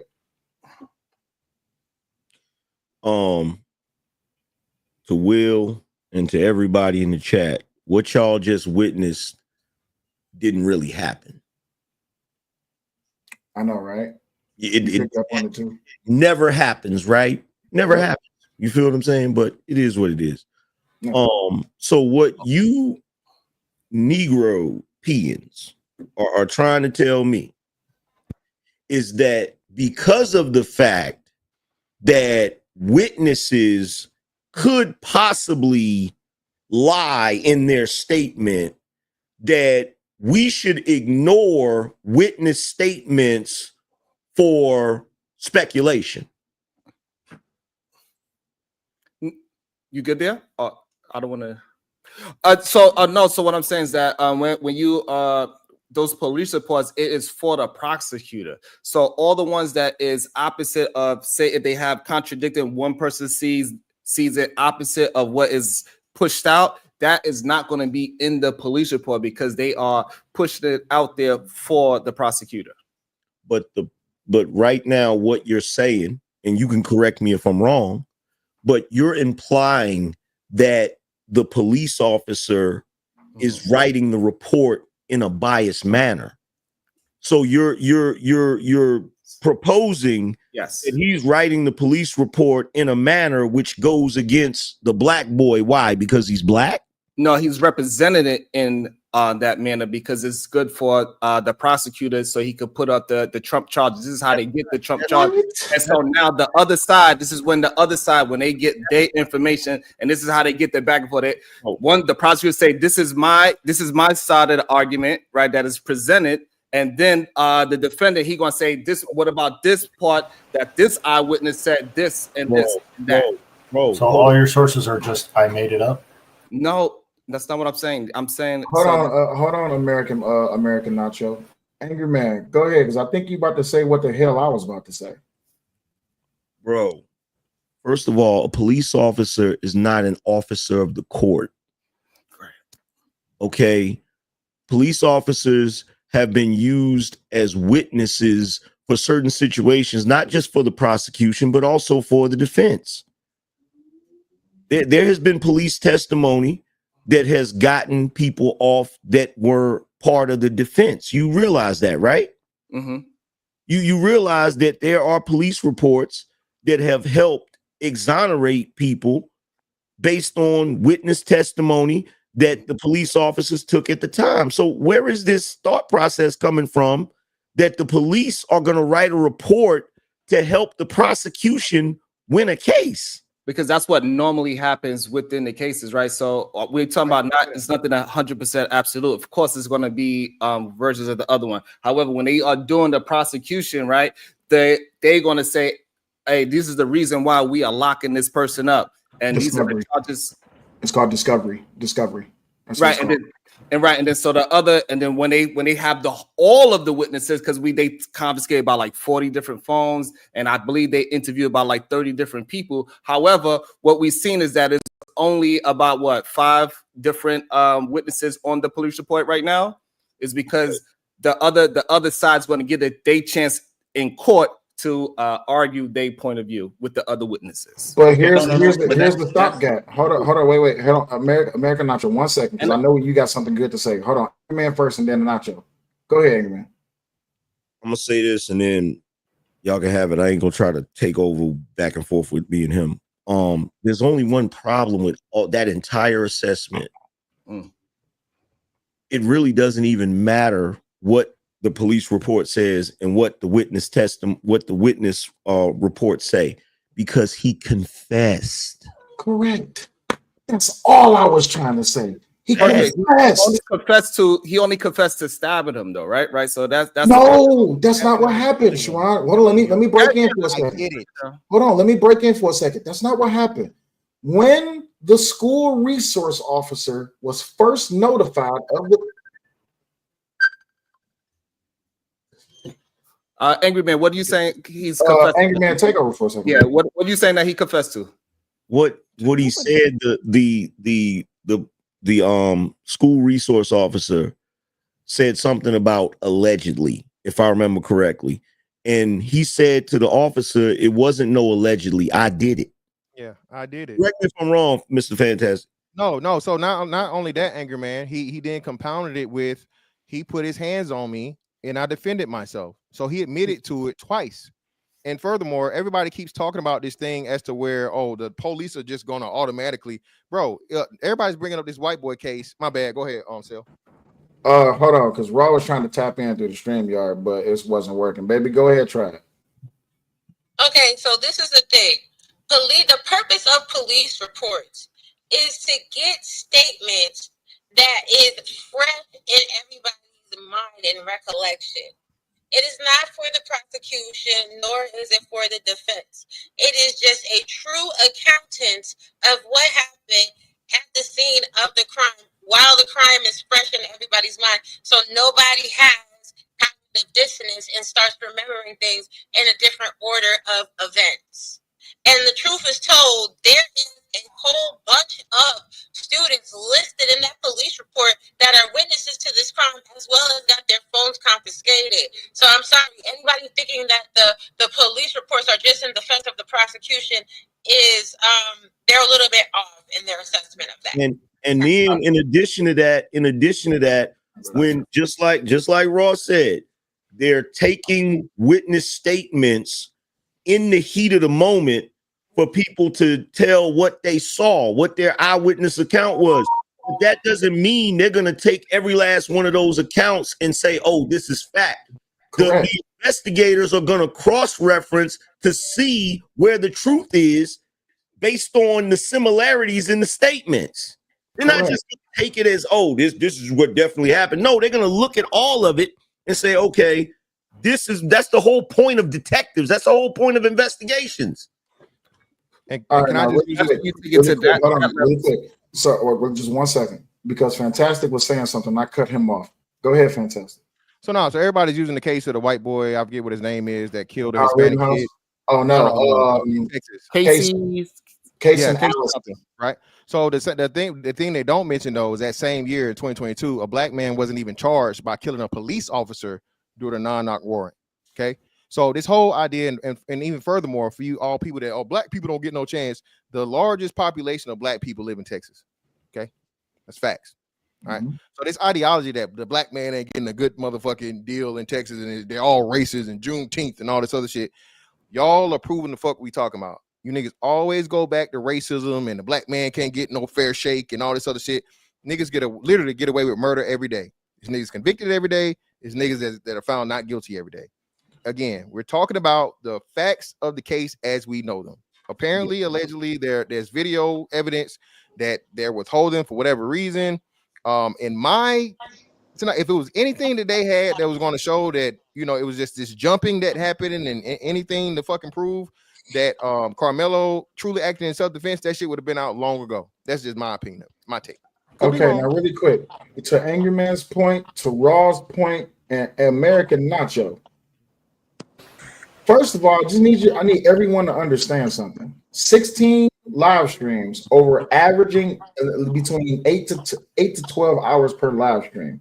Do you know what the purpose of getting a whole bunch of witness statements together? Because they have to cross-reference. They have to find out what's actually true and what is people making up, like as trying to fit a narrative or what it is that they think they saw. This is why cross-referencing is so important. In the case of Kyle Rittenhouse, you do understand that it was so many damn witnesses. That's why it took so long for that trial to happen, because they had to corroborate all of these different things and they had to cross-reference to all. Okay, what's true? Can we find this? This person said this. This person said that. We see this on the camera. This person said that it was blue outside. Well, we looked on the camera. It's black outside. So apparently this is something that they thought they remembered. So in the case of this is not just, police reports can be taken at face value, because guess what? I'm in agreement with you. They shouldn't be taken at face value. But they're a starting line to a long race. And what happens is, fuck it, I don't care. What happens is the kingdom of niggotry, they look at the starting line as the end of the race. You haven't even ran the fucking race yet. You have to get through all of the due diligence so you can get to the end, so that we, the people who was not there, can have a better understanding as to what happened. And the best account for all of this is video and audio. And it's even hard and disgusting for me to say that, because who's the oldest on the panel right now? Angry Man, I believe you the oldest. You on the panel. You seen the Rodney King video. What happened to those police officers? They got exonerated, right? All the niggas got off, even with video and audio. So it's either we gonna work through the due diligence, or we're gonna work through the due diligence and stop the bullshit, or we're just gonna say fuck due diligence and we're just gonna accept anything that people just come up with just because it sounds good, because speculation is more important than evidence and facts. That's what the problem is. Emotions have more value than actual facts. Even if it's facts that is only on a minuscule level, the only facts we have right now is that Austin Metcalf is dead. We do know that it was Carmelo Anthony that stabbed him. We all in agreement on that. Now, what happened all in between there, it's only 3 people that know the true, honest thing that happened. That's Austin, God, and Carmelo. But one of them is dead. Another one is a spiritual being. So the only person's a witness account that we can go by that was actually one-on-one to this whole entire thing is Carmelo. But here's the thing. You have to get everyone's witness statement. Why? This is why due diligence is a real thing. Because people lie. If we go by Carmelo's only his perspective, he felt like he was being accosted and it was self-defense. If everybody used the term of self-defense, then everyone will walk away free. But that's the problem. We look in these cases where people claim self-defense and you find out that they were the aggressor. So let's go ahead and put a stop to the bullshit of the emotional facts that we're trying to apply to this and only stick to the facts that's in the case. American Macho, go ahead. Can I say this real quick? I want to say this because this needs to be said.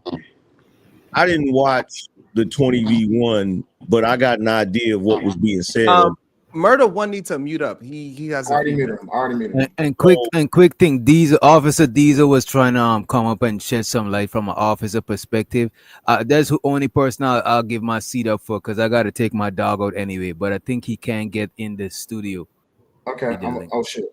All right, I'm gonna drop you and I'm gonna kick you. So, or just leave so Diesel could come up. Go ahead, Angry Man. So here's the thing.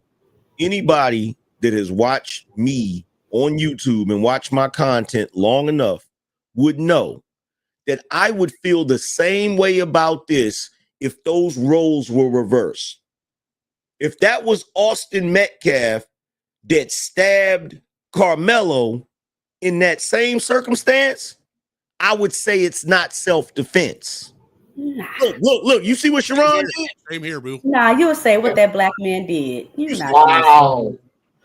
say what did that nigga do? That's what we you know. would say. You know how we know? Because he called Carmelo with a K a hooligan. That is crazy. He is a hooligan. What makes him a hooligan? That's crazy. Okay, so you know the man is full of ish right now. Hey, let me ask you a question. Let me ask you a question.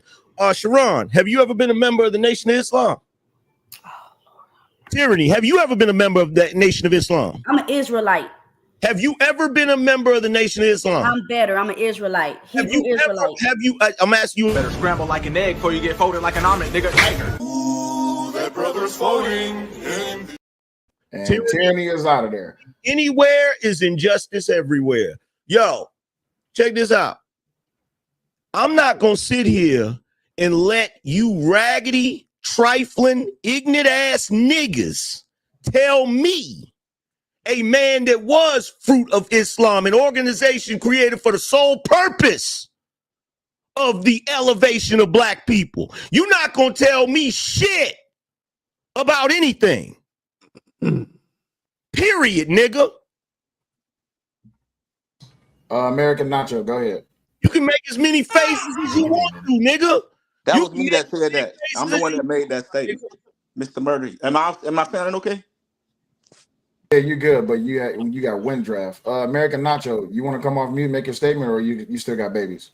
Yeah, I got my daughter with me. Okay, no problem. I'll come back to you.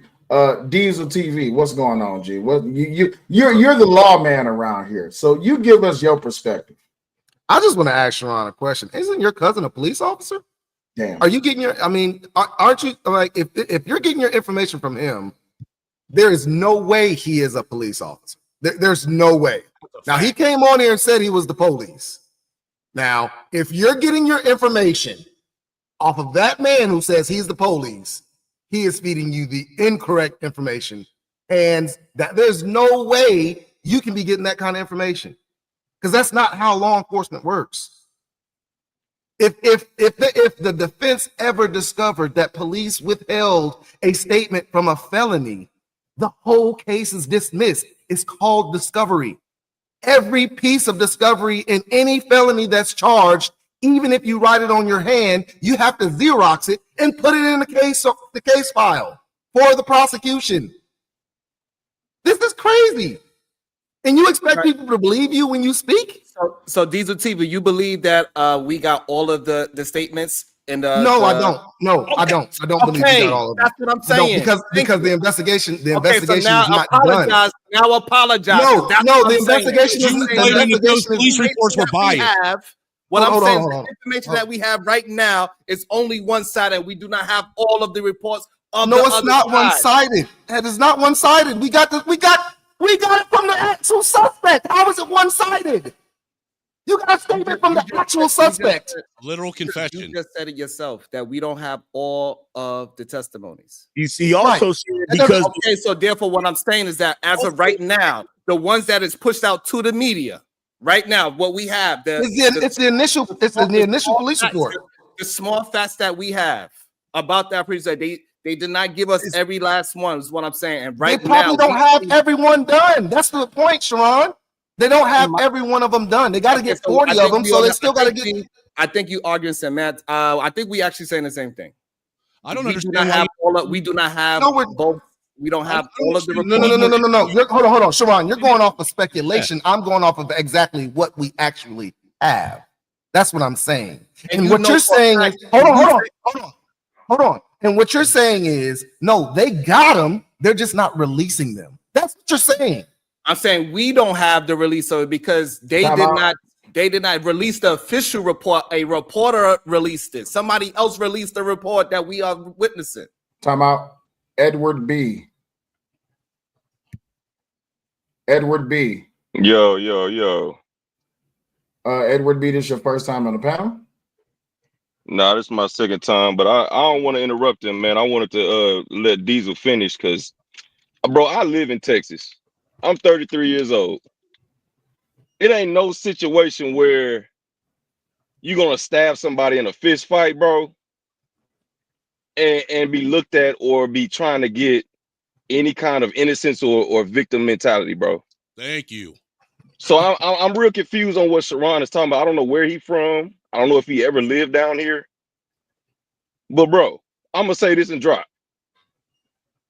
There is no situation where you're getting approached and they got nothing in their hands and y'all get into a fist fight and you stab dude.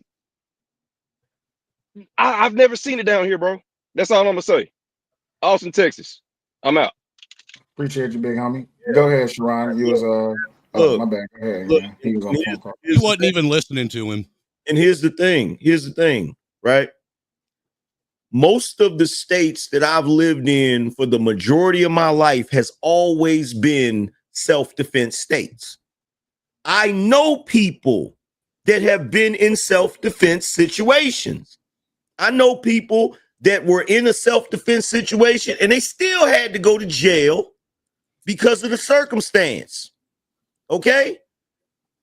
Trying to prove self-defense when you get into a physical altercation with somebody and you use a weapon and that person has nothing but their fists, that is a hard-ass self-defense case to win. Period. Point blank, period. Matter of fact, here in the state of North Carolina, it wasn't not too long ago, we didn't even have self-defense here, and they changed it a little bit. But even with the way they changed it, if somebody broke into my house and I took the gun out and I shot him, let's say I shot him and wounded him. Let's say they fell down, they incapacitated. I can't walk over there and then dump in them and finish them off. I can't do that. It don't even matter if they broke in my house. Just like you can't shoot a person in their back that's fleeing from you. I got a friend right now. In VA. He found out this dude was messing with his wife. He confronted him at a damn tire shop. They got into a scuffle and was fighting. The dude got up and ran away from my friend, and my friend shot him in the damn back. He's never coming home. Yep. Never. He's in prison right now. He's never coming home. It's like if I went to the bar and I got into it with someone and they pushed me and I picked up a pole cue and smacked them upside the head and killed them. Guess what? Now I'm going to prison. Hold up, everybody, really quick. If you are restreaming on your platform, if you need the link to paste in your chat, in case somebody wants to come up, it is one spot available. I did put the link in the back chat. Again, if y'all do get support on your channel, please let me know so we can stop the show and read the support for anyone's channel. I have no problem with that. I want everybody to get their money. I appreciate y'all for spending y'all time here. I want everybody to get their money. Really quick, Ed Money says, Sharon, well, it's a couple of super chats after the Angry Man's. So JC499 says, Brownsville is Ross dress for less security. Jesus Christ. Mayo Monkey with $5 says, comprehension failure. Ed Money with $1.99 says Sharon never listens. He waits for PH Diva and Cuz. Is that what that says, Cuz? I could be wrong. But anywho, yes. I want all of the content creators to get their support for spending time here. So make sure you are supporting your favorite content creator up here. So hit their Cash App or hit their Super Chat. Gentlemen, ladies, if y'all want to put your Cash App in my chat, I have no problem with that whatsoever. Get your money. Will, I think this needs to be said because it's really important, and I'm pretty sure Diesel agrees with me, right? We up here having conversations about this, and I'm pretty sure nobody's giving any legal advice. No. However, I will say this. Can we get the facts straight on this? Because there's a lot of people in prison right now because they thought they was in their right for self-defense. Correct. There's a lot of people in prison right now because of that, bro. I'm telling you, I know dudes that's in prison right now. They thought they was in the right and they wasn't. Yep. Correct. Really quick, Robert Patton did let me know that his super chat was not read. He said with $2, this simulcast is brought to you by Newport 100s. You forgot to put in the box. That's what you forgot to put, good sir. You can't advertise Newports if you're not gonna say in the box. All right, you gotta have Newports in the box. The 100s in the box, not the soft pack. All right, you gotta have them in the box. If you're gonna be on some nigga shit, you gotta make sure it is what it is. But anyway, you love breathing in that fiberglass, huh? Hold up 1 second. I don't know whose channel this came from, but I'm gonna read it. Bridget M with $10 says, hang in there, Sharon. They are not experts. You know what, Bridget? You're absolutely right. We're not experts. We're not.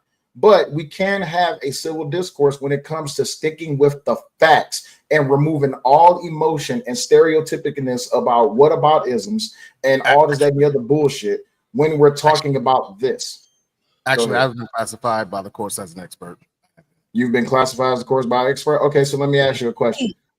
Okay, so you are classified by the course as an expert. So you can be called into the courtroom and you can give testimony as an expert. Yeah, for firearms, though. For firearms. only for firearms, so not for self-defense. No. So your certification Well, it's doesn't. a lot of my testimony has come from self-defense situations. Yes, but it's Oh, dealing with the firearm. But you're not trained in Texas law. I'm not training what? Texas law. No. I'm in North Carolina. So yeah, your testimony. I'm just saying, I am an expert. Your expertise is useless to what we're talking about. Yeah, pretty much. She said nobody was expert. I'm just saying. So that's what you're doing. If he's not talking about baby all right now, he have no idea what he's talking about. You're limiting the conversation to Texas. Is that what you're doing? In all fairness, I'm not an expert in any of that, but I am an expert in niggerdom. I know why he is defending this bullshit. I am an expert in that. I know that. Let's test that theory then, if we can. Here we go. And that's the thing. You don't got to be an expert to read through the evidence that we have. I'm just hold on, Beans. American Nacho has been quiet for a minute. Go ahead, American Nacho. I was just gonna say, we don't have to be experts just to be able to read the basic law and read through the evidence that we have so far. Okay, even the baby don't like this situation. Even the baby don't like this situation. All right, I'm gonna mute you up, American Nacho. Put that baby to sleep. All right. It seems like the legendary Angry Man and Beans podcast situations never come to a fucking end, but we're just gonna let it happen. How you Here doing? comes round one. Fight. Pretty much. It is. Narrative one. What's going on, Dembe? Fantastic. You seen? Wait. What show is that from again? Blacklist. You seen Blacklist? Fantastic. I wish I could. Yeah, what about it? You know the black dude that be walking around Raymond Reddington? Tell me that this nigga Beans don't look like him. Tell me. Dude, that's not even right. That's your brother. I don't care what nobody say. Look like that guy's his daddy and shit. Beans, you know I still love you, man. Come on. I know you're gonna say I ain't shit. Like what I said yesterday. I already knew. Y'all was having a serious conversation. Why does it become a joke now? No, we have a serious conversation. Go ahead. The floor is yours, sir. It don't need to be mine. I'm just asking. Why make it a joke now? Keep it serious. We keep it serious. What do you mean? Okay, so with that being said, the question I asked was, is the conversation framed around Texas? Is it specifically about Texas? Nah, me personally, we went over the Texas law, but I'm just speaking generally when it comes to court cases anywhere where it's a state where they have self-defense. There's a commonality, and usually that commonality is if you get attacked by somebody physically and they don't have a weapon and you have a weapon and you take their life, the assumption is that self-defense, but that's not always the case. That's a hard case. So then you're having the what is conversation and not the ought conversation. Yeah, basically. So when do you have the ought conversation? And I'm not being facetious. I'm asking seriously. I try not to have the ought conversation because I have to exist in the is. Is that because you're black? No, that's because I'm a man. Well, the reason why I asked that is because I was thinking about that case when the white kid was driving, no license. I think he was high, drunk. Can we talk about this case? Yeah, we can. If you would like to try for a minute. And he crashed into a car, a van of people. 4 of them died. One of them was hospitalized for a long time. And they came up with this thing at that time called affluenza. Right? So they created this whole new strategy around this particular case, which he was able to use to get off. No jail time, just probation. So I'm saying, even if we can talk about what is, the conversation should be about what ought to be, though, right? Isn't that the deeper conversation? So here's the thing with that, right?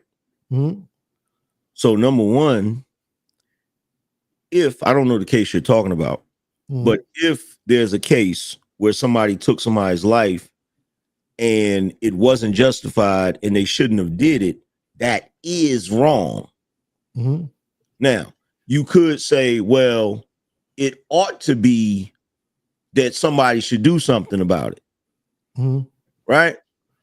But here's the thing. What should be done about it? Should we figure out a way to fix it so that things like that don't happen? Or do we just want niggas that do the same shit to get the same treatment? That's my question. Right. So that means you are willing to have the art conversation, right? Yeah, right now. So yeah. So can I say something real quick?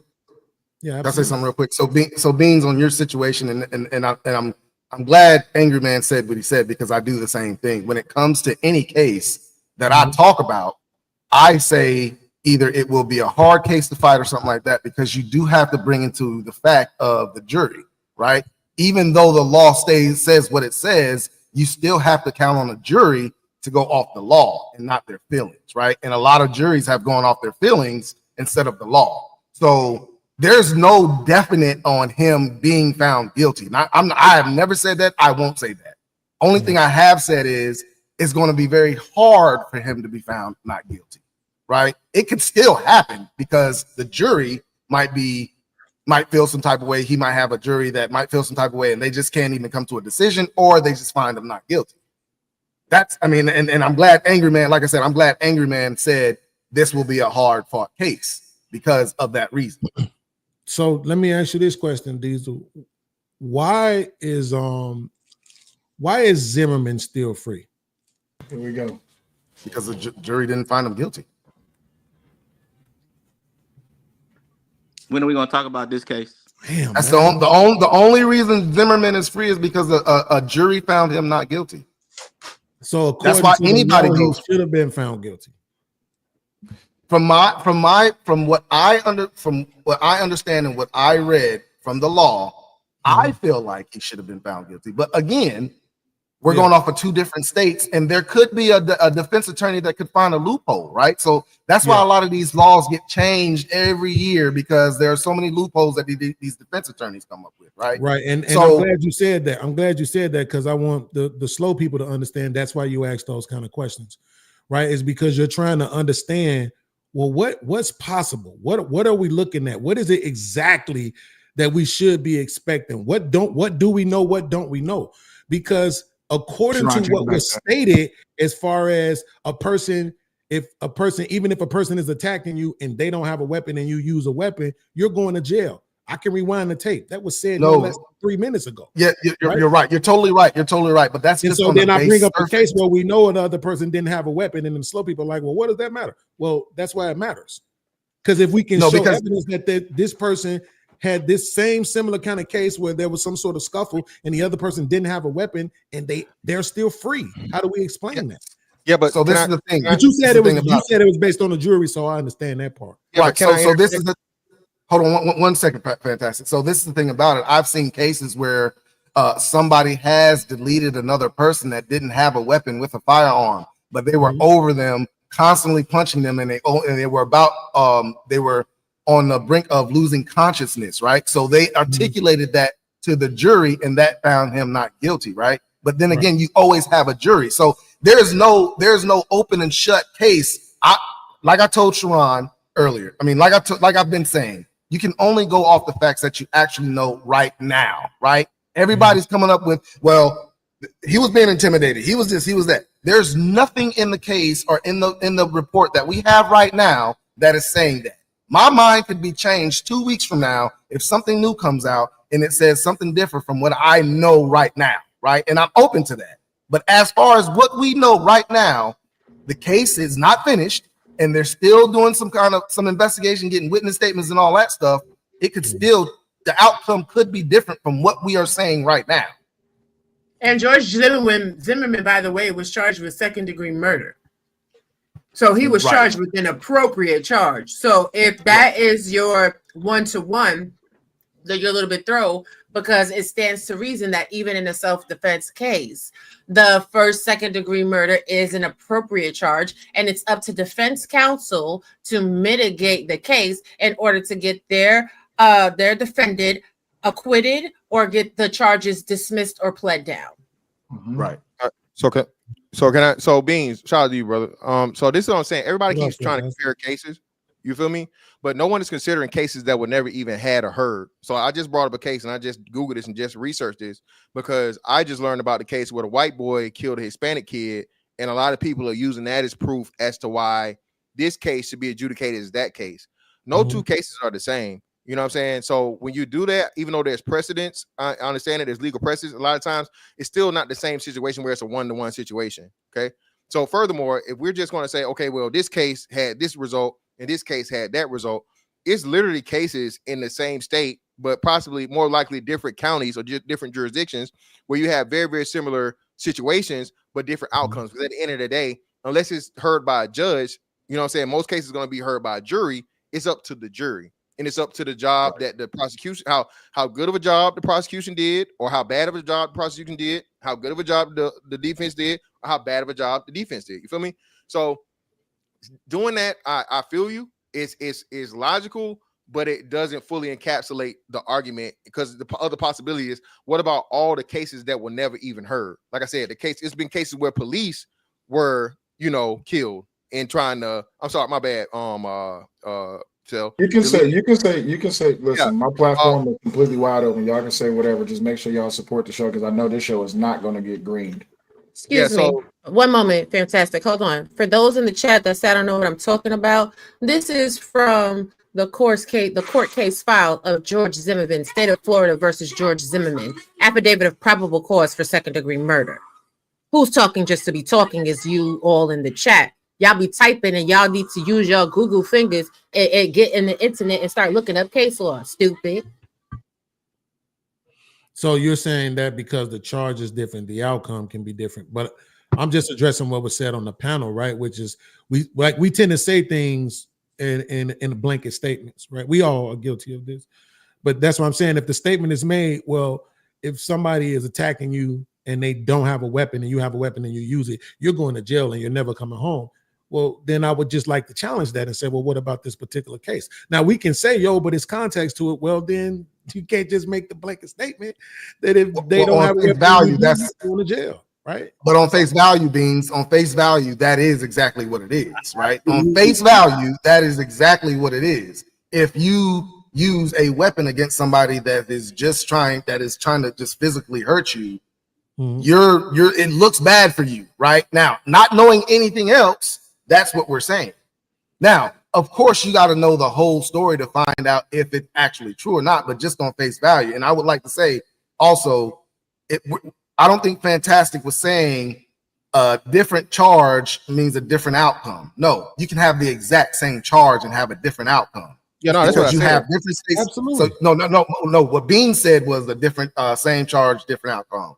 You can have the same charge, different outcome. The only thing that you're going to see a consistent outcome is the federal court system. That's pretty much the only system that you're going to see pretty much the same outcome for the same charge in the same. You know what I'm saying? But see, a lot of people don't understand. Also, if you're talking about what I just said, look at this. I was responding to Rob B because she was highlighting that charge is different. So that charge from Zimmerman, you see, that's different. That's second degree.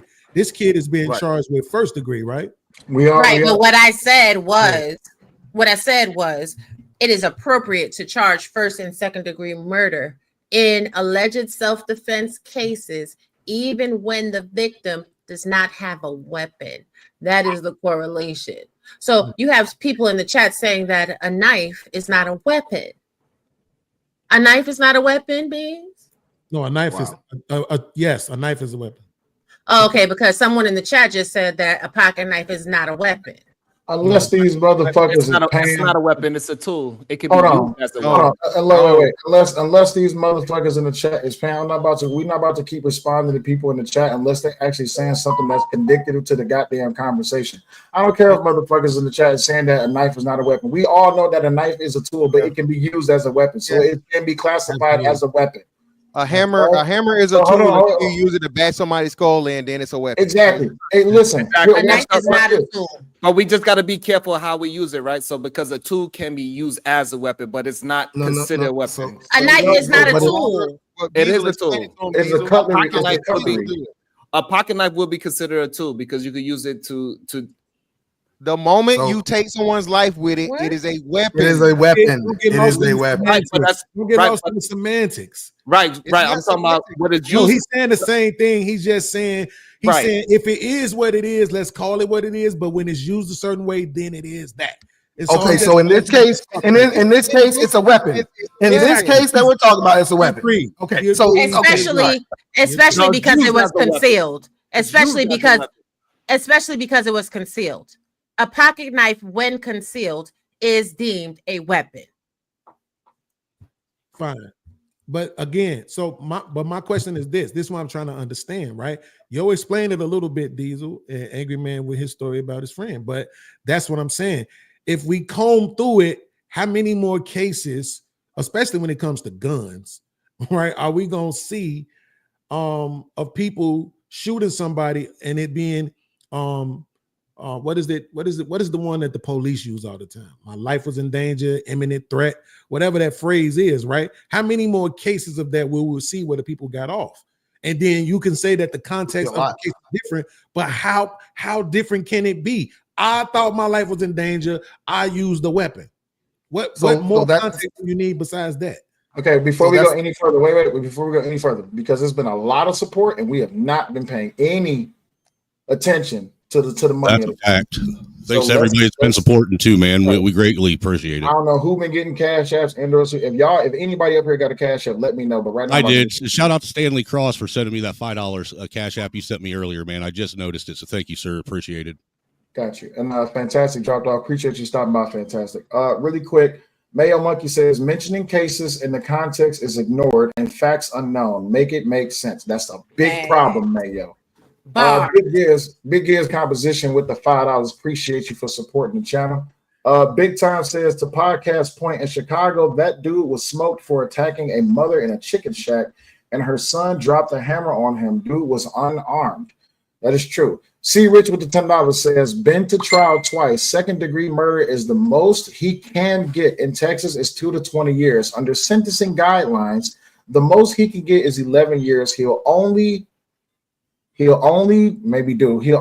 about 5 with good time and time cuts. Or I'm guessing that's supposed to be good behavior. Also, Mayo Monkey with another $10 says, TX10 Texas 1046 says weapons knife means any bladed hand instrument that is capable of inflicting serious bodily injury or death by cutting or stabbing a person with the instrument. Thank you, everybody, for supporting the motherfucking content. Now, let's go to the video that I'm about to get to. We're just about to get into that. I just want to let. I'm surprised because I wanted fan. He left already. So I just wanted to watch it on his own if he could, so he could hear Austin. Hear Hunter himself say he spoke to Carmelo first. All right. So the timestamp you gave me. Hold on. The timestamp you gave me was 420. So are you okay if I go back to like 420? Just because we're not. All right. Cool. Yeah. Hey, Sal, I gotta run. I gotta run, Sal. I just wanted to come up here real quick and give some clarity. That's all. Hey, Diesel. Wait. Don't use so much damn Diesel. baby oil next time, okay? I could smell it. Use all the baby oil. Use all the Diddy oil. But Diesel, the last time somebody questioned me or thought I was wrong about some law shit, they had to kind of eat that shit, huh? I knew exactly what the fuck I was talking about in regards to the law. I would say, Raw B, like you know what you're talking about. I mean, I would go as far as say as when it comes to the court systems and how things work, you probably would know more than me. Probably especially when it comes to like you're making a mistake. You're making a mistake. Abort. I mean, You know what? Hold on. Because we ain't gonna do this. You out here giving me my flowers. We gonna let you give me my flowers. All I'm saying is that everything that you said, I can honestly say I did not agree with. I mean, I did not disagree with. I mean, even before, and I don't know if you're referring to if I questioned you or something, because I don't think I've questioned you on any kind of how law works or anything like that. But like even before, when every time I've heard you speak about the criminal justice system and all that stuff, it's been spot on. I mean, truthfully speaking, I don't see any problem with anything that you have said ever.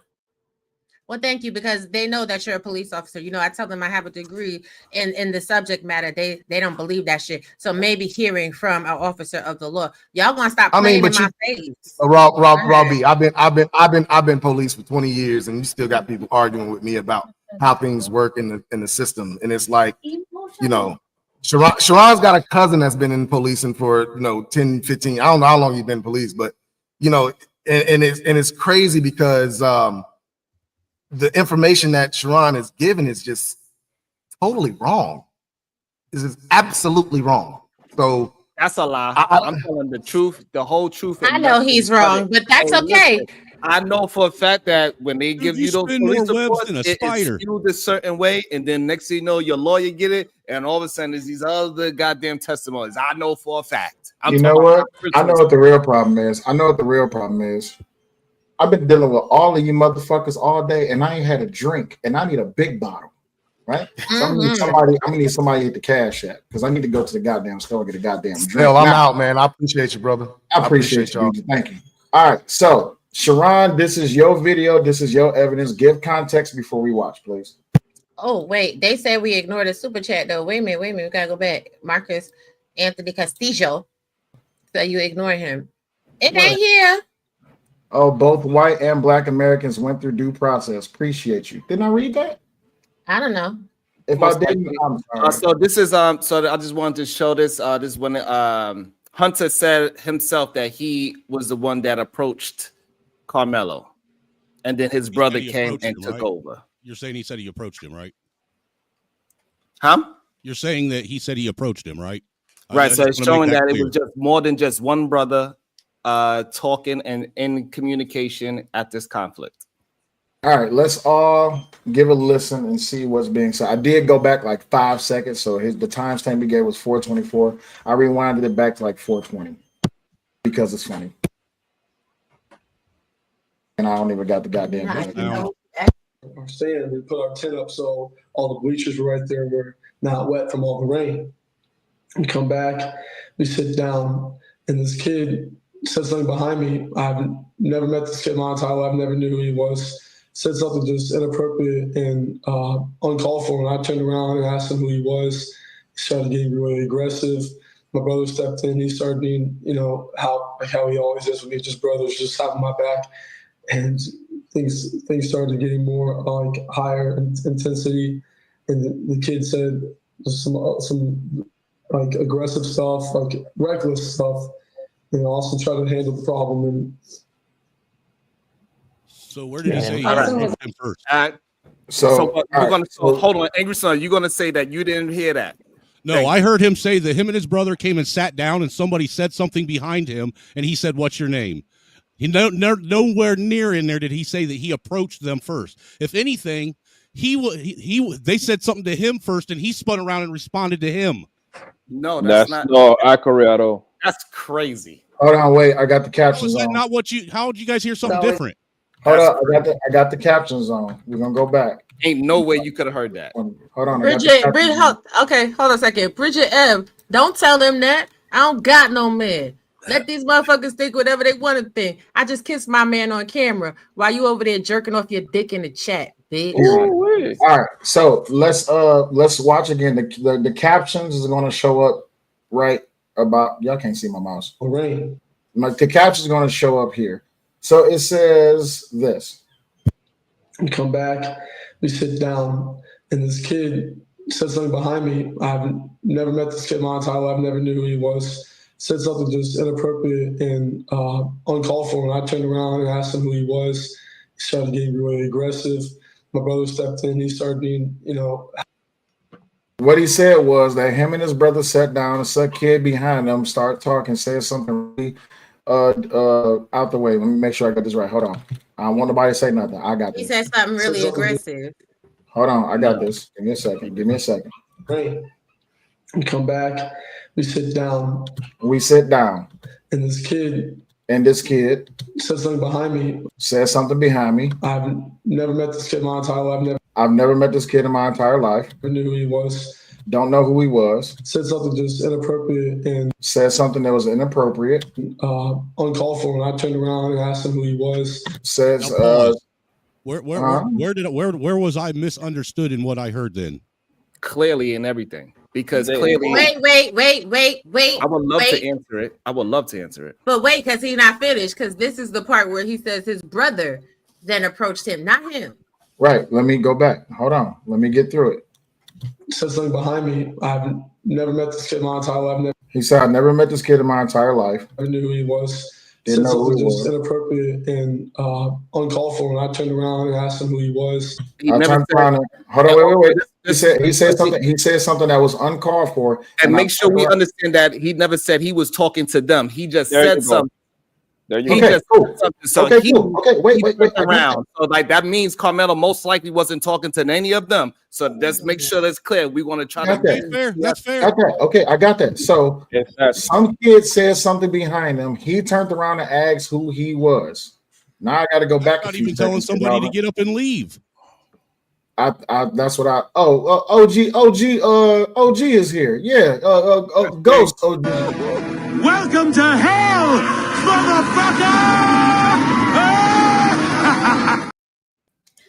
motherfucker! Really quick. OG Speed, come on camera, big dog. OG Speed. His camera work just as slow as him. OG Speed, what's up? I will. You don't have to come on camera, but I just want to make sure that that's you. That's you, right? Yeah, that's him right there.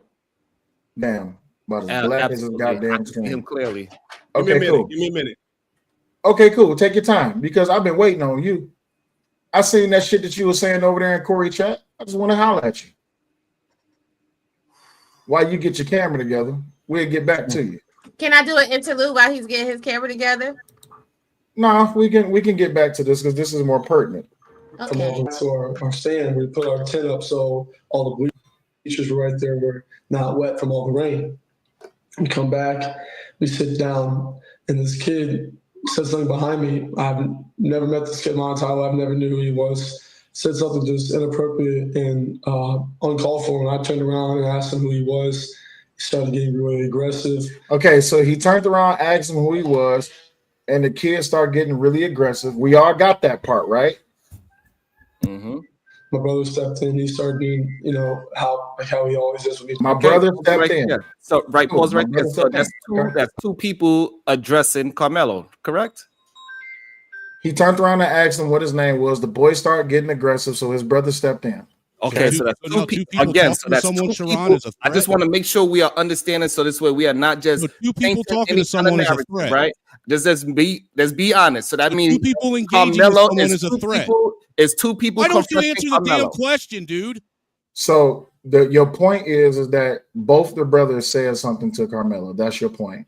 They are the one that first addressed Carmelo. Okay. He said it. He said it himself. Okay, cool. All right, cool. For all we know, Carmelo was cheering about the goddamn track event. Hey, wrong, nigga, wrong. Some shit like that. Okay, so when he turned around and asked him for his name, he said the boy got aggressive, right?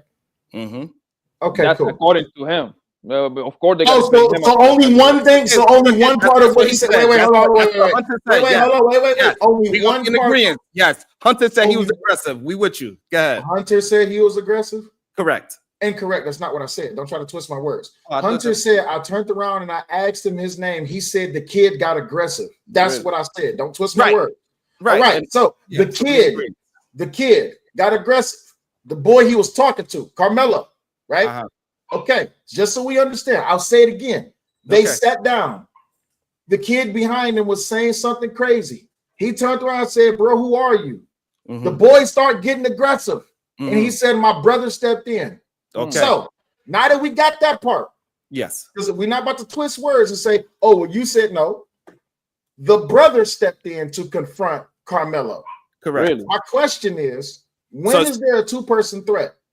When he said it. The two person says when Hunter first turned around and he was talking to him, and then Austin he jumped in and said, "Hey." Whatever they said back and forth. So you're saying wait, hold on, Snowman. Wait, hold on. So wait. According to his statement, I got a question. According to his statement, according to Hunter's statement, I'll go with that. According to Hunter's statement, who was the aggressor? According to Hunter, Carmelo was aggressive. Thank you. I'm so glad that you caught on to that. All right, now Hunter, Carmelo was the aggressor, and when he started being aggressive, his brother stepped up. Continue. Okay, and so therefore, Austin started putting hands on him. He said, "Hey, don't do X," and we all know the rest of the story of what we got so far. We all what is the rest of the story, Sharon? We are all in agreement of the information that we have, right? So from that point on, I don't think we agree on the information. We cannot deny the fact that it was more than one person. So therefore, now that it's more than one person approaching him, now we can have an understanding that it's possible that that young man could have felt like his life was in danger. Hold on for 1 second. Hold that point. Yo, watching black men act like racist Jim Crow white men is just real, man. It's crazy. Just what I'm saying. Shit, ain't it? Hey, bro, it's the funniest shit in America. That's what I'm saying. Don't try to say some bullshit. Adjust what I'm saying. Adjust what Hunter said. That's not bullshit. It is, because you're not addressing what I'm saying and the information. You just painting narrative. That's the problem. I'm disagreeing with you and you can't handle it. No, but you're not but if you disagree, then you go with your opposition. Audio disagrees. You're telling me that I'm doing something that I'm not. You're saying this. What he just described. Nobody does that to you. What he just described. No, but you do it to all white people. I do not. You don't have no proof of that. Maybe somebody else. You're doing it right now. You're doing it right now. I'm not. Stop saying what I'm doing when I'm not doing what you're now. saying. What he literally described. Check this out, bro. Just because I don't agree with you does not mean I'm gaslighting anybody. When you paint the narrative, you are. I'm not painting a narrative. That's because you start calling me things that I'm not doing. I'm talking about what this young man said, and you said you gaslight by calling me. You saying I'm being a racist person. What you're doing is telling the truth of what I heard. This is what they all do. This is what every nigga on that side, this is what they do. They don't want you to speak because what they want to do is they want to silence the truth and they want to talk about the subject instead of talking about everything else. To push their narrative. See what he's doing? Talking about the subject matter. See what he's doing? Talk about the subject matter. Didn't you literally just go through this with Izzy? Yeah, I just went through this with him. I know. It's the same shit. No, it's not. Now, going back to what he said in the video, what he described sounded like some normal shit that goes on all the time amongst teenagers, especially at a sporting event. Hell no, bro. You bugging. See what I mean? Okay, see what I mean, bro. So you're telling me that one guy want to be the aggressor to allow me to get the whole thought out? Can y'all allow me to get the thought out before you don't have to scream, bro. You can just say what you got to say. You don't got to scream. I know you was over there on the 20v1 too. But I wasn't saying nothing about you. I actually told the niggas like, bro, don't care, don't bother what Anton Daniels Angry Men say. Bro, go watch it, homie. That's what I say, bro. Y'all was on a panel with niggas calling me, Anton, and all of us coons and shit, nigga. And if you go back and watch it, I clearly said when you go back and watch it, bro. If you go ahead. Look, here's the thing. Every one of us that have been outside, every one of us that have hung around people, all that, I'm pretty sure at some point there's been a situation where you was somewhere chilling with people you know, and somebody showed up or somebody came with somebody and they did some goofy shit, and you was like, yo, whose mans is this? In fact, we even have a saying for it as black people. Whose mans is this? Nah, fam, you're gonna have to leave with that bullshit. Are you done? That's never happened with y'all. Plenty of times. Never happened with y'all where you said, yo, man, you need to leave. And then the dude get aggressive.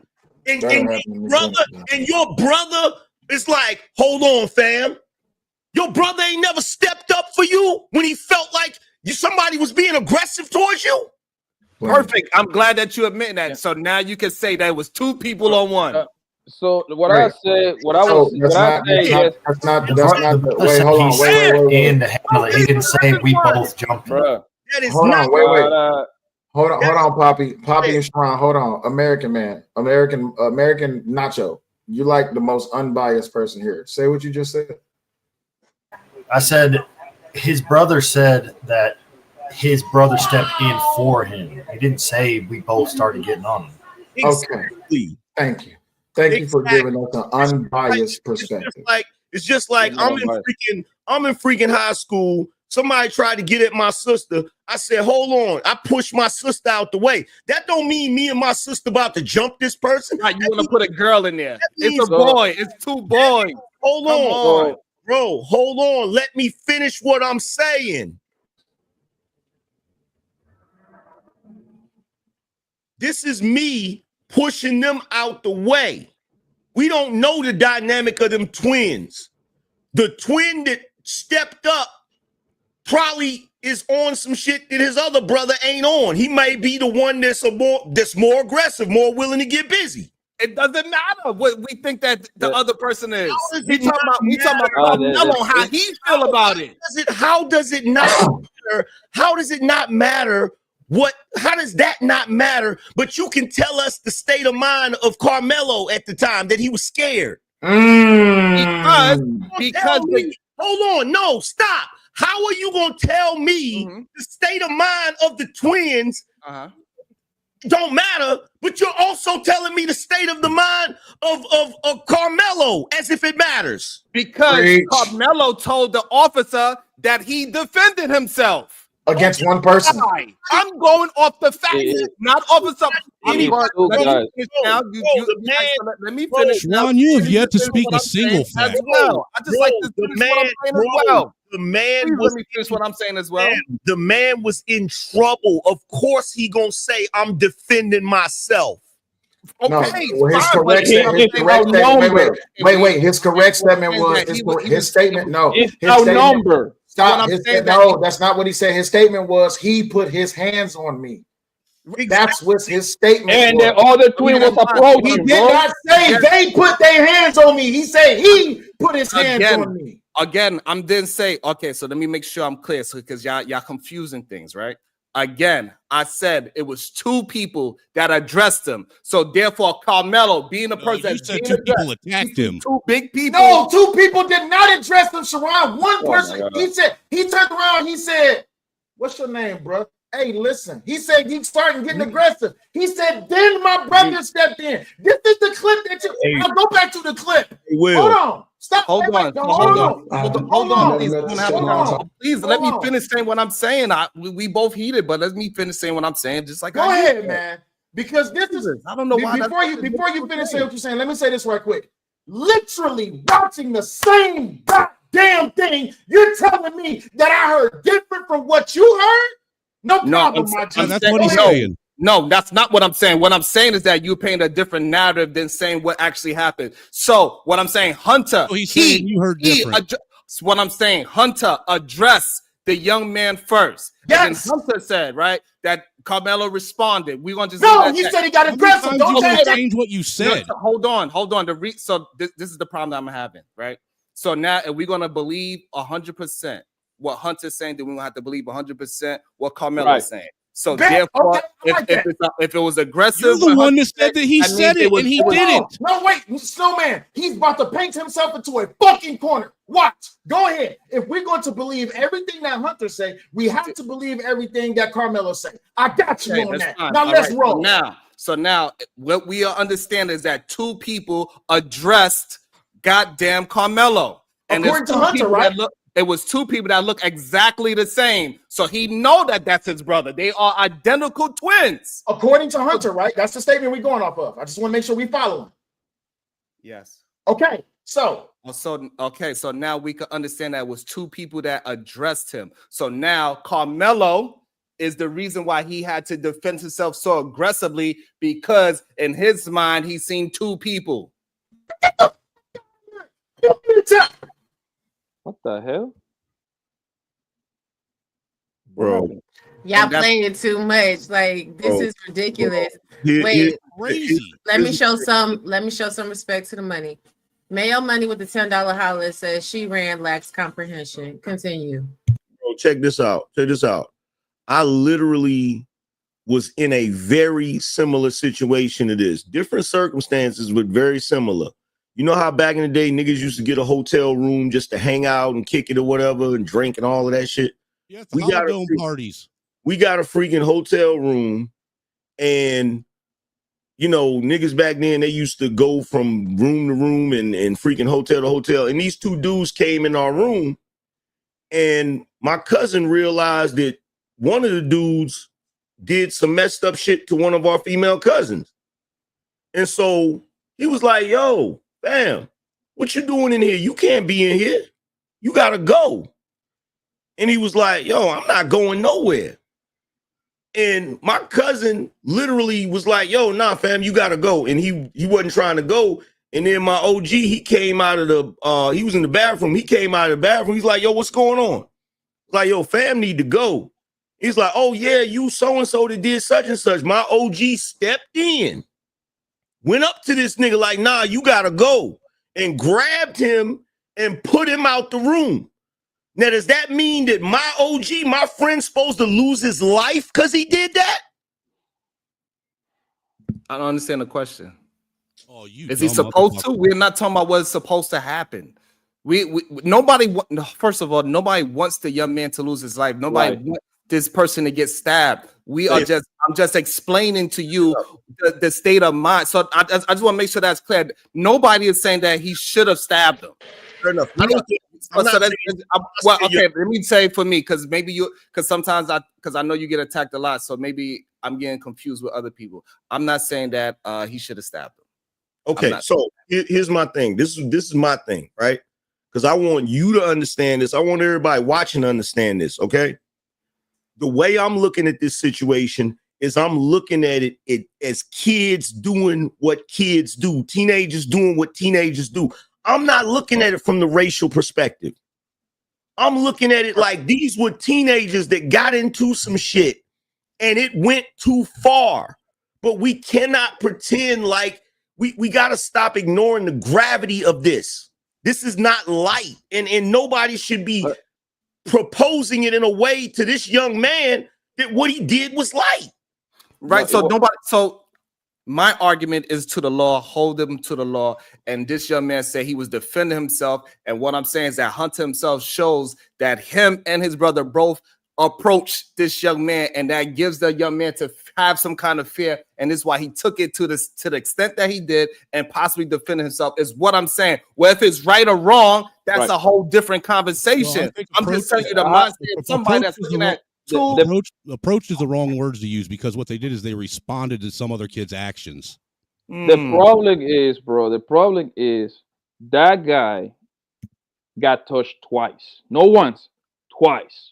Okay, he got touched twice. Once. Hold on, Poppy. When you say that guy, say names, because it's a lot Carmelo. of Carmelo got touched twice. Okay, once you put your hands on somebody, you don't determine how the other person got to react.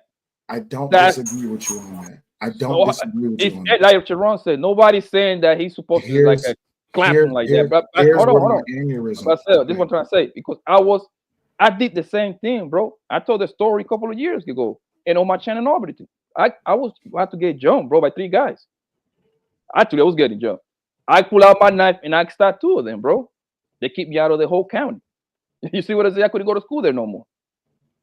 They didn't die, of course. That's why I'm here. But the point is, bro, when you put your hands on somebody, you don't determine how the next person reacts, fam. That's how it is. True, Poppy, but we're conflating things.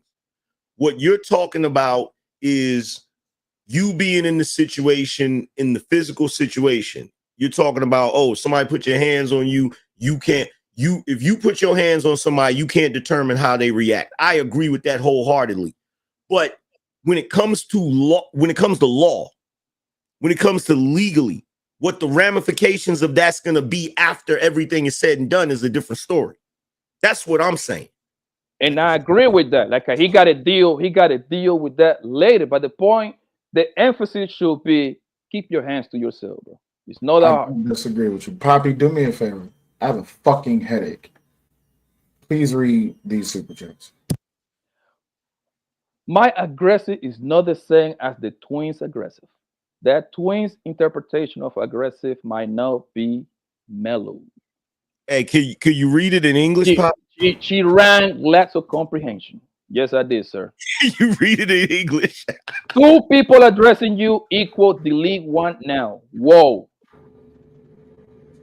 The 2 people approach him. Say that again.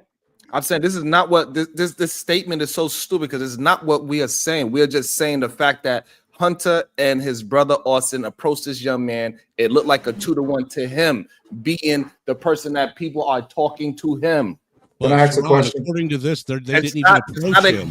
For him to do it. But according to this, Carmelo's own them. story backs it up too. That the brother tried to grab his bag to tell him to get out. Not that both of them tried to grab his bag or grab him to get him to get out. Sharon, I got a question for you. So basically, what you just said is that if you are by yourself and it looks like 2 people are being aggressive towards you, you kind of justified in defending yourself, right? No, I don't know what's the confusion about. This is what I'm talking about with the narratives, right? Speaking to the mindset. Are you just speaking to the mindset? Specific, right? I am talking to the mindset of this young man that was clearly scared for his life. That's what I grabbed somebody one time and ran. So I'm talking to what's possibly going on through this young man's mind, not what I think is morally right. That's what Angry Man was saying. That's what Angry Man was saying. Trying to add all these other that's what Angry Man was saying. Hold on, Sharon. That's what Angry Man was saying. Always stopping me when I'm talking. That's what Angry Man was saying. That's all I'm saying. You don't have to go into a diatribe about it. I get what you're saying, right? But that's what Angry Man was asking you. It's crazy. When I talk, niggas hear what they want to fucking hear. They hear what they want to hear, bro. You literally just repeated what I just said. No, I did not. Yes, you did. I'm not in. You asked me, so Sharon, you are basically saying that you would do so. I'm not saying anything about me. I didn't say you. I said what you're saying is that if someone is being approached by 2 people and they feel threatened, they have the right to defend themselves. The right, yes, the right to defend. Okay, I'm asking for clarification. You know what? Okay, so now I can explain why the fuck I just called a goddamn aneurysm. So, Sharon, don't take this personal, but it's not at you, but it's just at what niggas do across this motherfucking app all fucking day, every fucking day, right? We just watched this video, and the boy Hunter, the brother that's alive. I'll give you visual representation. Hunter, sitting on the right, said, me and my brother sat down. When me and my brother sat down, this kid behind us got talking crazy. I'm paraphrasing. He said, I turned around and I asked him, excuse me, what's your name? The boy got aggressive. His brother stepped up and he got into an altercation with the young man, right? Can we finish watching the video before I say my next thing? Let's do that. Bleachers right there were not wet from all the rain. We come back, we sit down, and this kid said something behind me. I've never met this kid in my entire life, never knew who he was. Said something just inappropriate and uncalled for. And I turned around and asked him who he was. He started getting really aggressive. My brother stepped in. He started being, how he always is with me, just brothers, just having my back. And things started getting more like higher intensity. And the kid said some like aggressive stuff, like reckless stuff, and also try to handle the problem. And Austin was always one. Austin tried to handle the problem, and of course, we all know what happens next. This is my reason about spinning narratives, because I believe as men, let me take Raw down. As men, we can all agree that words matter, right? Yep. Somebody answer. I don't give a damn who. Yes. Okay. Words matter. If I say I approached you and I said I was aggressive to you, are those the same or different? Sharon, I'm asking you. What was it that you're asking me? If I approached you and I was aggressive to you, are they the same or different? Off of just those words, I can't really answer. I would say no. Okay. Is it to be assumed that one brother said something to him and he became aggressive and the other brother stepped up to engage the aggressiveness? Nowhere in there or Carmelo's statement or in any witness statement did anyone ever say that it was a 2-on-1 factor. It was a 1-on-1 factor. So where are we getting this? Two people was aggressive towards him when one person was hold on, I'm gonna let you go. When one person was asking him a question, he became aggressive, and the brother stepped in and he addressed the aggressiveness that was going on. Where is this second component of aggressiveness coming from? Why are we using the word approach? And this is why I just call that small little aneurysm, right? Because we're painting something on top of something that's not there. He didn't say that we approached him. He didn't say we was aggressive towards him. He said he was aggressive towards me and my brother stepped in. Why would you, Sharon, and anybody else say, well, both of them was approaching him? Because they did. That's so. Win! What? Puppy, win! Hold I on. don't know where you're coming Hold on, from. let me understand. You just said approach and aggressive is not the same. So correct. So therefore, first Hunter approached them. And how did he approach when they sat down? He never says he got up and went and talked. They were to them. sitting down. How do you approach? How did he? I don't know. Go ahead, bro. There is absolutely no way. Crazy. There is So absolutely. the young man sat down. Will. He says he was saying something in the air. He wasn't saying nothing to them. insane. He turns around. He's sitting behind them, and they're all He sitting turns down. around. Hey, Will. Hey, Will. Check this out, bro. What is it that y'all have a problem that? Okay, so I'm gonna save you. I'm gonna save you some brain cells, right? this is crazy to me. I I'm don't know gonna why we. save you some brain cells, right? He's not gonna like this, but I'm gonna do it anyway. If that was a white boy and those were twin black boys, and he heard that explanation, he would be like, both of them didn't approach him. Exactly. The same thing. Goddamn I would say the same thing. It was only one. Facts. Okay, since when? And this is how, bro. Sharon, I'm not mad at you for making that statement. But I went and I said this early this morning when I went live. I said, I don't understand that why it is in the kingdom of niggardry, someone would hold a fucking bottle up to my face and say, this is not a bottle, this is a plastic bottle. And I clearly see that it's a glass bottle. But in the kingdom of niggardry, they would tell you, if you don't call this bottle black and glass, then you're a coon. That makes no fucking sense to me. The bottle's not even there. That's what the truth is. It's not even there. Okay, so are we saying that? Let me say this for Are we saying that Hunter and Carmelo did not have a conflict with each other? Did they have a conflict with each other? He asked them a question. Hunter and Carmelo, did they have conflict with each other? He asked them a question. Did they have conflict? No. He asked him a question, and Hunter and Carmelo became aggressive. Stay right there. So wait, Sell. wait. So asking someone name is conflictious? It can be in most cases. So let me ask you this. Don't victimize shit. Hold on. We ain't talking about no victimized shit. Back to your motherfucking ass, bro, OG. we're just having a Hold on, back to conversation. this. Now, We're just having a conversation. You was talking in Corey chat earlier when you were talking about I'm yes, over here. it can be, and you can see it, and you can see it all up and down the when internet. you said that I was over here having clan talk. What the fuck you mean by that? I didn't say you. I didn't say Yes, you. I was you did. talking to. No, I said this morning I was talking to what's the name? I don't know what y'all be doing in these You spaces. said Will over there having clan talk. That's what you said. No, I did. Will. Slow down. Slow down, bro. I speak. I nobody on this panel and most people and Angry may have known me long. I don't speak about anybody who's not on the panel. So if you seen Will, you must have seen something else because I was only speaking to the host of that show. I said, if you want to go to a clan meeting, whoever was in the chat or whoever's on the show, that's the only people I would speak to. Now, if you was in the Will, I don't know you when you in the chat. I only know you when I see you on the panel. I see you with your queen. That's the only time I know you. But if I'm speaking to somebody in the chat, I'm just speaking to somebody in the chat.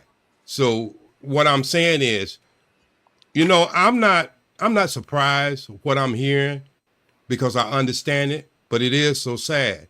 So first thing I want to do is show, and I'm glad that Diesel TV gave your queen some props about how she do her thing. But I'm gonna show you why I kick people like Diesel ass all around the courtroom when I testify. Would you put up, Sharon, my screen? It's tell you like he has controls. Oh yeah, so okay. Can you put up? It's explaining exculpatory evidence. This happens all the time, and when y'all was saying, Sharon, what are you talking about? They put reports out. They do. Police reports are doing exactly what Sharon said. They're working towards a narrative, especially if they go in, they pressing charges. And a lot of cases, and we just seen a big case in Atlanta, Georgia, where this happened. It happens all the time. Exculpatory evidence is evidence leading to the defense as being innocent. But if they're trying to go for a narrative and try to press charges, and what they do, they highlight the ones that goes towards stateway. This is done in most all cases. So don't act like this is some surprise, okay? And this is what I want to call Diesel on, because Diesel, I understand Diesel is a police chief, and I understand he's been in law enforcement. But why you think somebody who haven't been in law enforcement kick their ass around a courtroom all the time? The U.S. courtroom, the Superior Courtroom, whatever. I have testified. I'm not talking about my troubles. I'm talking about as a key expert witness. When I come in, they better be shaking in their boots and have their shit together. Okay, I've been an advocate over 40-something years. Okay, let's just be honest about this thing. All right, let's just be real honest. This young man has not been indicted. And what's really happening when I was trying to cover up on my brother's show early this morning, you got a bunch of amateurs, and don't get offended about it, who has opinion like a football game, Monday morning quarterbacking, or looking at a boxing match and say, I would have did this, I would have did that, or this or that.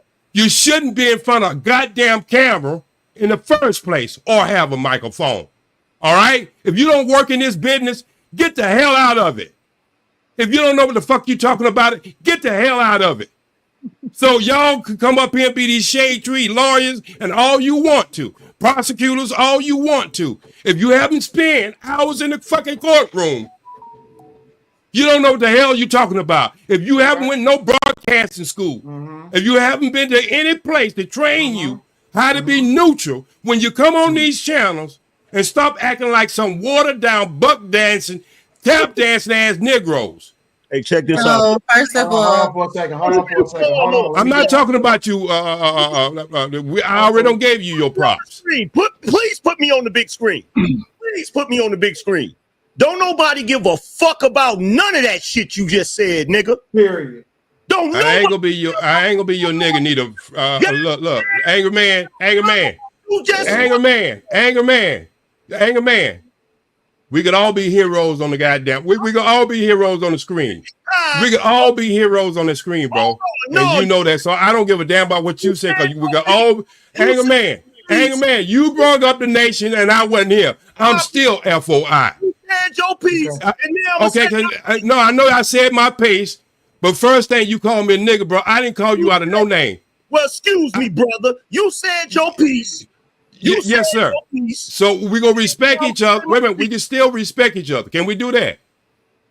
Brother, look. I'm just asking the question. Can we respect each other? You niggas being disrespectful then want respect. Fuck all of that. So right here, okay, hold on, right here. You said, did they have on pads, helmets, and cleats? Yeah. Put Willie's channel in the chat if you want to go to a Klan meeting. Don't tell me I don't know what the fuck I'm talking. No, fuck all of that. Don't tell me I don't know what the fuck I'm talking about. My channel is a fucking Klan meeting. Nigga, get the fuck out of here. Try that shit again, bro. Hold on, what? I'm telling you, I'm talking. Will, okay, go ahead and get it out. Get it out. Go ahead and get it out. Out of here, man. Go ahead and get it out. Will. What I said, wait a minute, Angry Man, let me just put this in for a second. Just a second, please. A second. Deal with OG, a second, Angry Man. That's all I'm asking for. Hey, look, look, Corey asked. Wait a minute. In the midst of me and Corey talking. I don't give a fuck about that. You call my fucking channel a clan channel. Will. Hold on, OG. Will. Yeah. Will, bro. Remember that conversation we had before? You got to remember, bro. You feel me? I don't want to see you. You feel what I'm saying? You got to remember, bro. Like, I'm gonna go smoke. He is right, man. Bring it down, bro. I'm sick of niggas being disrespectful and then coming out asking for respect. Get the fuck I'm not out of here. asking for. That shit backwards as fuck, bro. I'm talking to that one shit backwards person. as fuck. I don't care what you're saying. I still say I was talking to Corey. Okay. Holy Spirit, activate. Oh no. Holy Spirit, activate. Holy Spirit, activate. Activate.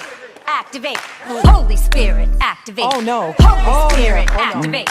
Holy Spirit, Holy Spirit, Holy Spirit, Holy Spirit, activate. Holy Spirit, activate. Holy Spirit, activate. Activate.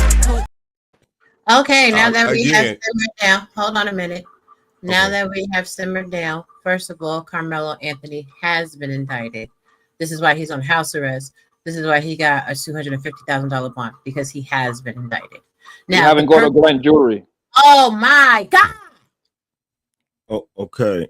Now, the purpose of police reporting is not to push a narrative or an agenda. And if y'all feel like that, whenever you got something going on at your house, don't call the police. Whenever you get into a car accident, do not call the police if this is genuinely how you feel. Like, y'all be cracking me up because y'all sit there and utilize the protections of the police when it's beneficial to you. And then when it's something where they're collecting all the evidence and the data for the attorneys to mine out, then you'll say it's to push a narrative. Like, that's really nuts.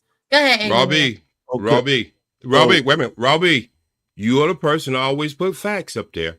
Let's stay with the facts. Being charged and indicted is two different things, especially when you have to go towards a grand jury. You know that as well as I do. I can go before a magistrate right now and they can say, yeah, you have enough evidence to charge the person, but you still, in the state of Texas, you got to go, what? To be indicted, to move forward. So let's put it all out on the table. So it's not a pick and choose thing. And I like to tell you, Beans, thank you very much to bring some sense to this conversation, because they was beating up on people something badly. And I'm glad you came in calm. No, not you. I'm not speaking to you. I'm speaking to Beans now, Raw B. I'm speaking to Beans now. When he came up, he kept his calm. He asked direct questions. You can like him or not like him. And he was able to piggyback on the questions and the answers that you gave to go forward with it. And that's the kind of approach. That's how every case is won in the courtroom, by asking questions. Okay. Beans came up here and asked a couple of irrelevant ass questions. Mm-hmm. Okay, that's number one. Now, I'm going. You know what? This is what I'm gonna do with you, OG. Salaam alaikum. Alaikum salam, sir. Okay, so now let's have this conversation. Yes, sir. So, brother, this is my argument about this whole situation, because I see something happening with our people and I don't like it. We as much as our people have fought for racial justice, as much as our people have fought for everything that we fought for, I'm starting to witness our people displaying behavior that is extremely similar to the very same behavior that we fight against.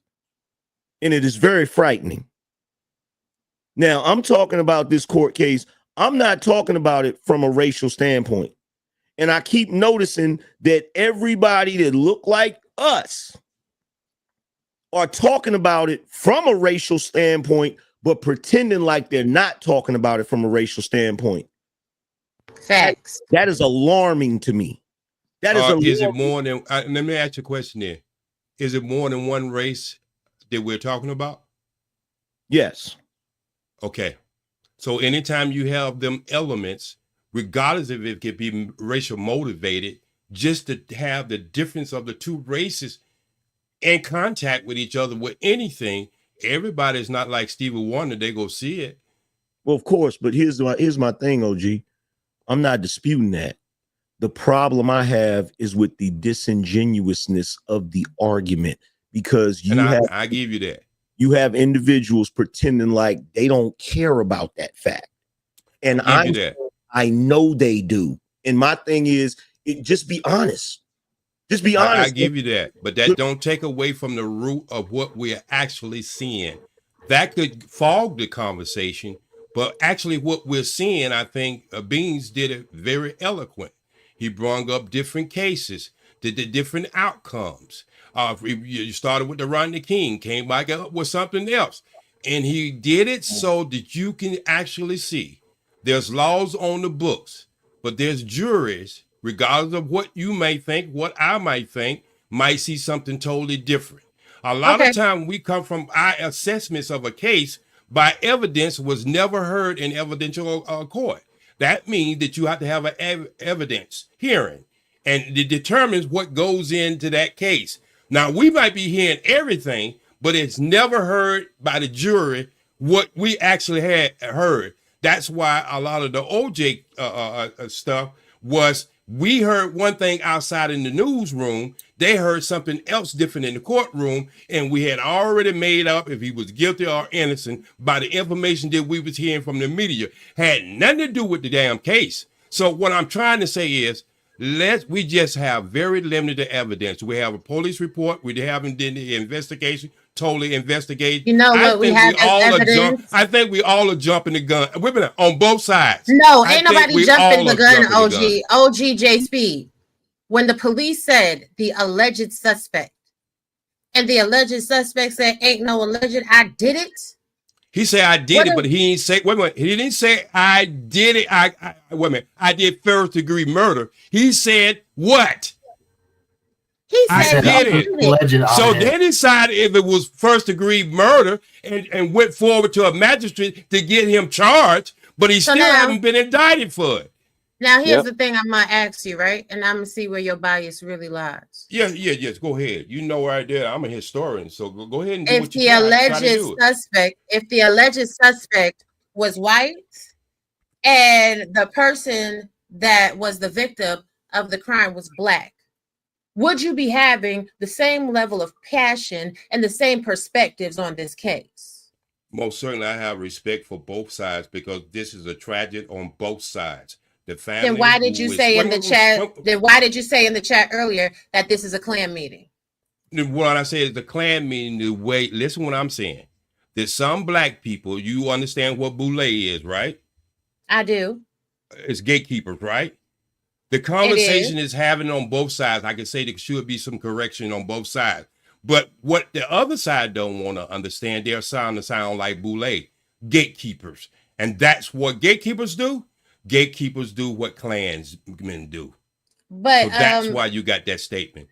Honestly, that's disrespectful because it's not disrespectful. If you were saying the same, if you saying the same thing that I would hear, this is why no disrespect to Angry Man, but I'm gonna say Angry Snowman. This is why we don't let white people in the meet, especially when families talking. So I'm just telling you, we don't let white people in the meeting when families talking. Because sometimes we have to clean house. Sometimes we have to respect each other. This has no disrespect to you, as Angry Snowman. But see, this is the way families do. We don't let outsiders come in and tell us how we should feel about one thing or another. Because when it's all said and done, Roby, we gonna work this out. No, but this is the problem, right? Well, if they were both black, we wouldn't even be talking about it. Hold on a minute. This is the problem. It's infighting. And to be quite honest, those that feel that Carmelo Anthony shouldn't be held to the highest degree of the law are actually the boule. They actually the ones gatekeeping. They actually are trying to build the case that because he's a black man in America, he deserves to get a pass. The reality is the free thinkers, the ones that y'all call conservative douchebags and everything else, we are looking at the aspects of the case. We are looking at the evidence as it is unveiled. Y'all are sitting there creating all type of narratives, trying to create stories. Even the clip that Sharon wanted to show,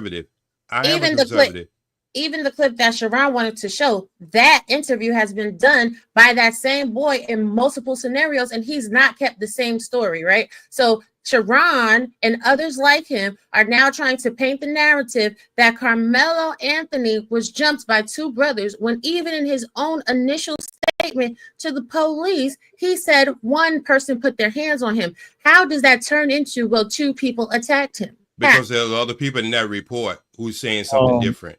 Hey, there's other people in that report that said what different. What's up? What I'm saying is, here's, if you go side by side by the police report and go with what he said, there's some what in that story. Okay, there's some what in it. Just read all the different people who are in that report, and you'll see. If you go by what Hunter said in the interview, no, I'm just saying, if you can't make the white man eyes more colder. There's other people in that report who's saying something totally different. So we could go through the whole police report, right? Because we don't have to. We don't have to. No, I know we don't have to. It's insignificant. You know why it's insignificant? It's not because there's people that have said the same thing happened. Because a lot of do you know a police report is not admissible in a trial? So wait a minute, just hold on 1 second. Do you know that? They don't know that, OJ. First of all, do you not know that police reports are not? Go ahead, B. First of all, what the police are doing is they are taking witness statements. It is the parameter by which the attorneys verify what these witnesses say to them when they are under oath in a court of law. So the police statement itself is not admissible to the trial. However, it is a corroboration tool. Now, Angry Man, you was trying to say something to me, was you? That was me, actually. I was. Well, Angry Man and then Beans, and then back to OG. I was trying to say something like OJ. Like here's my thing, right? Here's my thing. I gotta keep saying it. If this was a white boy that went to that tent and it was black kids under that tent, and that same situation happened, and a black boy that was a twin lost his life, and the white boy said, I was defending myself, y'all would call cap. Y'all would say it's bullshit. Y'all would say that every single time that somebody white kill a nigga, he always is in fear of his life. Like, that's what y'all would say. Yeah. Why are we capping? If my auntie had a dick, she would be my uncle too. Though. So here's my thing, Robbie. I really wish I could have a genuine conversation, right? Because I want to know how is it possible. It can't be a coincidence that all of the people who are taking the stands that you taking, that Angry Man is taking, just so happen to also be conservatives. Do you really want me to accept that that's a coincidence? Hold on a second. And it ain't no coincidence that all you niggas that's backing them up is a bunch of race baiting hustlers. Right. And to be truthful, I'm not a the only person who ain't did a show about the shit. So hold on. I'm not a conservative. How about that? Okay. I'm not a conservative. So I still believe that he should be prosecuted under the full extent of the law. He took somebody's life. Absolutely. So now 1 out of 100. So but that's our coincidence. No. See, that was to illustrate a point. You're making an assumption that people. No. We're having a genuine. I've already acknowledged it, Robbie. No, but you just said 1 out of 90. No. You just said 1 out of. No, you just said 1 out of 99. Yes. The point is you're making what about 99. You don't know that. The point is you don't know that. You don't know that the other 99 are conservative. You don't know that they're conservatives, though. Bro, B, listen, we can have this conversation. You can tell me you're not conservative, and the more I talk to you, the more conservative you sound, and you know it's true. I just don't want to argue it. You said you're not. I don't want to argue it. So I'm saying, but what about the other ones, though? Right? And I'm saying particularly from our space, right? So I'm saying the ones that are having a conversation who are speaking the way that they speak. Excuse me, I have a point to make right quick. They acknowledge themselves as conservative. Excuse me, I have a point to make right quick. Hey, Sharon, you still there? You remember what kicked off our beef? When we was talking about the percentages of black fathers who is and or not good fathers, and we said that you cannot cherry pick a stat and you do not know what the actual other stat is. That same argument applies to everything that Beans is doing right now. How? Now you're trying to cherry pick an argument, Sharon? You're going against your No, own not Sharon. Not Sharon. No, not Sharon. I'm talking about Beans. Right. No. What I'm saying is Sharon's point was that you can't cherry pick stats because you're unaware of the unknown. So therefore, when Will is saying that you're doing the same thing, and now Sharon is saying that that's not true, you're talking against your own point. Wait, but hold on real quick, so we won't have to bounce back and forth and confuse people. What stat am I using, Will? You are saying that 99% of the people are conservative. I think he can answer. It's okay for him to answer. I think he can answer. What stat am I using? Okay, cool. I'll answer your question. What's your question? What stat am I using? I don't know. So how are you making a point about something you don't know? Because I'm stupid. Thank you.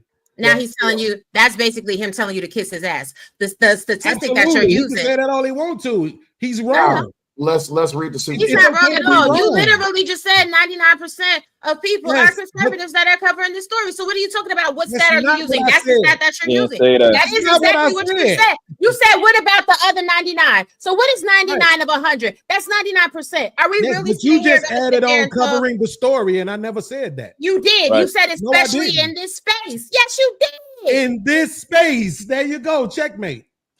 You said covering the story in this space. Checkmate my ass. Boy, go ahead with that dumb bullshit. You be trying to come up here with these semantics. And you be mad as shit. I know a bitch that's mad, waking up sad, cause a bitch can't fuck with me. I know a hoe that's pressed, waking up stressed, cause a bitch can't fuck with me. I know a bitch wanna fight, and I'm just like, bitch, you just can't fuck with me. I know a bitch that's pregnant.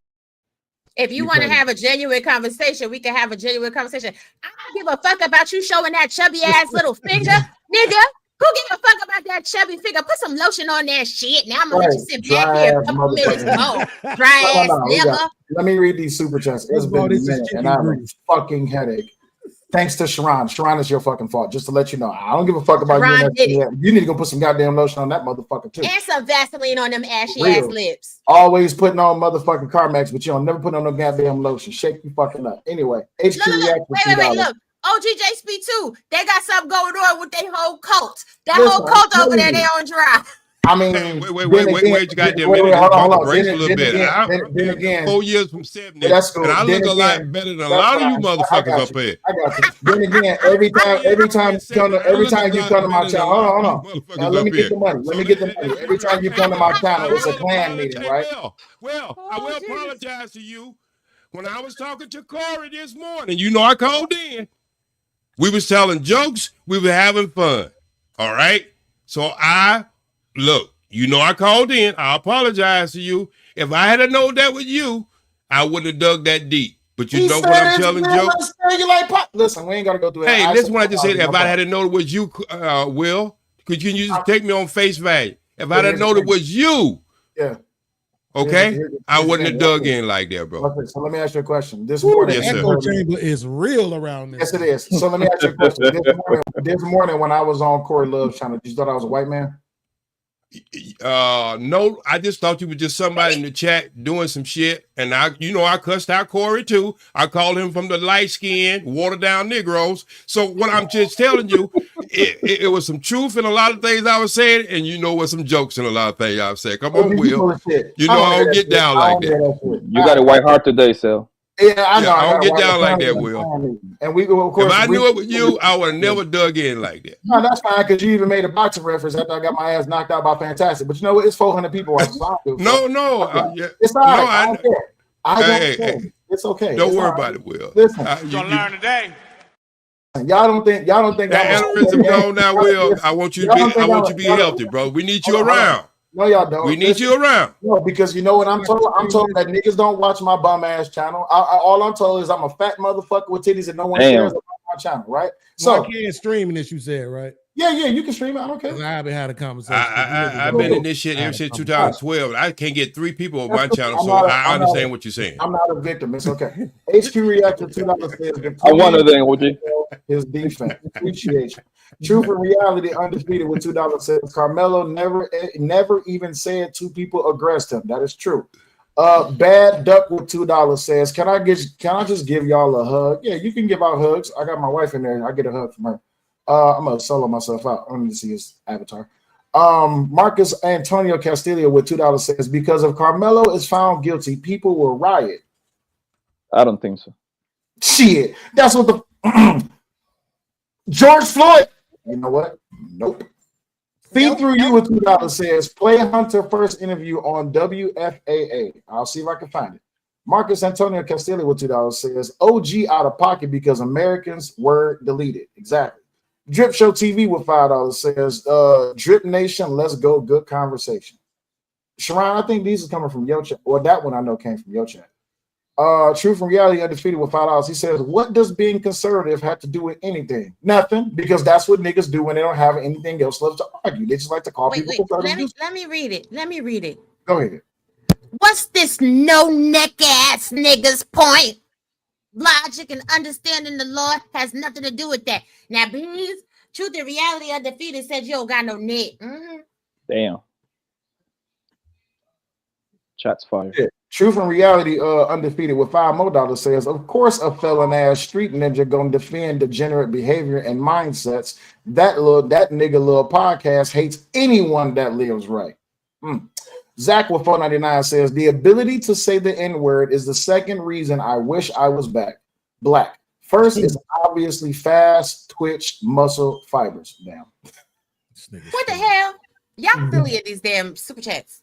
Bad Duck with $2 says, Will, I love them fat black titties of yours. First of all, I will cuss your ass out. What? That's Paul. That's a nigga too. Is that the Rainbow Coalition coming after you, Will? No, buddy.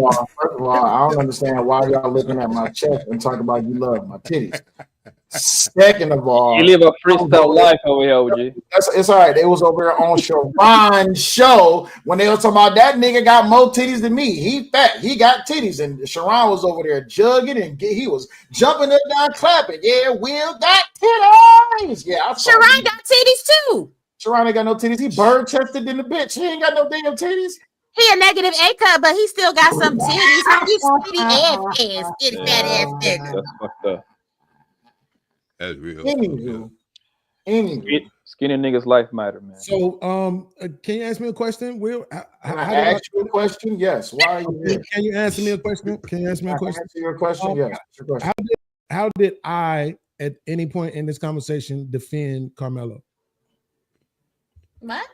Are you asking me because I asked you that question? Or are you asking that question because Truth and Reality Purpose brought you that super chat? Well, I'm pretty sure you know it's the latter. I don't understand why that matters. I couldn't answer you why Truth and Reality Purpose said that you. Yeah, I'm asking you from your point of view. Have you heard me defend him? Because niggas love felons. But he's not a felon yet, so yeah, absolutely correct. Innocent to proven guilty. In the kingdom, you are defending it. Who love our president? Who love our president? Then I'm gonna answer the goddamn question. Shit. Who love our Niggas president? in the kingdom of what you say? Who love our president? He's a felon. He's a felon. Oh, damn, amazing. All right, so in the kingdom of niggadry, niggas love anything that is dealing with degenerative negative behavior. Oh God. They promote. I wish I was rebroadcasting this shit. Yeah, you can't. I don't know why you haven't, motherfucker. Sharon over there. I'm lazy, but bro, Sharon, how much money you done made a super chat so far? It ain't even about the $10. It's just Sharon lying over there at the Sharon Malay. Of what I be talking about. This is how difficult it is for him to just say no because you know the answer is no. Even OG just said all I did. This is why Angry Man now see what the fuck you don't have even OG Speed when he came up said all I did was ask questions. No, No, what you you was always defending do him. is you You say was it's defending because him you after. conservative douchebag. I didn't That's defend the what you dude say. one time. Yes, So- you did. You said y'all defending him because y'all douchebags because you defending him. Beans, Yeah. you Like, think why would- anybody this with is more what I'm than saying. Why hey, would you think say that anybody when with more than you is a conservative dude? Your fucking money. Beans, you think anybody with more money than you is a conservative douchebag? Literally, that's your words. No, Fact. literally not my words. So I mean, again, So right? let me make sure I got At the this end of the right. day- You didn't tell a nigga to catch a flight because he think he got more money than you and he's a conservative douchebag. Is that not what you told Angry Man about a year and a half ago? Damn. Absolutely not. Absolutely. Yes, you not. did. Yes, you You did. mischaracterize the shit all you He want told to. that to everybody. Angry Man, has he ever told you to catch a flight? Me and know how I talk, so I don't give a fuck about. Hold on, that. Angry Man, has he ever told you to catch a flight? That's not what you just said. Yeah. We gonna break this down in pieces. Yes, you Has he did. ever told you to catch a flight? He has told me to catch a flight. He has told me to drop the Addy. He said Absolutely. he said he's gonna make my mouth bleed. He Stomp your said ears together. Has he ever called you a conservative douchebag? Yes, he Absolutely. has on Has numerous. he ever said that all you niggas with money that's conservative douchebags? Have he ever made that statement about you? On numerous. I statements. rest my motherfucking Is that case. what you just You see how accused you me of? ask questions? No, because you said that I invited Hey, him. look, to I want to Chicago thank everybody here. because I'm Thank about to you, get up out of Sharon. here. When Appreciate you it, leave, Sharon. Hey, listen, all I'm saying, hey, let's just Don't deal with work the on facts at nobody, hand. bro. Hey, Hunter approached the man, he spoke to the man, they had a little conflict. His brothers picked up the conflict after that. So therefore, in Carmelo's eyes, he might have seen as it was 2-on-1. Not saying that's what actually happened, but from Carmelo's standpoint, he might have felt that way. Is all I was trying to say. Can I And ask you a Hunter question before you go, flip-flopped Sharon? and do his Did you saying. say So, might have? see you later. No, wait, Yes, that's Sharon. right, because that's how that young man felt. Sharon, don't Did make you it say- a question. Wait. Sharon. And I hope Bangladesh get a 200% tariff so you can't buy no more hats to hide Wait. your bald ass head. Wait a second. Well, guess what? I'll buy hats from whatever other sweatshops they make, nigga, and we'll enjoy the shit out of them after I do. Now, going back to Poppy Blanco. Poppy Blanco, when he said, Wait. Before Sharon leave. Hold on, Angry Man, just 1 second. Sharon, I didn't know that you was a damn what is that? You had the ability to make puppets speak out this bitch. I didn't know that you was a motherfucking telepathic. I didn't know you jumped inside of Carmelo Anthony's body in his mind, so you know what the hell he was thinking about. Get your black ass up out of here. No, Sharon. Cutting through the impossible light. The docile masses sit mesmerized. Why didn't no vegetarian had them gifts? why didn't what I want to know is when Sharon made that ridiculous statement a second ago, Poppy, why didn't you chime in and say if your aunt had a dick, she'd be your uncle? Right.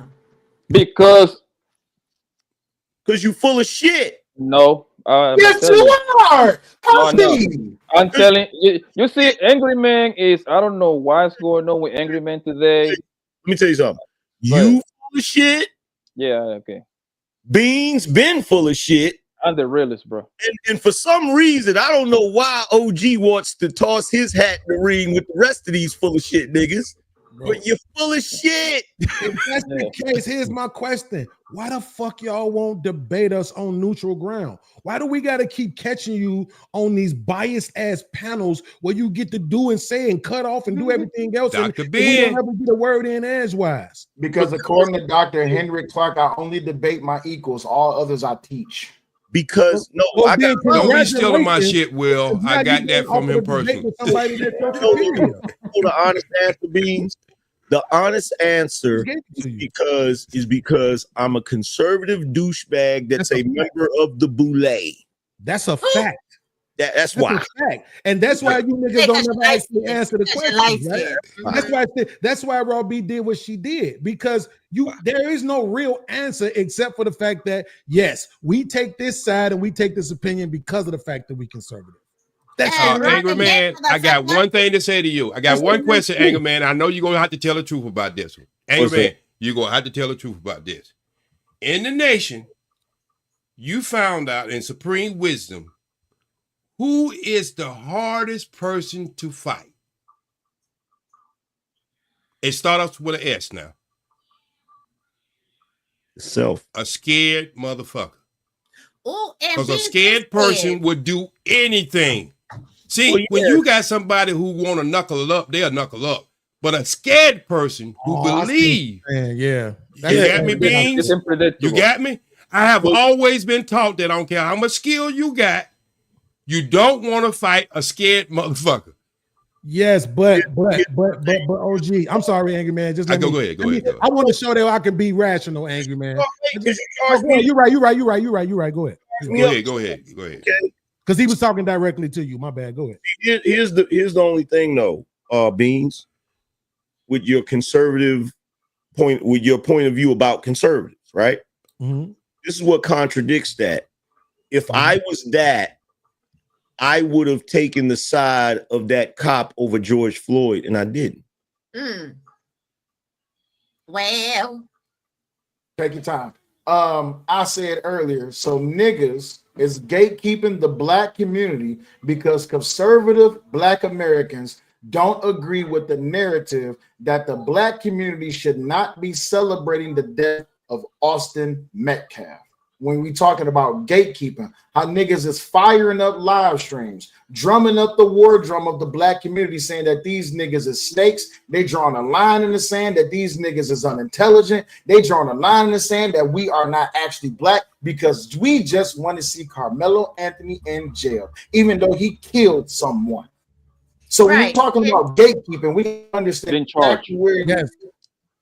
But Will, y'all won't have a real conversation about it.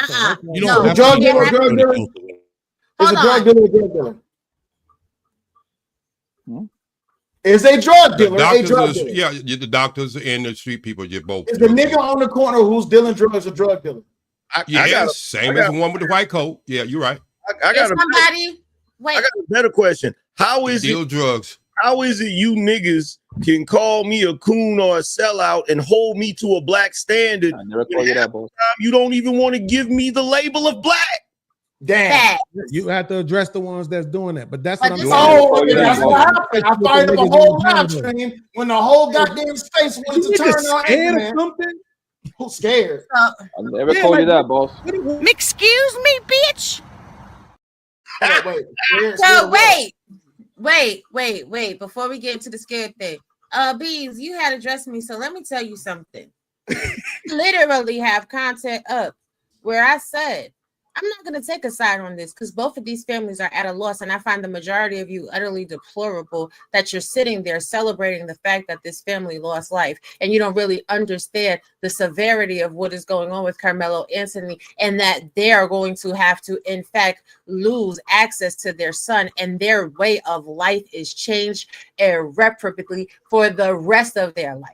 So to sit there and make assumptions is insane. Just because people are able to call this shit down the middle and you don't like it because you're a black man in America doesn't mean that other people are conservative or anything else. It's murder. Now, the circumstances behind the murder, however this murder gets adjudicated, it is still fucking murder. And you know what? It would be great. It would be a really fucking great day in America if we could hear from Austin Metcalf to hear the other side of what happened, but we can't because Carmelo Anthony killed him. So anybody that's sitting there and trying to find a justification theory for murder and taking someone's life and someone not having the ability to even have their day in court is stupid to me. They're fucking dumb. They're fucking dumb. Like, at what point do any of you content creators ever say, damn, you know what? The conversation would be dope without the narratives. Like if we just have the conversation with the person on the panel, that would be amazing.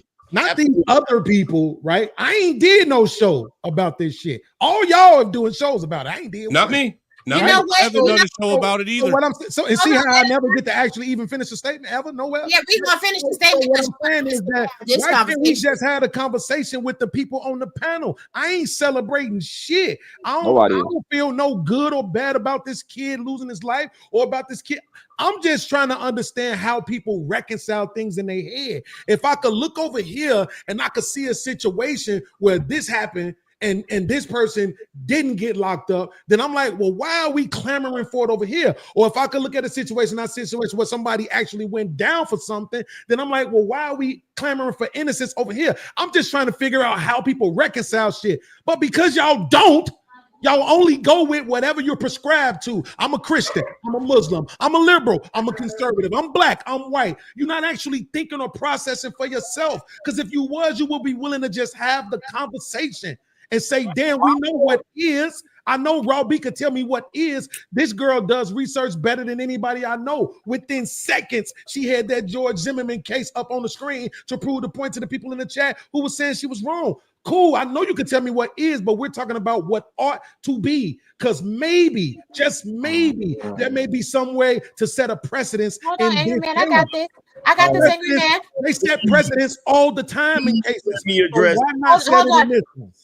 Hold on, Angry Man. I'm gonna address him and then I'm gonna put you in a box with him. So here's the logical fallacy of your argument, right? Nobody on this panel said that they believe what they believe because they're conservative, because they're Muslim, because they're this, because they're that, because they're the third. In fact, it was you that introduced narratives by saying, because our understanding of the case, our perspective of the law is not in alignment with your perspective and your ideology, that we had to be conservative douchebags. So if you want to sit there and throw out the narrative that anybody that believes in the aspects of the case in regards to the fact that Carmelo Anthony is in fact guilty from what they are interpreting from what is available on the case as a conservative douchebag, the narrative spinning in fact is you. Now I'm gonna let Angry Man get your ass. Go ahead, Angry Man. You stated, why can't we have the conversation without the narratives? Definition of a narrative is a spoken or written account of connected events of a story. So we quite literally cannot have the conversation without the narrative, because the narrative is the facts of the situation. No, but you bringing in shit that don't. Hey, Benz, read my super chat right quick, because if people's in the chat saying, "Will, you missing super chats?" Can you just read these 2 super chats? You said me? Yeah, you don't know how to read? I don't. Reading is one of these weapons that will be used against the Negro. Read, nigga. I'm not right. Like, I don't even like, me and Buddy not even cool right now. I'm definitely not reading the super chat. Reese from Philly, you've been quiet the longest, bro. Go ahead, you got the flow. Read the super chat. You got it. See what I mean? I don't know as much about this. I'm learning as I'm listening, dog. I really don't give a fuck. Right. Oh, y'all can't follow directions. This is Marcus Antonio Castillo with $2. Make impulse decisions. Marcus Antonio Castillo with $2. You make impulsive decisions. Consequences can happen. It's Castillo. I already read it. Life Goddamn. 81 with $5. Thank you for that as well. Damn, y'all still on? Went out on a date with the wife and y'all still live. Let's go. That life. Thank you. There was a lot. There was a lot of super chats. See, that proves my point. When Hey, I something read it, like, you know y'all what? didn't pay I do wanna attention to say it. The something white real man quick. said it. No, I'm just kidding, so man. Go ahead. You know what? That's all right. I'm used to the racial jokes. We chosen by the media, dog, just to gaslight everybody. This kind of shit happens all the time. They chose this one for a reason. And don't be surprised if this kid go to jail and Derek Chauvin come home in the same week. Well, it's interesting that this happened in another case similar to it after 2 years of waiting. Finally got started the actual court hearings the week of all this shit going on. Yep. That's a coincidence. That's coincidentally That's ironic. gonna take a while, man. Super while. So wait a minute, guys. And Raw B, I get the point that you tried to make, but it's fucked up that you took it out of context when you know I made a general statement. I made a direct statement to the people in this space who are announced as conservatives, right? And they all seem to be on the same side of it. And I'm saying, if we saw, nobody would be surprised if we saw a bunch of liberals taking a specific position either, right? But that's what I'm saying. At what point do we have the conversation and say, well, look, this is that situation and woo, woo, woo. Maybe it could be this, maybe it could be that. We're doing a lot of that when, to me, I think that's irrelevant. I think it should just be, hey, look, the man, he said he did it. Everybody's channel's been talking about what the white boy been saying. Why ain't nobody talking about what the kid said out of his own mouth? And then when they do, they take it out of context. They don't say it in full. They use the words that they think can paint the narrative about him instead of saying what he said in full. Right. So that's what I'm saying. It's no, I don't know these people. It's no skin off my back. But I'm saying for real, at some point, do we as black people, whether we liberal or conservative, need to hold the law to some form of consistency? Now you are a conservative douchebag because what we have said on this panel is he said, I did it. Right? That's been the central premise of what we have been saying on this panel. So you say that he said he did it is the main bite of it means by your own logic, you are now officially a conservative douchebag. You're still taking it out of context. He said he did what? That he caused the physical harm to the person, which was murder. He said it's not an alleged, it's not an alleged, it's not an alleged suspect. Right. He said, I'm not an alleged suspect. I did it. Yeah. What was the rest of it? He caused harm. He caused the loss of life. Well, now you're not saying what he said. You're saying what he did. So I'm asking you, what was the rest of what he said? That is what he said. He said he did First it. he said he put his He hands never on said me. I caused the harm of life. He never said that. What did he say, Ro? He asked What, if he was he okay. didn't? Okay, so he said he was defending himself, and he said he's not an alleged suspect. He did it. Right. So his defense allegedly was to take somebody's life. What the fuck are we talking about? I was defending myself. Why is that not relevant? That's who said that it wasn't relevant. And he saying said, that, is that self-defense? right? He asked if it was self-defense, which means it wasn't self-defense. And again, the overarching Well, you can ask point, when you don't have clarification. right? But the overarching point is that he was a provocateur. Oh God! It was provocation. Okay, here's the thing. Here's the thing. Even if hold on real quick, Angry Man. Even if I agree with you, that's what I'm just saying.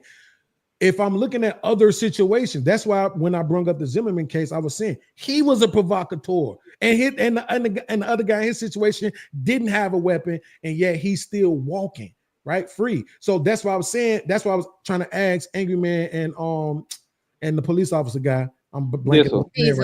Diesel. Like, how do you explain that? Well, Diesel said, yeah, on the jury side of the game, you can get, whatever you can get, right? Which to me, nobody don't think that sound kind of crazy though. So you're saying that the jury does not have to make a decision that is consistent with the law.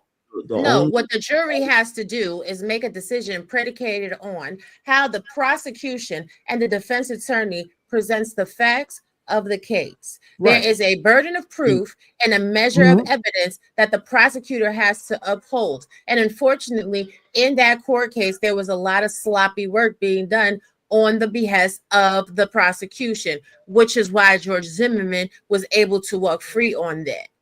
And you know what that evidence was predicated upon? Police reports, body cam footage, CCTV footage, and some more shit. The same thing that this case will be. Do a show on that and break that down. I would love to see you break that down. Sure. The same thing that this case is going to be tried on. The witness statements, the footage that is contained in the 40 phones that the police officers confiscated, the CCTV footage, and so on and so forth. Like, what are we talking about here? See, he's charged with what he's, hold on a second, Angry Snowman. He's charged with what he's charged with. And it's good to get everything out in the open because now his attorneys know what they have to defend against. And the prosecution is sitting there and they're clarifying what they're going to bring to the table to prosecute him.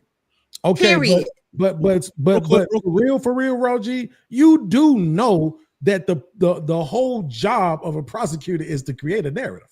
True or false? That's their job.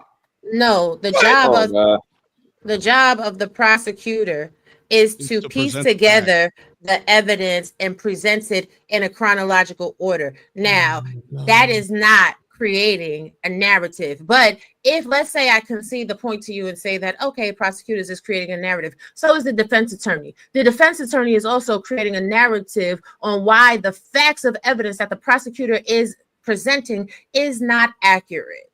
Yes, but that is under the assumption that the person is guilty. They don't have to create a narrative if the person is innocent. What do you mean? Of course they have to create a narrative. They have to create a counter narrative. Are you okay? No, I see what you're saying. It's storyboarding. So That's, if we're gonna, but look at that though. The truth ain't good enough. No.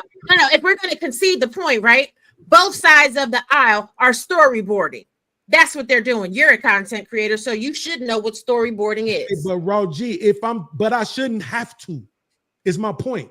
I'm saying let's go under the premise that I'm actually innocent. But guess what? My lawyer can't just give the evidence of my innocence. We have to create some narratives ourselves to try to go against what the state's attorney. What is he innocent of? That's what is not, he innocent of? So wait, guys. Wait, guys, because Beans needs to answer this for me. So are you saying that Carmelo Anthony did not kill Austin Metcalf, right? Because this is what no, we're not. No, we are talking about the Anthony Metcalf case. That's so we're right, not going to put in any. Now in this particular part. We were just talking about whether or not the state's attorneys create narratives. That's it. We weren't talking about. But we're talking about the Carmelo Anthony case. We are in right. general. In order, I'm just saying this particular point of the conversation. Okay, got it. Listen. Let me. Come on, we're going in circles. There's other people on the panel, like right. And at the end of the day, in order for police to arrest you, they have to have evidence that a crime has been committed. They can't just arrest you because they want to. Now, your justification theory for the crime that has been committed is a different ball of wax, but they have to have evidence that you have committed some form of a crime. Suspicious of you have committed. Yes, suspicion. Anger Man was trying to get in. I believe reasonable American suspicion, Nacho actually. was saying, Thank you. You're right. yeah, Angry Man, Angry Snowman, American Nacho, I believe, and then OG, J Speed. Go ahead, Angry Man. Dude, I was the only thing I was going to mention earlier is the fact that I'm really kind of surprised that these cops were able to confiscate 40 cell phones and nobody say anything about it being a violation of their rights. Appreciate that. Go ahead. Part of the investigation. Yes, absolutely correct, Poppy Blanco. American You're right, Black Lexicon. Let's say homicide instead. Homicide. Thank you. Okay. American Nacho, go ahead. Yeah, I'm gonna go back on some stuff that was said earlier too, because people were up here saying about it being like gatekeepers and different things like that. I mean, the fact that he's been letting people up all day, I don't even know. He just replied to a comment that I was putting on X, and that's how I saw the live stream. I've been here for a couple hours off and on now, and there's been all kinds of people up here. But the biggest problem is that everybody's coming in here saying from the one side, this defendant Carmelo saying that, oh, well, you guys are just saying a bunch of stuff without having the facts, and then going on to say stuff about him being bullied, the two people pressing him. There was this back and forth. There was this history between the twins. There's all kinds of narratives been spun up about, the interactions or what was happening between them. And all of that is based on hearsay. None of it's actually part of it. And what we're doing here is we're just talking about the report that we have so far. What do we have so far? We're just looking at that and we're saying, this is what it looks like. This is what the law says to the state. These are the penal codes. I don't think there's anything wrong with having a discussion about that. You know what I mean? Absolutely true. Angry Man, the Angry Man. Sorry, because I said Angry Man last time. Snowman went, but the Angry Man. Go ahead, OG. My bad. I didn't mean to step on your toes. Okay, so I didn't. Nacho was very well spoken, but I didn't understand the gatekeeper thing. But I'll move past that. Look, only thing. It's funny. Stop it, B. Only thing I can say is my whole thing is I look at for what we got, and I see it on both sides. And I think when I came up there, I spoke about both sides. It's unprofessional. Nobody's been trained, but we all have opinion. We live in a new world now where everybody can be a news anchor and everybody can be a spokesman and everything else. But it don't take away that a lot of people don't have training in this. And so I take it with a grain of salt, what I hear. Because when it's actual facts, when it's all said and done, we already don't put the cart before the horse. The guy haven't not been what? He's been charged. A lot of times we be charged and the DA reject it. So now we know he has to go through a panel now. So I'm just trying to figure this shit out. So we all just having a discussion of it. And I say we all should have the right to do it because we do live in America where we have the right to express ourselves and we have a right to say what we want to say as long as it don't affect somebody like in a theater and say it's fire. So yeah, we go get heated a little bit. And when it's all said and done, we all go be on channels again with each other and everything is going to be all right. So I just take it with a grain of salt. No, we not. No, we not. No, we not. Because these niggas said I'm conservative douchebag. So I'm gonna keep my conservative ass on my conservative ass channel. Fuck these niggas. Well, Robbie, I can understand how they could put fire on your toes, but I'm a conservative too, so I still take it with a grain of salt. I'm just joking. I like to mess with Beans because he's silly. But I'm here's sorry. the thing. Marcus said I missed it. OG YouTube is a OG YouTube or OG White is a public platform for all bridge the gapless.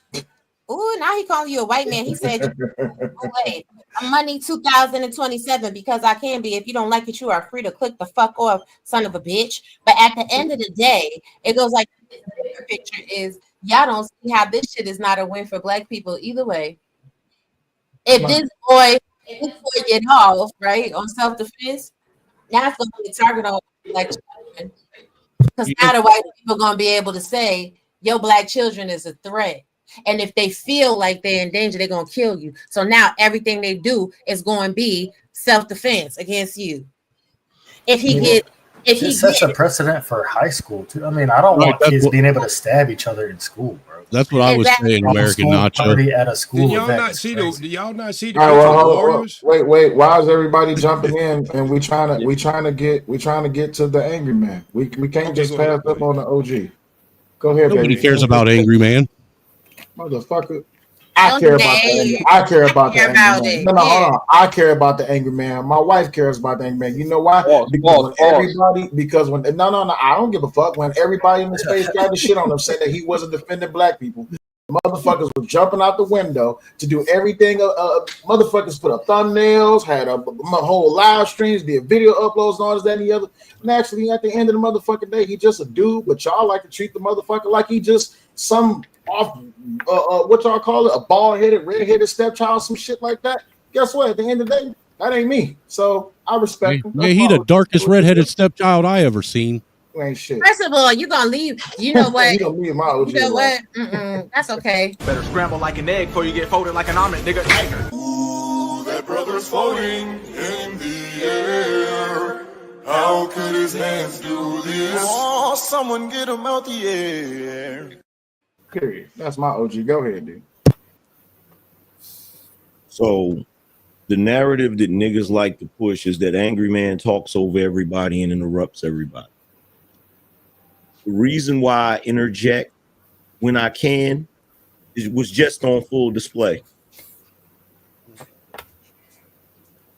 Sel said my name 3 times. Go ahead, Angry Man. Somebody else started talking. I didn't say nothing. Another person started talking. Another person started talking. He said, okay, Angry Man, go ahead. Someone else started talking. That's why I interject. Because if I don't interject, when the actual host says, Angry Man, you got the floor, other niggas start talking like their fucking name is Angry Man. But when I interject, it's, oh, Angry Man, you talking over everybody. Angry Man, Angry Man, Angry Man. And on that note, I'm going to holler at y'all later, man. Appreciate you, OG. Much love to you, dog. Appreciate you, Angry Man. Hey, Angry Man. One of them times you were wrong. He missed up and called me Angry Man and then said OG. So no, I didn't. It was only I two said times. the angry. I said the angry man, my OG. In my defense, you non-reading motherfuckers always call me Angry Man, so that was my bad. Yeah, I know it happens, but you know, I mean, what he said is not incorrect. Everybody's always saying that he's an over talker, but yet when I try to give him the white privilege, Angry Snowman. I'm just playing. Fuck up that foul.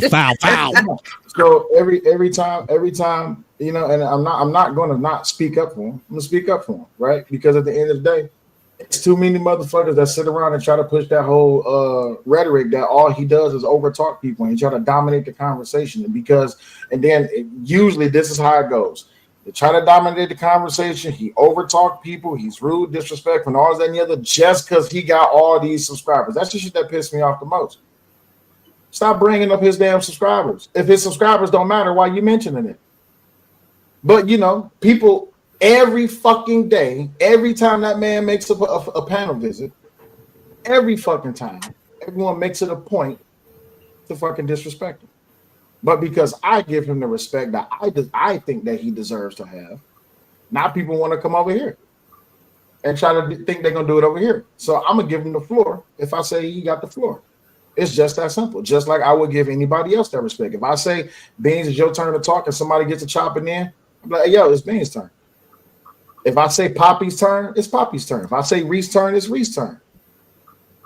If I say it's Angry Man's turn, the Angry Man, it's the Angry Man's turn. So people love to do that shit. You see who didn't get a turn. Who didn't get a turn? Reese from Philly. Reese from Philly didn't get a turn. Neither did Snowman either. Snowman didn't get a turn. Well, I'm getting I that. haven't got a turn. But the thing is, I'm getting to that. But originally, I said the Angry Man, my OG, and OG Speed went to talk. But you said before that, OG, you were next. I got you. You said OG is older too. Okay. But my thing is this though. I got you. My thing is this. My though, hearing right? aid might have just cut out when you said the Anger Man OG. I just heard the OG part. Did you just admit you got a hearing aid? No, he didn't. No, he did not. He did.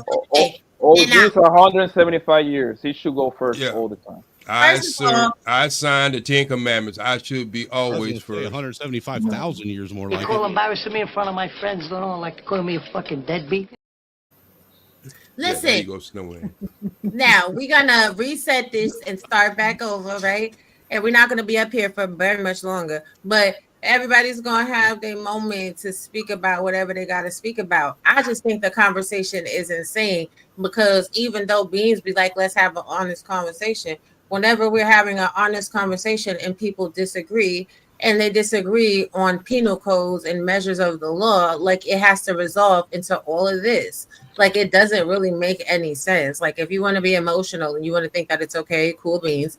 But when it's your child, or if the person that was deleted happened to be Black, I would hope that everybody would keep the same energy. And truth be told, I really don't believe everybody would. Now, I'm getting down, babe. You stay up here as long as you want to, but you know, I would let everybody have their final thoughts. We've been up here for 8 hours and 19 minutes. So everybody, honestly, I'm gonna put an edict down. You can overrule me because you're the king in the household. But unless we get $60 to extend the show, y'all got about a good 11 more minutes, and then we up out of here. That's how long until the salmon get done? Bet. Okay, cool. Well, if y'all want me to miss out on dinner, y'all gotta hit $60. Appreciate you, baby. Bye-bye. Bye, baby. Probably getting Chipotle. Chipotle? No, my baby cooks. We don't do that.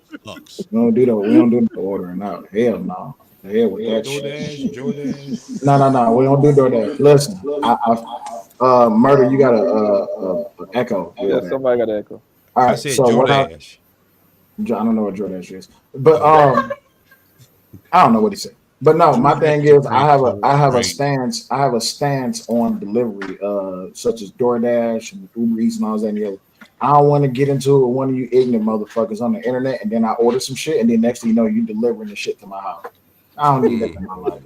You see what I'm saying? Nobody thinks about little shit like that. Sorry, Chipotle don't come on it. Yeah. No, That look like a fake I've been impressed if you were taking the hook out of the fish mouth. But you That looked like some processed salmon meat, is what that looked like. Yeah, Why is that uncooked? That's the better question. Why is it uncooked? Why it ain't a fish you just cleaned? Why then? Because I didn't go fishing. I've I've been up here with 8.5 hours with y'all niggas. Where the fuck am I go fishing at? Lake Michigan. You said bye. You said bye. Okay, well, American Nacho said he was about to send us $60. Damn. Hey, I gotta go to church, man. Final statement. Yeah, let Pablo Escobar send the money, man. He got all the money. Pablo Escobar. Why are you calling this man Pablo Escobar? You look like Pablo, nigga. Hey, it's a fair comparison. It really is. He do favor. Man, Jesus Christ. Yeah. All right. So Pablo going looking from motherfucker right there, yo. yeah, it is. Reese, I'm gonna go to you first, and then I'm gonna swing back around to you for your final thought. But Reese, you've been up here all this goddamn time, man. You barely got a word in, so I want to get to you, man. How you feel about the stream? What's your thoughts about it? Niggas have turned Carmelo Anthony into a fucking stock. Everybody on this fucking panel knows somebody right around the corner from them that been through some bullshit. Nobody went out and GoFunded $500,000 for them or made videos about it or none of that.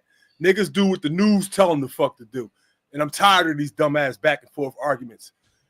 I'm going to let the conspiracy theorists handle this one. Appreciate that. Y'all go ahead. I'm going to handle something right quick. Bring your ass here. Come on. Okay. It's my go. Read the super chat. Big Bad Bull with the $20 says, thanks for showing my comments. Love the show. This channel is also a breath of fresh air from all the selectivity, fake blackety black hypocrites. And I read that wrong on purpose. You did. Appreciate you, Big Bad Bull with the $20 super chat. Thank you very much. Omni, you just got up here, so you're gonna end up going last. I hope you're okay with that. Beans, you've been very argumentative. You had a lot of good points that you brought up, but you also brought up a whole bunch of rhetorical bullshit. So I'm gonna go to you first, even though you get on my nerves sometimes. And you're about to go fire up a stream and talk shit about me, which I don't care, because I'm just a conservative douchebag, and that's all you about to make your stream about. Or is this gonna be another episode of Stupid Detention? Am I gonna be on the thumbnail this time? Oh, you closing out the show? Bro, she about to cook. What you mean? Oh, unless y'all about to send $60, then I'm not about it. Well, Big Bad Boy already sent 20, so you gotta send 40 more. She can put it in the microwave. Put it in the microwave. I'll put it in Your food. Shit. Did Murder just say put my food in the microwave? He better be sending $40. Nah, Go ahead, man. I knew a white lady that cooked a turkey in the He's gonna do microwave. a show about me because he likes to argue with me, and I ain't coming. No, it's not. It's not that I like to argue with you, bro. You know what it is? It's the fact that at least with you, I can expect for you to use some sort of research and not just all your feelings. So it would make for a better conversation, just not when you over here with your husband. The narrative shit, like soon as I hit the stream, it's ridiculous, bro. But I can't expect much more than this from black people. On the topic though, since I never actually gave my opinion, I will give my opinion. I don't think jail is the answer. What? I don't actually know anything about the young man. I don't know anything about his history, his background, or anything. You do know he murdered somebody, though. Yo, let him go, man. Let him finish. No, just let the disrespect flow so people could see it. Right. So that way, when I'm talking, people know I'm not actually creating a narrative. I'm talking about what actually happens. But I don't know anything about him. But it's in my opinion that for some reason, then why you talking? Jail. No. Fucking cocksucker, yo. Shut the fuck up, yo. Like, let him get it out. Like just like I would go after anybody else that was cutting after anybody else, and then people be like, "Oh, well, Sale is showing special treatment to the angry man." I ain't showing special treatment to the angry man. I have respect for that man, but I also have a show, and I also like for people to have their moment to be able to do they spiel fairly. So if you want to have a back and forth with him and throw low blows and shots, just understand that you're dealing with Beans. Now, I'm not saying that Beans is just like the meanest motherfucker around, but you got to understand that's not a stupid motherfucker, even though a lot of people say that he's stupid. So let him get his shit off. Unless you just want to be in a tonight that make any sense or that's relevant to this case. How so? He never said anything that was relevant to this case tonight. We couldn't get there because we had to deal with Sharon. Then we had to deal with all OG. right, we'll do it another day then. Damn. We could do it right now if you want to. That's not going. It's not going to go good for you. I'm just warning you. It's not going to go good for you. But if you want to, I'll let Papi you. Blanco. Shut your bitch ass up, bro. Like you been talking shit all night, bro. Like, Papi want to beat me up. That don't mean you right, Poppy Blanco. what I'm saying. Like, I would slap the dog shit out of you, bro. That don't mean you right, Poppy Blanco. Yeah, but you won't be right by the ass whooping. It will make me feel good. It will make me feel real good. I promise you that. That don't mean you Man, right. send this Does that man mean the you right, Poppy $40, Blanco? bro, if y'all finna do this shit. Give him a reason to walk away from the stream and leave us up here by ourselves for a little while. Y'all go ahead, man. All right, cool. Go No, ahead. like no one's going to pull a knife out, Con Shiner, or pull an Izzy Bands and put a blicky out on the stream. Nigga want to stab me in the chest. So anyway, come go ahead. on, man. That was hilarious. Okay, but no, like I'm saying, I just think for Western culture, man, I just think we normalize jail, bro, for some reason. I think most of the time it's people that ain't never been there that don't know what it's like, right? From the very first moment when they slap the cuffs on you into that door roll behind you. That shit ain't for everybody. Everything don't require jail, bro. You know, some shit, like in my opinion, I don't even know how old this kid is. I don't know what's going on with him. But he gonna need some help behind this. He took somebody's life. That's gonna affect them too. Even if he get off, it's still going to affect them, right? So I don't know what the answer is, to be honest with you. I just don't hear enough. I haven't heard enough to suggest that he should be thrown away into jail. I just can look at too many cases of people, especially all these people who love guns. All these people who love guns and tell you with every breath they got, if you run up on me, I'm shooting you. Like the same person who you just mentioned say that same thing all the time. I'm too old to fight. If you run up on me, I'm shooting you, right? Like, and we know stories of it. So I'm just saying, damn, how do you determine that? How do you determine, yeah, it was okay for him to shoot, but not him. It was okay for him to stab, but not him. Like, I just don't get how we do it. In a civilized society, how we do that is equal force under the law. When we If ever I lived in touched you, civilized society. Wait, but Raw B, even if I can see to that, it's not exercised that way every time is the point. Because we got people walking around free where that statue would have had them in jail. You see what I'm saying? But this is the thing with the law, right? And this is why law is a beautifully amazing. If you have a good enough attorney, you can get away with a lot of shit under the law.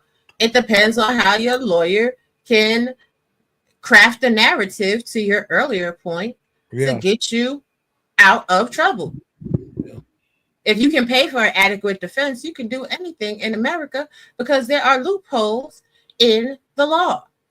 Now, with all the money that Carmelo Anthony has received, hopefully his mama don't go get a BBL and no Botox, don't get her titties done, and actually puts that money into his legal defense and gives him a stellar team. But unfortunately, I'm sorry, was that black man who was speaking for the family? Is that their attorney? No, it's not. He's a preacher. Oh, thank God. He has a nasty criminal record, including abusing and beating little children and women. So he should not be their spokesperson. So that's great. She ain't lying. We looked it up tonight on this live stream.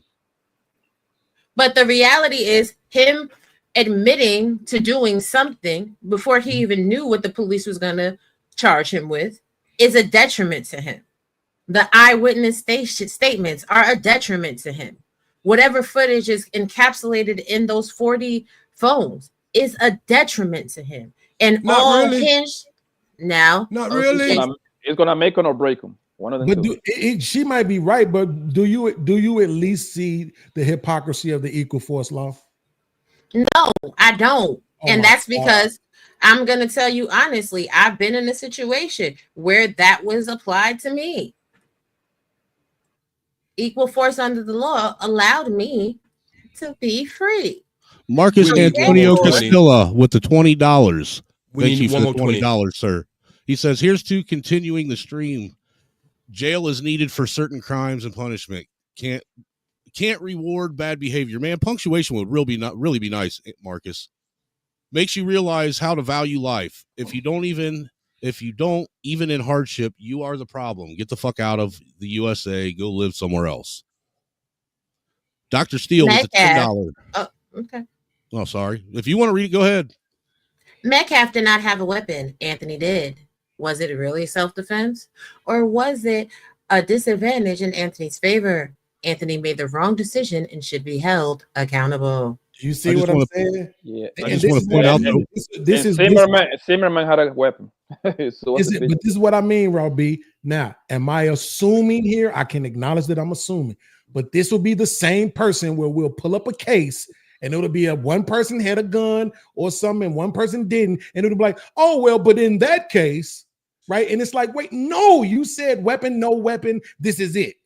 So it should be that way across the fucking board. Weapon, no weapon, right? Period. Point. Right. Well, a lot of it has to do with the imminent danger too. Like, is what the person doing? Do you really, or does it even look like your life was really at harm? Right, and this is the thing too, right? So let's just quarterback it from another perspective. Mm-hmm. Let's say Carmelo Anthony has no consequence for this bad behavior. What is the overarching message that this teaches high school children? Nothing. Especially better start carrying a knife. No. Especially young boys that are already being taken to task and held to accountability for being masculine. It now puts all young men under the banner of toxic masculinity.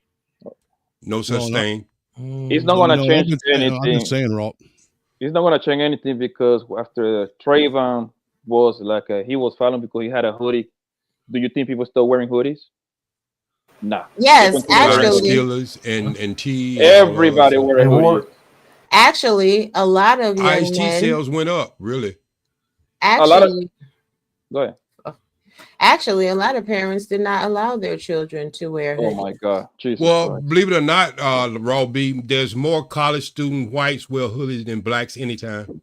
But I that's not what I'm speaking to. What I'm speaking to. I'm just saying, if we're just speaking on hoodies, that's what I'm talking about. This is what Bean just got through saying. If it's gonna be across the board, let it be across the board. Well, here's the thing, right? What I want to know is where was all of this energy and vitriol for Tamir Rice and the police? Because that was a 12-year-old little boy playing with a little toy gun, and he got his life taken away from him. So, great question. If y'all don't have this type of energy for Tamir Rice, Philando Castile, Sandra Bland, and so on and so forth, the ever-growing list of people in our community that have been harmed, then keep that same energy when it comes to Carmelo Anthony. Plus, there's also 2 other mass deletions that have happened since Metcalf got his life taken. But y'all stuck on this one note and on this one case. It is fucking ridiculous. And one of them was a knifing. We all are here, and in all them cases you are just naming was outrage in the community. Depends what side of the street. I guess it's okay. Wait. I guess it's okay to be pro-black one moment, but it's not okay to be pro-black another moment. If you on that side of the street where you're not listening, okay, I know you listening, but you know there was people out there on the pro-black side who pushed back on all the cases you just named.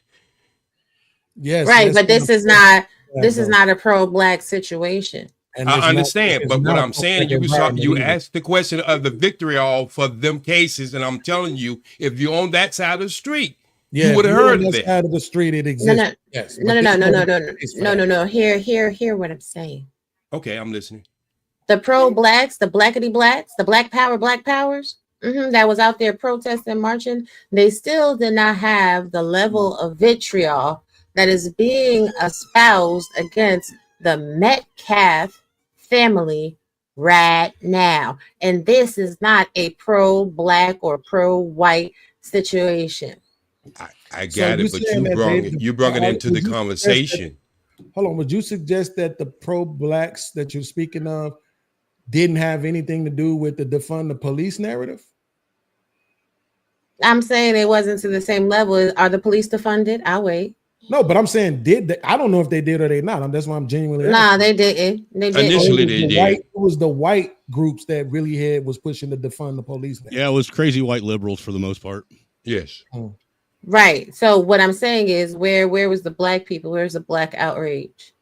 was the black outrage when that black kid got killed at a hazing at a fraternity? What was the black outrage? What was the live streams? What about the outrage of the black kid Mo- that was mo- just knifed most again of those in cases Dallas? happened years ago, and most of it was on the internet. Oh, okay, no, That's that actually a just great happened not too long ago. That's not too long ago. actually a Where was the outrage where those 4 black boys had When shot? Tamir Rice happened? No, I'm not talking about Tamir Rice. I'm talking about the black kid that got killed at a hazing in a college fraternity. That wasn't too long ago. Yeah, I'm talking about Tamir Rice fucked me up way worse than Trayvon. Yeah. Where was the black outrage? Where was the black outrage? Where was the black outrage when those 4 black boys over there in Florida shot up a neighborhood and ended up killing a 7-year-old little boy? Where's the black outrage? Where's the pro blacks? Where's the FBA's, ADOS? Where's all of them people at? Where they at?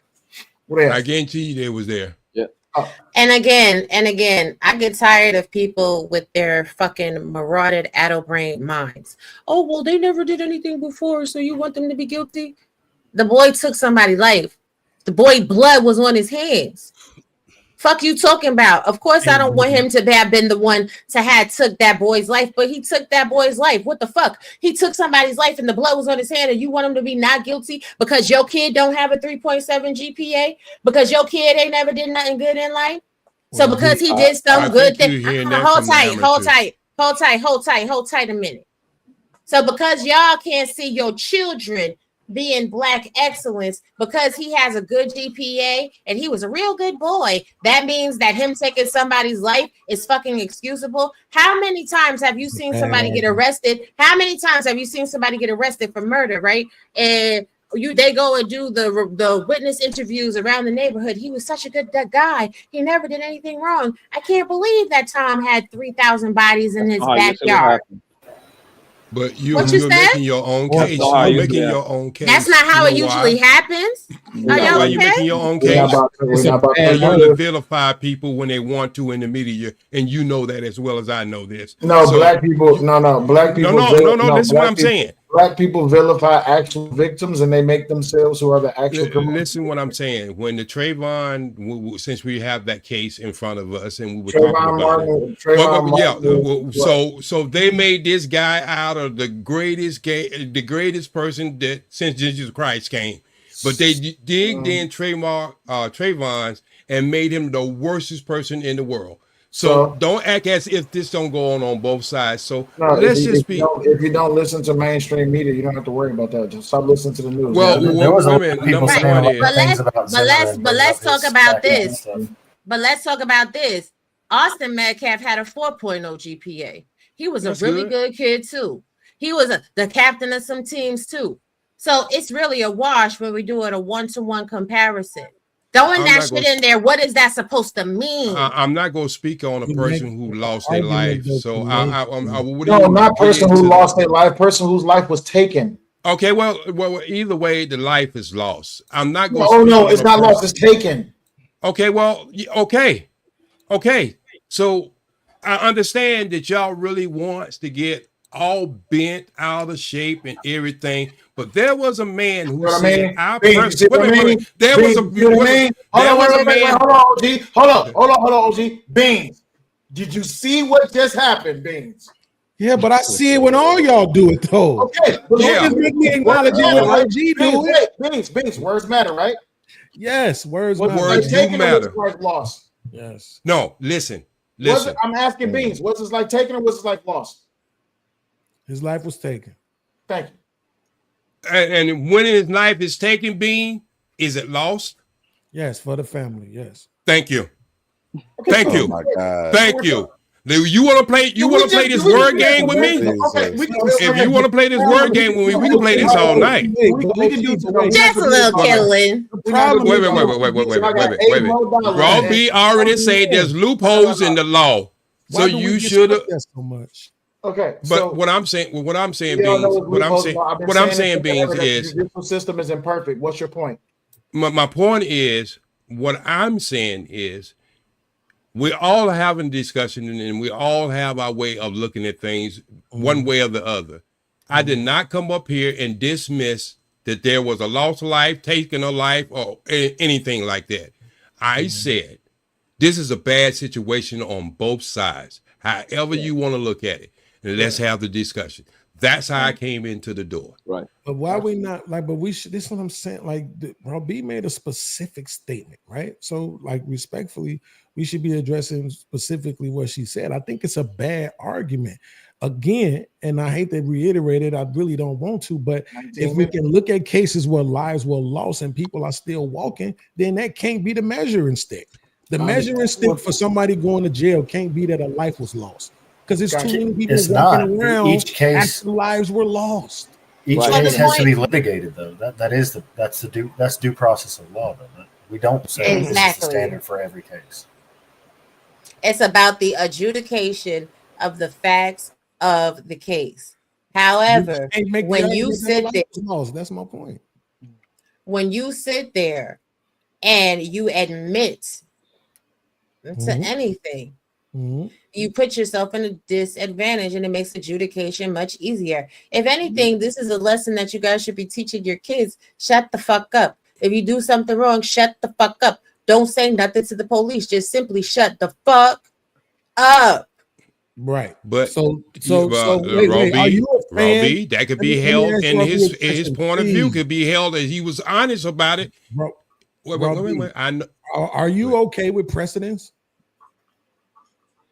In what capacity? Like every time they introduce something new in a case to get somebody off or get somebody convicted. I think as new information is discovered, as long as all attorneys have access to it to properly vet it and assess the merits that it has for or against the case, yes, all new information should be introduced. So there should be something said for the fact that the kid didn't leave the scene of the crime, acknowledged that he was the one who did the act, but also stated that in that moment he believed he was in defense of himself. Even if I agree with you that what the law would say, right? I'm saying there's room for precedence. Well, that's not precedent. That's not precedent. It's set every time like cases are ruled on them. Right. No, you're saying so that's you can't really have an opinion on it. I guess. Why? But why shouldn't it be? Because you're saying that his words are going to work against him. We know the saying, everything you say can and will be used against you. We understand that. But that's the point. If my words are I was in defense of myself, how the fuck does that not work for him? But it works for a grown man over a kid. You see what I'm saying? Full grown man. How it doesn't way. It's not a one-to-one though. Right, and how it doesn't work for him is it was questions being asked, right? Is this self-defense?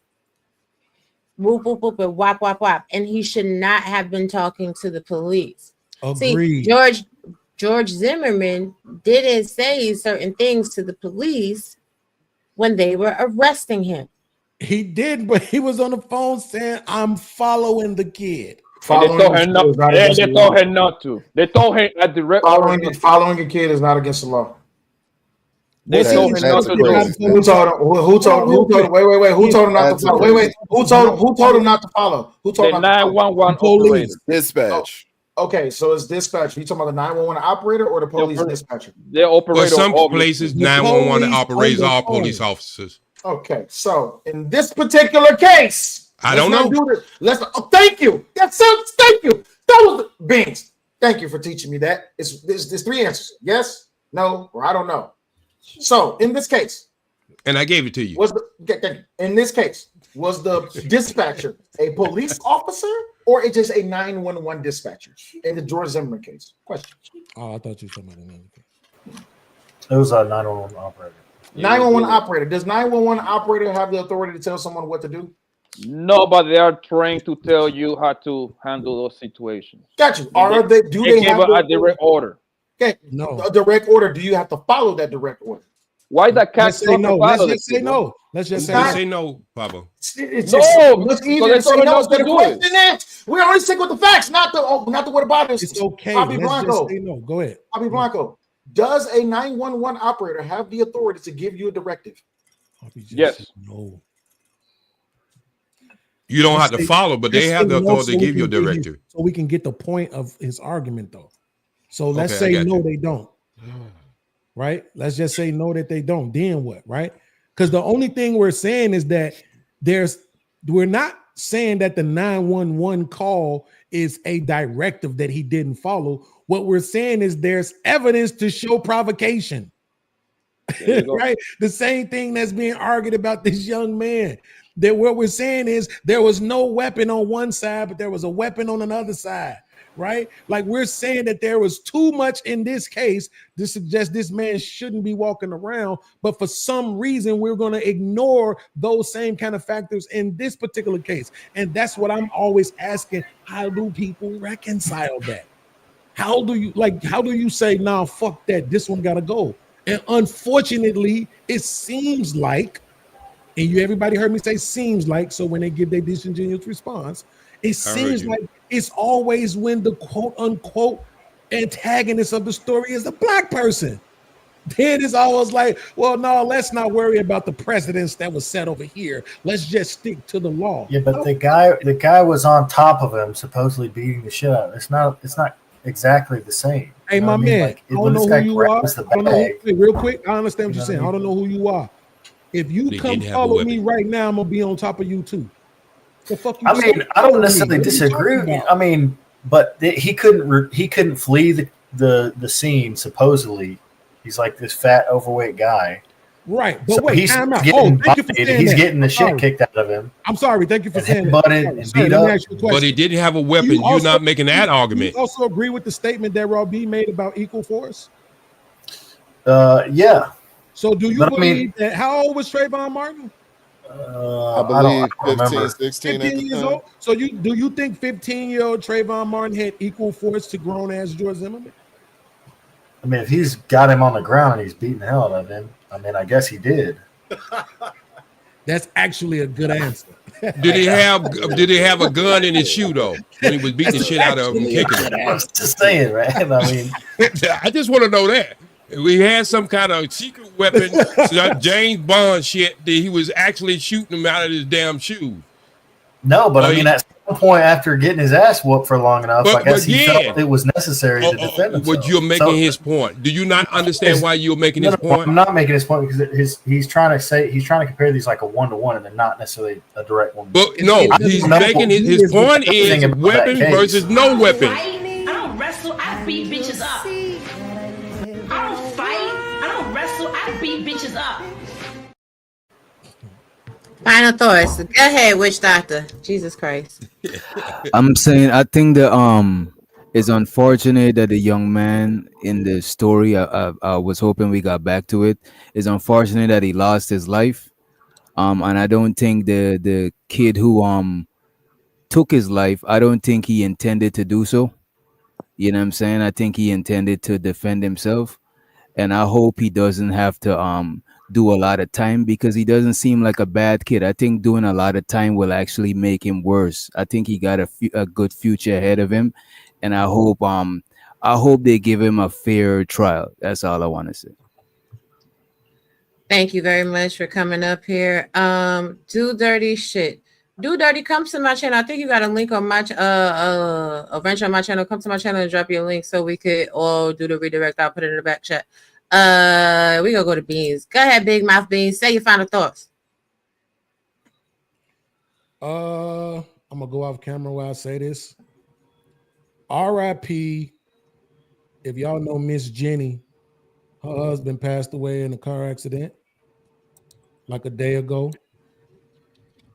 And it's just been a lot, bro. It's just been a lot. I don't understand what's going on, bro. Miss Jenny husband, Uncle Tom with the house fire. It's just been a lot, man. I've been beefing with a lot of people in this space, and I just want you to know that all of y'all that I'm still beefing with, it's still fuck you, but I hope don't nothing bad happen to none of y'all, bro. Like this shit is just, it's been a fucked up year, man. I'm gone. Thank you for coming up. And it has been a messed up year, but shout out to your friend. Condolences. Thank you for coming and joining us today. Papi Blanco, big head ass. Say your final thoughts. Yeah, I look good though. Don't forget that. Yo, I believe they overcharged my young boy. First degree is too much, but the reason what I think they did that so they can go ahead and get him to plead out. That's what I believe. And the right charge is criminally negligent homicide. That would be the right charge for him. And that's something that he probably can do. They're probably gonna hit him with a 5 to 10. Since he got such a good record, he will be doing like 3 years, 2 years in some camp. That's what I believe is going to happen. That's it. Well, thank you for coming. American Nacho, American Woman. I'm just joking. Don't take personal, please. Go ahead, say something. That sounds good. Well, first of all, I appreciate y'all letting everybody up. That was pretty cool. Enjoyed the panel. So thanks for letting me have my word. Yeah, I don't necessarily think the kid deserves, life or something like that, or the death penalty or something. I think he's got to go to jail for some period of time. He's got to do some kind of time. We can't set some kind of precedent for, kids being able to carry around, any kind of weapon at school. They got to do some kind of time. Just like, I wouldn't be up here defending a school shooter just because he's white or just because of whatever. I mean, it's crazy. They got to do some kind of time for doing that, just for carrying a weapon around a campus, using it on campus, etc. And I guess we really got to see how it plays out. And yeah, I mean, making everything about the race isn't doing anybody any good on any side. So I hope we can keep having some dialogue. Well, thank you. And the chat wants to know: do you have a channel? I do, but I haven't been streaming much right now. I just had another baby at the beginning of the year, so I'm taking a little hiatus for a while. All right. Well, thank you for coming. We would love to have you back anytime. Appreciate you. Reese from Philly, you finally get to talk. Go in and give them the smoke. I want everybody to remember that evidence is not proof. We're getting emotional over the evidence. Nothing's been proven yet. All we're talking about is what's coming, from either side, and all it is evidence so far. Nobody knows the truth about anything, and emotions are flying already, and everybody's ready to go to war. We all got to remember that these are kids at the end of the day. Impressionable mind. Everybody remembers what their brain was like when they were 17 and 18 years old, but we're on top of them and coming down on them as if they're adults. We should be more concerned with this living kid that's alive and his emotional state, instead of his family out doing a bunch of bullshit and gaslighting at press conferences and shit. They should be trying to work on his emotional state. Me personally, I think the two families should get together and merge and do some talking and become friends, because I've seen things like this happen in the hood, and when that happens, sometimes the outcome is good, and some people even get married in situations like this. But everybody wants war. We need to get up off of that and try to find a positive solution to all of this, and stop feeding into the media. The media is going to twist this shit around and try to fuck everybody's head up, get everybody angry, and push them to violence and all this other stuff. But we know that's not going to happen. It's all just a dream. But that's all I got to say. All right. Well, thank you for coming. Appreciate you. Got you. Angry Snowman, come on, Powder. What you got to say? Well, I agree a lot with a lot of what everybody else already said. One is we can't say that it's all right for a child to get away with doing this. We can't say that it's okay to go from 0 to 100 over something trivial, because it sets a bad precedent. And then on top of it, you look at us on these panels, we're adults. We are adults, folks. Most of us anywhere from 30 to some of us 60 years old, Reese. And the thing is look at how we're behaving up here. Think of what kind of message that's sending our kids. And if you don't think that they ain't watching this stuff, that's all they do is live on these social media apps. So they're watching and listening to everything we say. We're the ones literally creating these little killers by the shit that we say and the things that we do and the way we act and conduct ourselves. I think we need to do better. Stop putting out narratives. Stop spreading lies. Stop saying that everything's fact when you don't know for sure if it's fact. Stop pretending like you have all the answers when you don't. Just be honest about shit. Just be honest. That's all I got. Okay, well, thank you very much. Omni, final thoughts? Man 2. Probably gonna look at 5 to 10 years. I would also they might actually they'll likely also harp on the fact that he brought a weapon to school grounds. So, well, a school event, which is essentially the same thing. Yeah, he's not going to be home for Christmas. I don't think. Well, it depends on how fast the case is, but if he is home, it's going to be a different Christmas because he's got to. Something has got to happen when a life is taken. Something has got to happen when the life is taken. So he's not going to get away. He's definitely not going to walk. He's not going to have a super reduced sentence. The only thing that he has on his side at this stage is the fact that he hasn't committed a crime before. And the fact that he was somewhat remorseful. He showed remorse after, confessing. So we'll see. But yeah, that the trajectory of the family is never going to be the same. Well, thank you very much for coming. I appreciate you. Oh, GJ Speed. Well, the first thing I'm gonna say, thank you, and appreciate you and your significant other letting me up here. Second thing I would like to say is I predicted this stuff back in 2015. What we're actually seeing now, and I told everybody, and I got receipts, that 2025 will be the year. I would just like to piggyback on my final statement on what Angry Snowman said. It's just not us up here on this meteor that's driving this hatred throughout this land. We had a president, somebody called him a wimp, and we went over there and killed over 1 million something people, babies, women, and children. And we forgot about that there like it was a bad movie. So the example is not just coming from the way we are carrying on up here on this channel. There's things pre-perceived that this country has been guilty on it, and it's, as Malcolm said, the roosters, and I won't finish that statement, but we got to look at the totality of where this country is going at. And then not just this little incident. This is opening the door to a lot of things y'all gonna see in 2025, and I've been trying to preach this for the last, ever since 2015, 16, 17, 18, and the people who have had patience enough to listen to me on these different channels, from Raw Bees to a lot of other people, I've been consistent.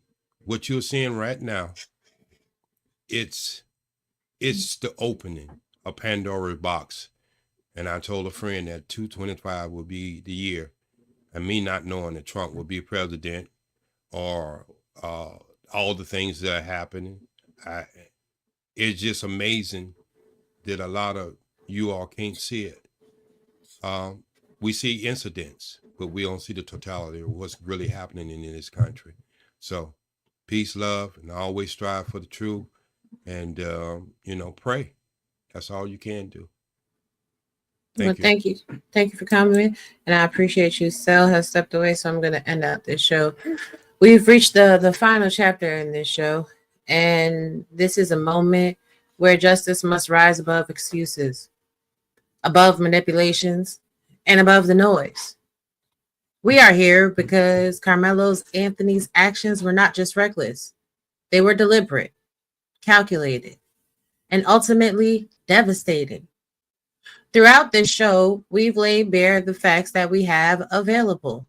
Not speculation, not assumption, but facts. And those facts showed that Anthony's choices were not the results of a momentary lapse or an unfortunate accident. They were the product of willful disregard for what is right, what is legal, and what is human. He had choices, he had warnings, and he had opportunities to stop, and yet he chose not to. His decisions weren't made in the dark.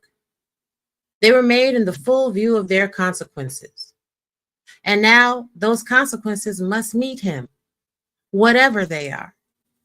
Metcalf, by contrast, became the victim of Anthony's disregard, a name that will be forever linked with pain, loss, and violation. And while the Metcalfs must carry the weight of what Anthony did, it is the court of public opinion's responsibility to talk about this tragedy in truth. We should want Anthony to carry the weight of what he caused. We're not looking for vengeance. What we are looking for is accountability, real accountability. Excuse me one moment.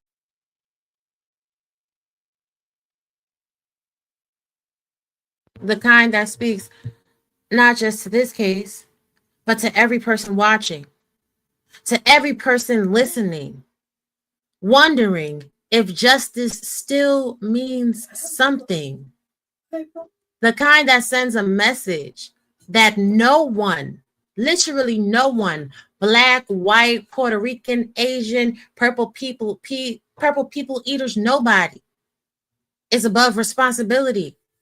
No matter how clever their defense, how rehearsed their apologies, or how polished their image. So I ask you, do not let this moment be swept away in doubt. Don't sit there and feed the narrative that lets Anthony walk away with a slap on the wrist when the damage that he caused demands more. Hold him to the highest consequences, because that is what justice demands. Y'all want to hold women to accountability. You want to hold Black fathers to accountabilities. You want to hold interracial relationships to accountability. But when it comes to a Black boy that took somebody else's life, you just want it to all be swept under the rug. Bad Duck, and I appreciate you. And I'm not here for that. And if that makes me boule, if that makes me a gatekeeper, if that makes me a conservative douchebag, so be it. But if it was my Black child that had lost his life because he asked someone to get away from his space, it would be hell to pay. I don't know that I would be the better person to be able to forgive. It would be all out war. And stop saying that you're holding people accountable when you're sitting there trying to find ways to wipe away what Carmelo Anthony has done. That being said, we thank y'all for joining us on this very long stream. We appreciate all of the financial support for all of the platforms and everybody that restreams. Bye-bye. Have a nice day. Leave that dope alone. You haven't. So He need to leave that dope alone. Leave that dope alone. Leave that dope alone. Leave that dope alone. Leave that.